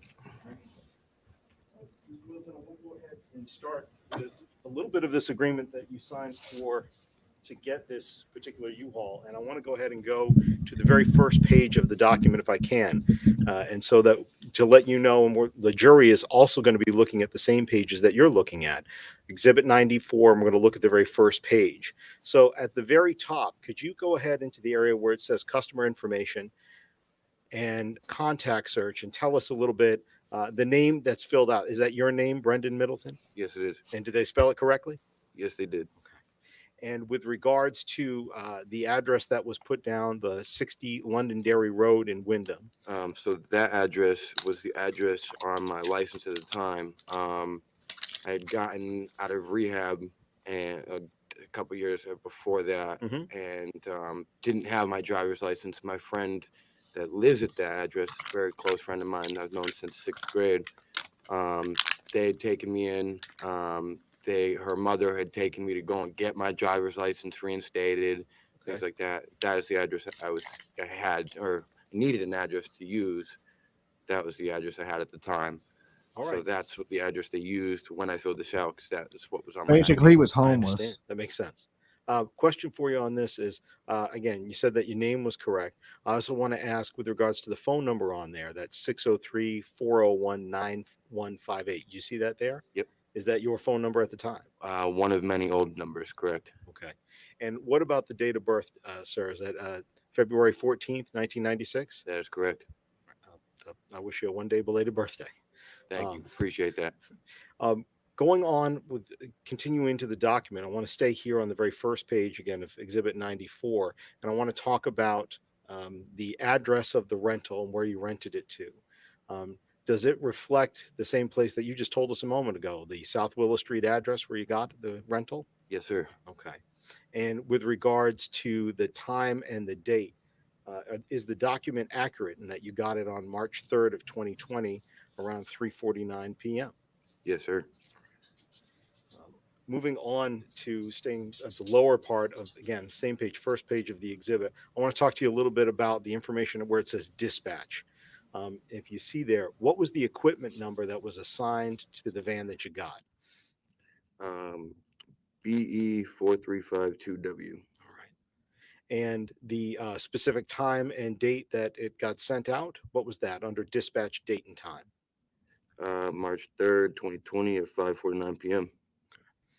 And then finally, with regards to the pickup odometer, and of course, you're familiar with what an odometer is, right? Correct. All right. And what did the odometer, what was it recorded as reading when this van went to you? 5,092. 5,092 miles. Yes, correct. What I'd like to do now is kind of stay with that first one, and I want to ask you about the difference between when the time went out and when the time went in. So you can stay with the dispatch section, or if you'd like, you can also look at the screen. I want to talk about the return just underneath. So again, are we talking? What's the return date that this van went back to U-Haul? March 4th at 1:47 p.m. Okay, so that's the following day. Correct. All right.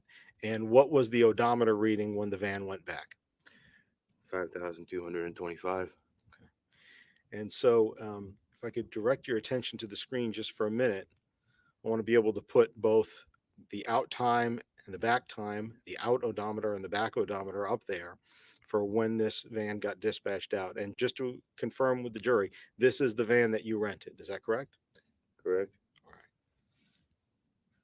So let's see, that's 19 hours, 57 minutes for a rental, and That's how far they went out to dump her. approximately 5,225 minus 5,082, around 133 miles or so, give or take. Yeah, I would say so. I'd like to now, if you would go ahead and flip over to the second page of that exhibit. Again, staying with exhibit 95. I'd like to talk a little bit about, there was an additional contact that you listed with U-Haul for the rental. And who was that contact? Travis Beach. And the phone number that was put there for Travis Beach, is that you gave that to U-Haul, or did Travis give that to U-Haul?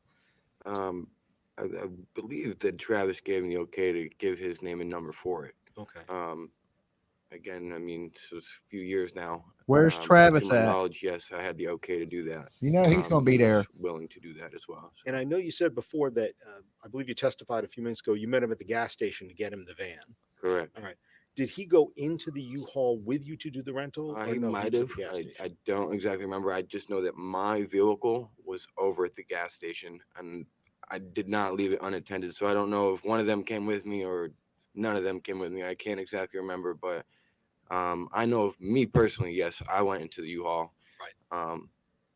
And when you say them, one of them came with you, who are you referring to? Who's I want to say it might have been Travis, but then again, it could have been Brittany. I don't really remember. So them is one of those two, Travis or Brittany? Yes, correct. All right. Thank you. He seems Skipping pretty now, if you honest could, I'd like to go to the fourth page, so far. if you would. Oh, you were the authorized driver on that, correct? All right. I'd like to go ahead and if you could go to the fourth page for us of the exhibit, and I've also got it up behind you. What was he in I'd like jail to for? ask That's you a what I little want bit to know. about, again, the customer information. That's your name, again, being listed down there with 60 Londonderry Road of Wyndham. Is that right? Yes, sir. All right. And separate from that, also, again, the rental out time, is that reflected on there? That March 3rd, 2020? So they kept it a day. 5:49 p.m. is when it finally went out? Correct. Right.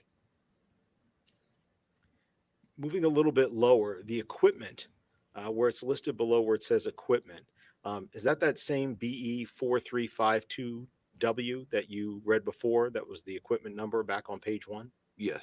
All right. And what is the string of letters underneath that? AJ78147-AZ. And are you familiar with what the license plate was on that U-Haul? No, I do not remember. Well, I'd like to Arizona go ahead and tags. bring you through a That's little bit it. farther into the document. First of all, there is your signature block that would have been down at the bottom that you would have signed on page 4. Yes. All right. I'd like to jump now to the next page of the document, page 5. Again, it's got yourself listed as the customer. Is that right? Yes. Right.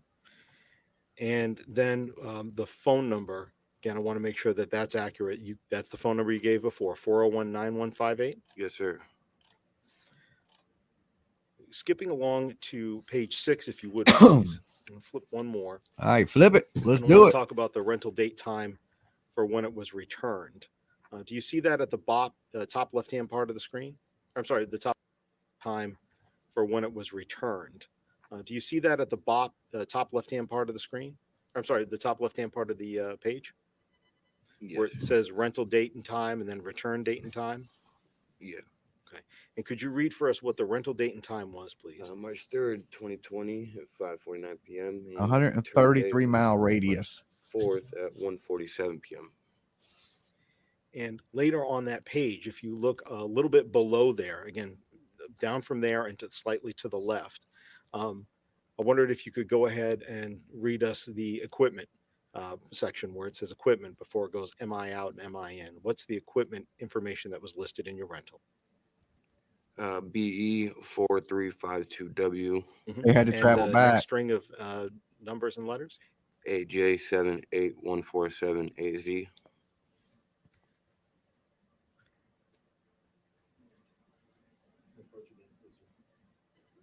66 miles. That is a lot. That anywhere. Correct. That baby could be in a different state.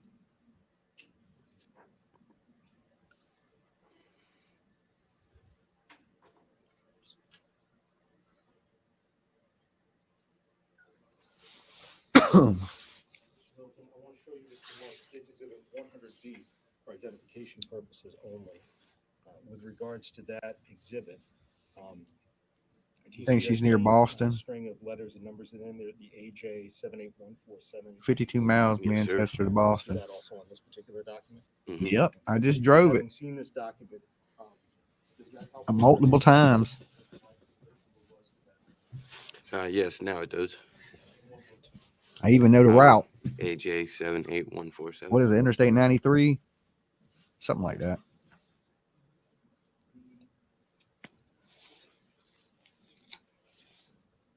And the mileage back in where it says MIN, could you read again what that last mileage was, the reading from the odometer? 5,225 miles. Thank you. Finally, on the next page of the document in front of you, Exhibit 94 still, is that a promissory note?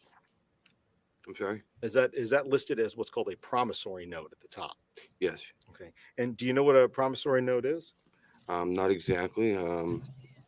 You'd have to I believe from what I read, it's me promising the money that's owed. Okay. And that's okay. If you don't know, I don't want you to guess. I just want to make sure that. Yeah, no, I do not fully understand that. All right. That's all right. Thank you. With regards to that, though, on this particular document at the very top of the page, is your phone number listed again? And your name, your address of 60 Londonderry Road that you gave in 66 Wyndham. miles each So way. basically your name, your email, it's all of that listed again. Yes, sir. And Unless he hit a toll. does it also include your date of birth again? It does. And then finally, with regards to that same document, if you would look in the middle, sir, of again, top of page 87, does it specifically list out what the license plate is of the vehicle that was rented? Yes. And what does it list? AJ 78147. Well,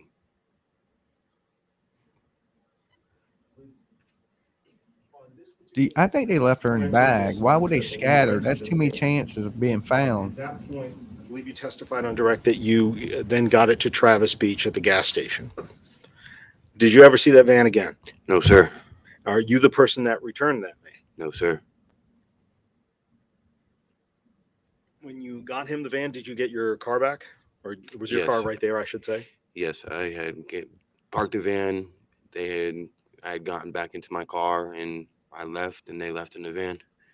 And who did you see leaving the van, just to be clear for the jurors? Travis and Brianna. Brianna, Brittany. Brittany, I'm sorry.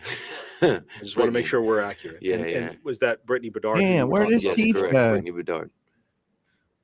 For a young Did you dude. know Adam Montgomery back I've then? never heard of his name at the time. And what about Caleb Montgomery back then? No, sir. Back then, did you have any idea who they were? Nope.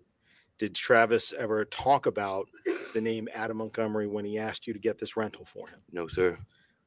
Did Brittany Bedard ever talk about an Adam Montgomery or Caleb Montgomery when you were interacting with her and Travis that day to get this rental? No, sir. Huh. So he had no clue who they were.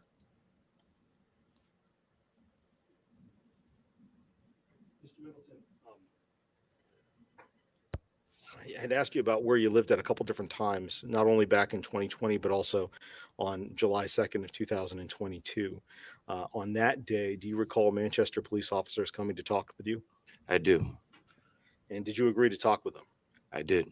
The rental that we just went through, is that what you talked about with them on that day? Yes, sir. And at the end of the conversation, did they tell you why they were asking? Yes, I had asked them. Well, hold on, I'm not going to go into it. I just want to know whether or not you told them. Yeah, I Or did. if they told you why they were asking. Yes, I did. Did you know Harmony Montgomery? No, I did not. I mean, at the time I had heard of what was going on, but I did not know her. And so at that time when you rented it, you had no idea what that van was going to be used for, did you? No, sir. Thank you, Mr. Middleton. I don't have any further questions for you. I believe defense counsel may have one or two. Appreciate it. Good afternoon, Mr. Middleton. I do not have any questions. Thank you. You may sit down. No Ask questions the for witness him. to be excused, please, Your Honor. Any objection? This witness is excused. Okay, back to jail for him. He did his job. He seemed pretty honest too. They may call its next witness. He's like, yeah, I just got him the damn van. I ain't got nothing to do with that shit. I believe him. But maybe they, they did something for him. They probably gave him some drugs to get it for him. That's probably what it was. They were like, yo, we'll give you these drugs. You go up in there and rent this van for us. And that's probably why he did it. You can tell he has a problem with, look, there's my seat. Dolly ain't there today, cameraman. Okay. You can see the dude from Court TV up there playing on his computer.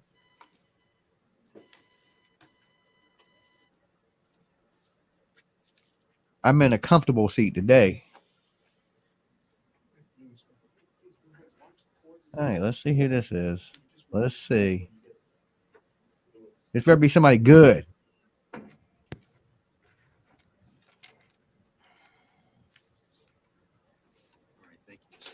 Would you please raise your right hand, ma'am? Do you solemnly swear that the testimony that you will give this jury will be the truth, the whole truth, and nothing but the truth under the pains and penalties of perjury?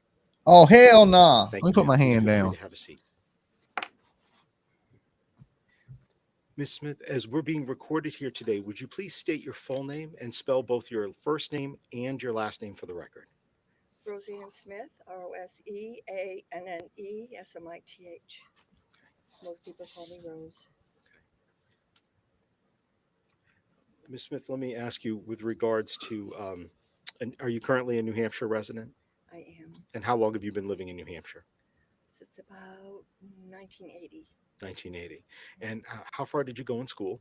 High school and then some college. And with regards to work history, what are some of the different jobs you've had in your time? I was a child care provider.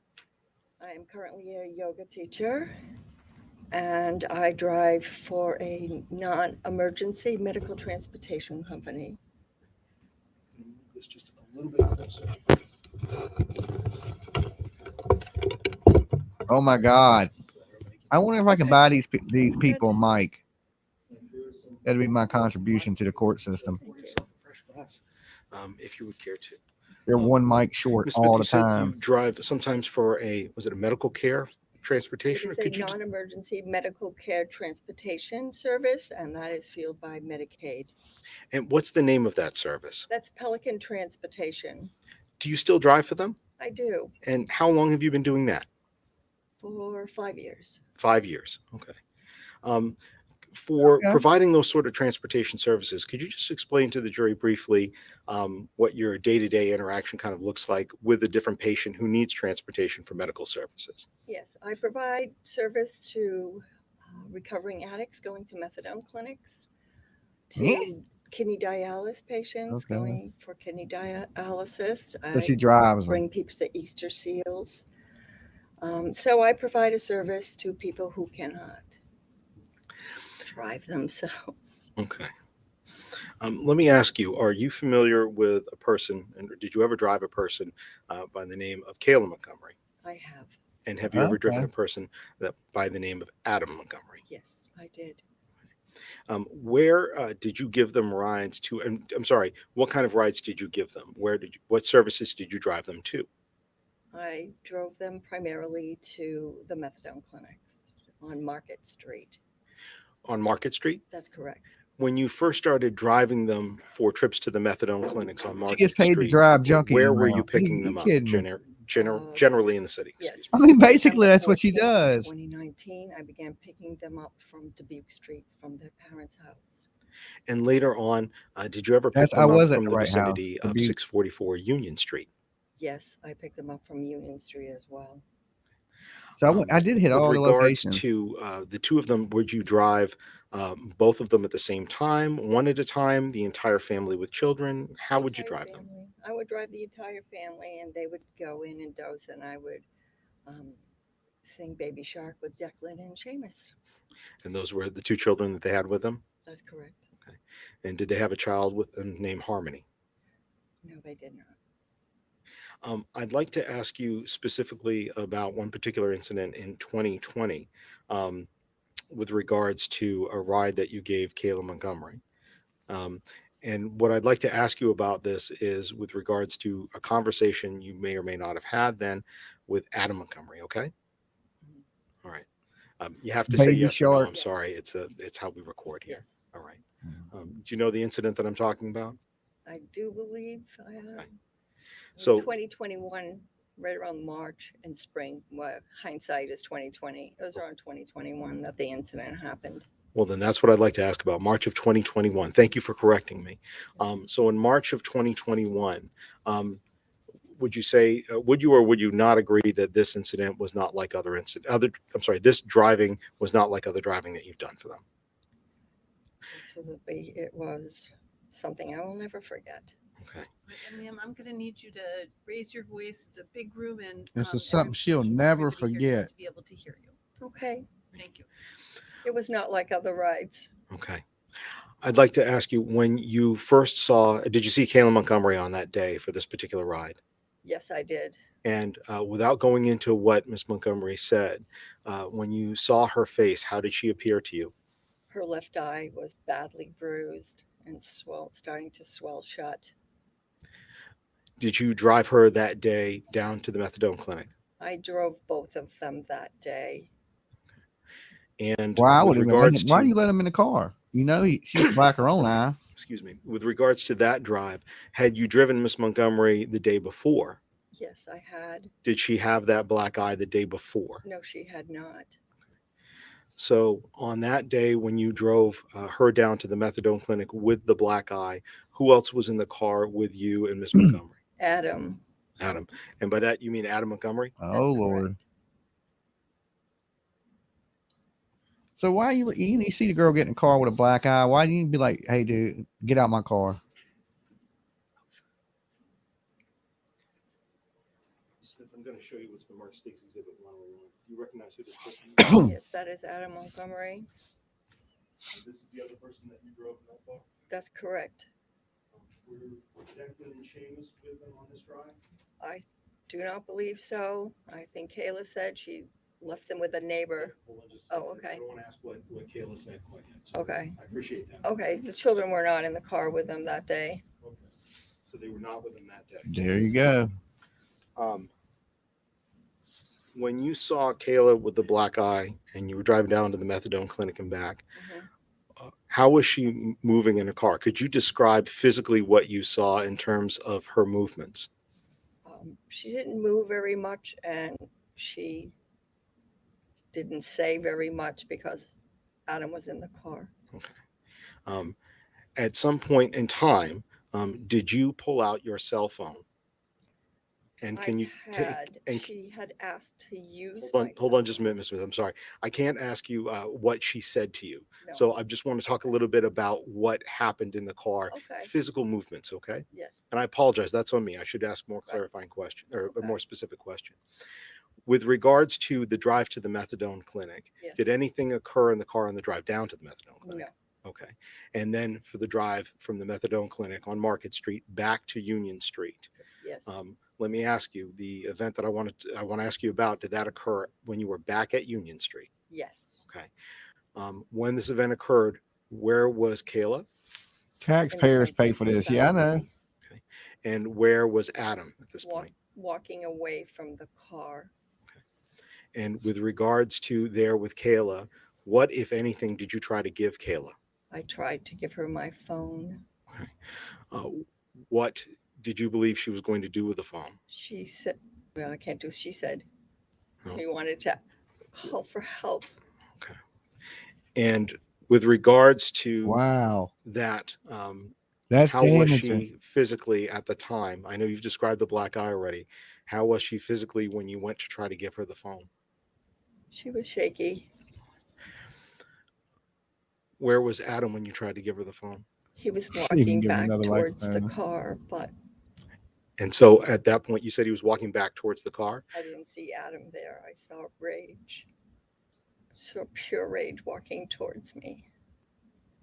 What did Adam do as he, and were you in the driver's seat? Yes. And where was Kayla?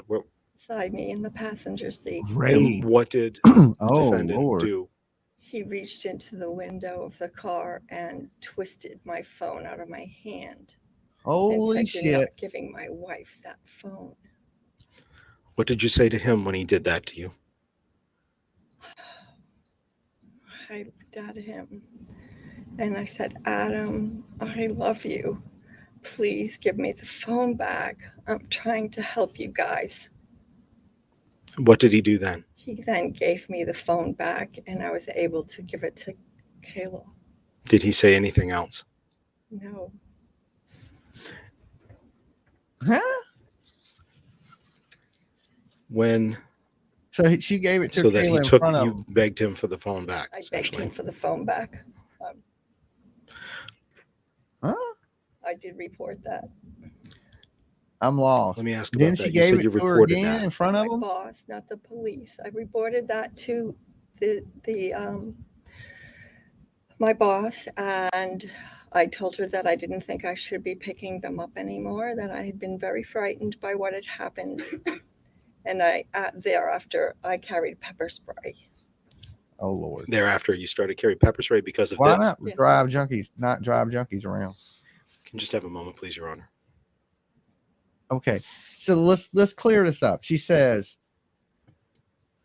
she gave her the phone, and then he came and snatched the phone from her and said, "You're not going to give my wife that phone." And then he gives the phone back to her so she can give it to Kayla. Something's not adding up to me. There's something missing in this equation somewhere.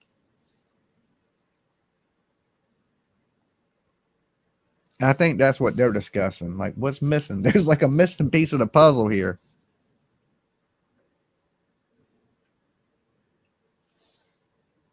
What did he say? What did Adam say when Kayla was using the phone? I apologize, Mr. Blaine. Just sometimes we need a minute to confer.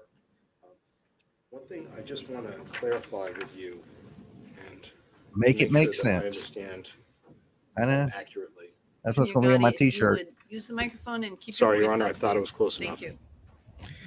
you. One question that I would like to go ahead and ask you and just trying to clarify is I know that you testified a moment ago that this occurred in your memory, that this was back in March of 2021.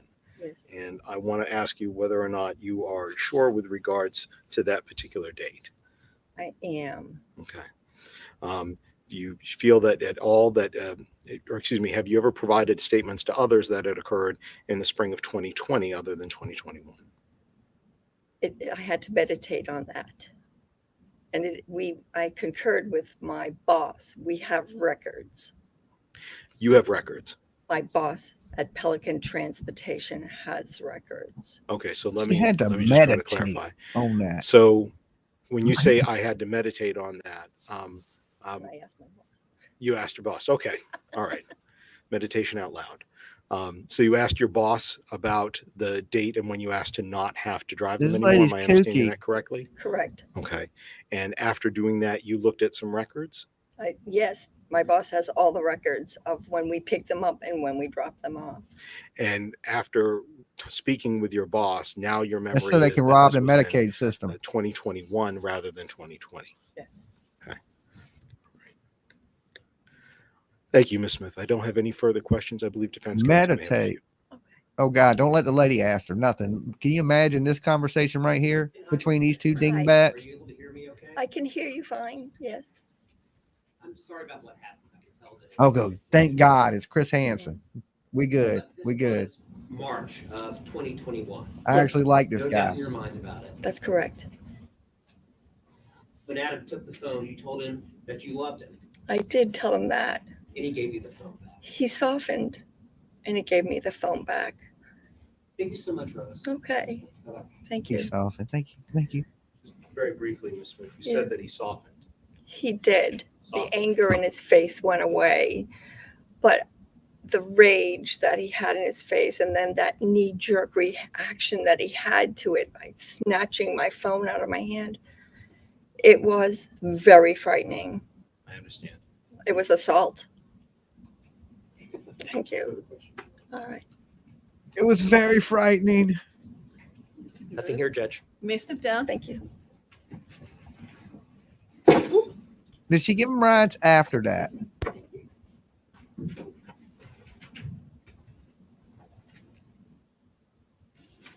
Honey Dip said, I love her. All right, ladies and gentlemen. Did she really love That is him? going to conclude the testimony for today. It's about 10 of 4. You've been very, very attentive. We all very much appreciate that. I'll remind you, don't But she speak said about the she case to meditated. anybody, not each other or anybody else. Don't do any independent research. Don't drive by any locations. Don't look up any names or any people on social media. Please avoid all media having anything to do with this case. We'll see you But tomorrow Dolly, morning, you can watch Dolly. 8:45 for a 9 a.m. start. Thank you so much for your time and attention, ladies and gentlemen. All rise for the jurors, please. I ain't getting up, buddy. Not today, Satan. All right. Not today. All right. There you have it. There you have it. Day 7 in the books. Dolly made it back safe. It was a bumpy ride, a little bit of wind, a little bit of turbulence, but I made it. I'm still here, still kicking. So, it was assault. He shouldn't have snatched that phone like that. But, she said she seen the rage. She seen the evil. And then he softened. I wish he hadn't said that. Okay. Because we wanted him to look bad, which he is. Look, if you cut out 50 of these witnesses, they're still going to convict him. Okay. No matter what gets said in there for the next 20 days, they're still going to convict him. And Kayla's still going to be out in 90 days. That's just the facts. So this is just the routine, because I think a lot of people are just saying that shit, it ain't even really that important.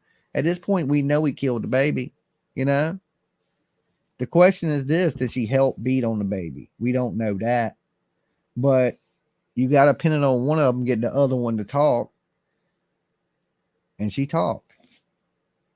So he goes down. They shouldn't be able to ever communicate with each other again through mail. She shouldn't be able to write him. He shouldn't be able to write her. No phone communication. That's it for life. To me, they planned this. They should both be in prison for the rest of their life. If not, the damn electric chair. And okay. So what did the judge say? Don't ride by any of the crime scenes, which we violated that. We went by everything. Okay. And later on tonight or tomorrow, I'll post all those videos. I'll cut it out so people don't have to watch an 8-hour live stream to see those little segments, because a lot of people are asking for timestamps and stuff like that. But I'm going to cut them out and I'm going to post them on my TikTok, Dolly's True Crime. So if you ain't added me on TikTok yet, add me. So when I get to 1,000, I don't know how many I'm at right now, but I'm assuming I'm not at 1,000 because y'all don't love me like that. I'm going to do some live streaming from TikTok. Okay. So make sure if you haven't, add Dolly's True Crime on TikTok. Dolly got to eat. And I will see you guys later. You be good. I like I said, I don't know if I'll be back live with you guys tonight or not. I'm probably going to, you know, hang out, chill with PJ, my dog, and I will talk to you guys later. Peace.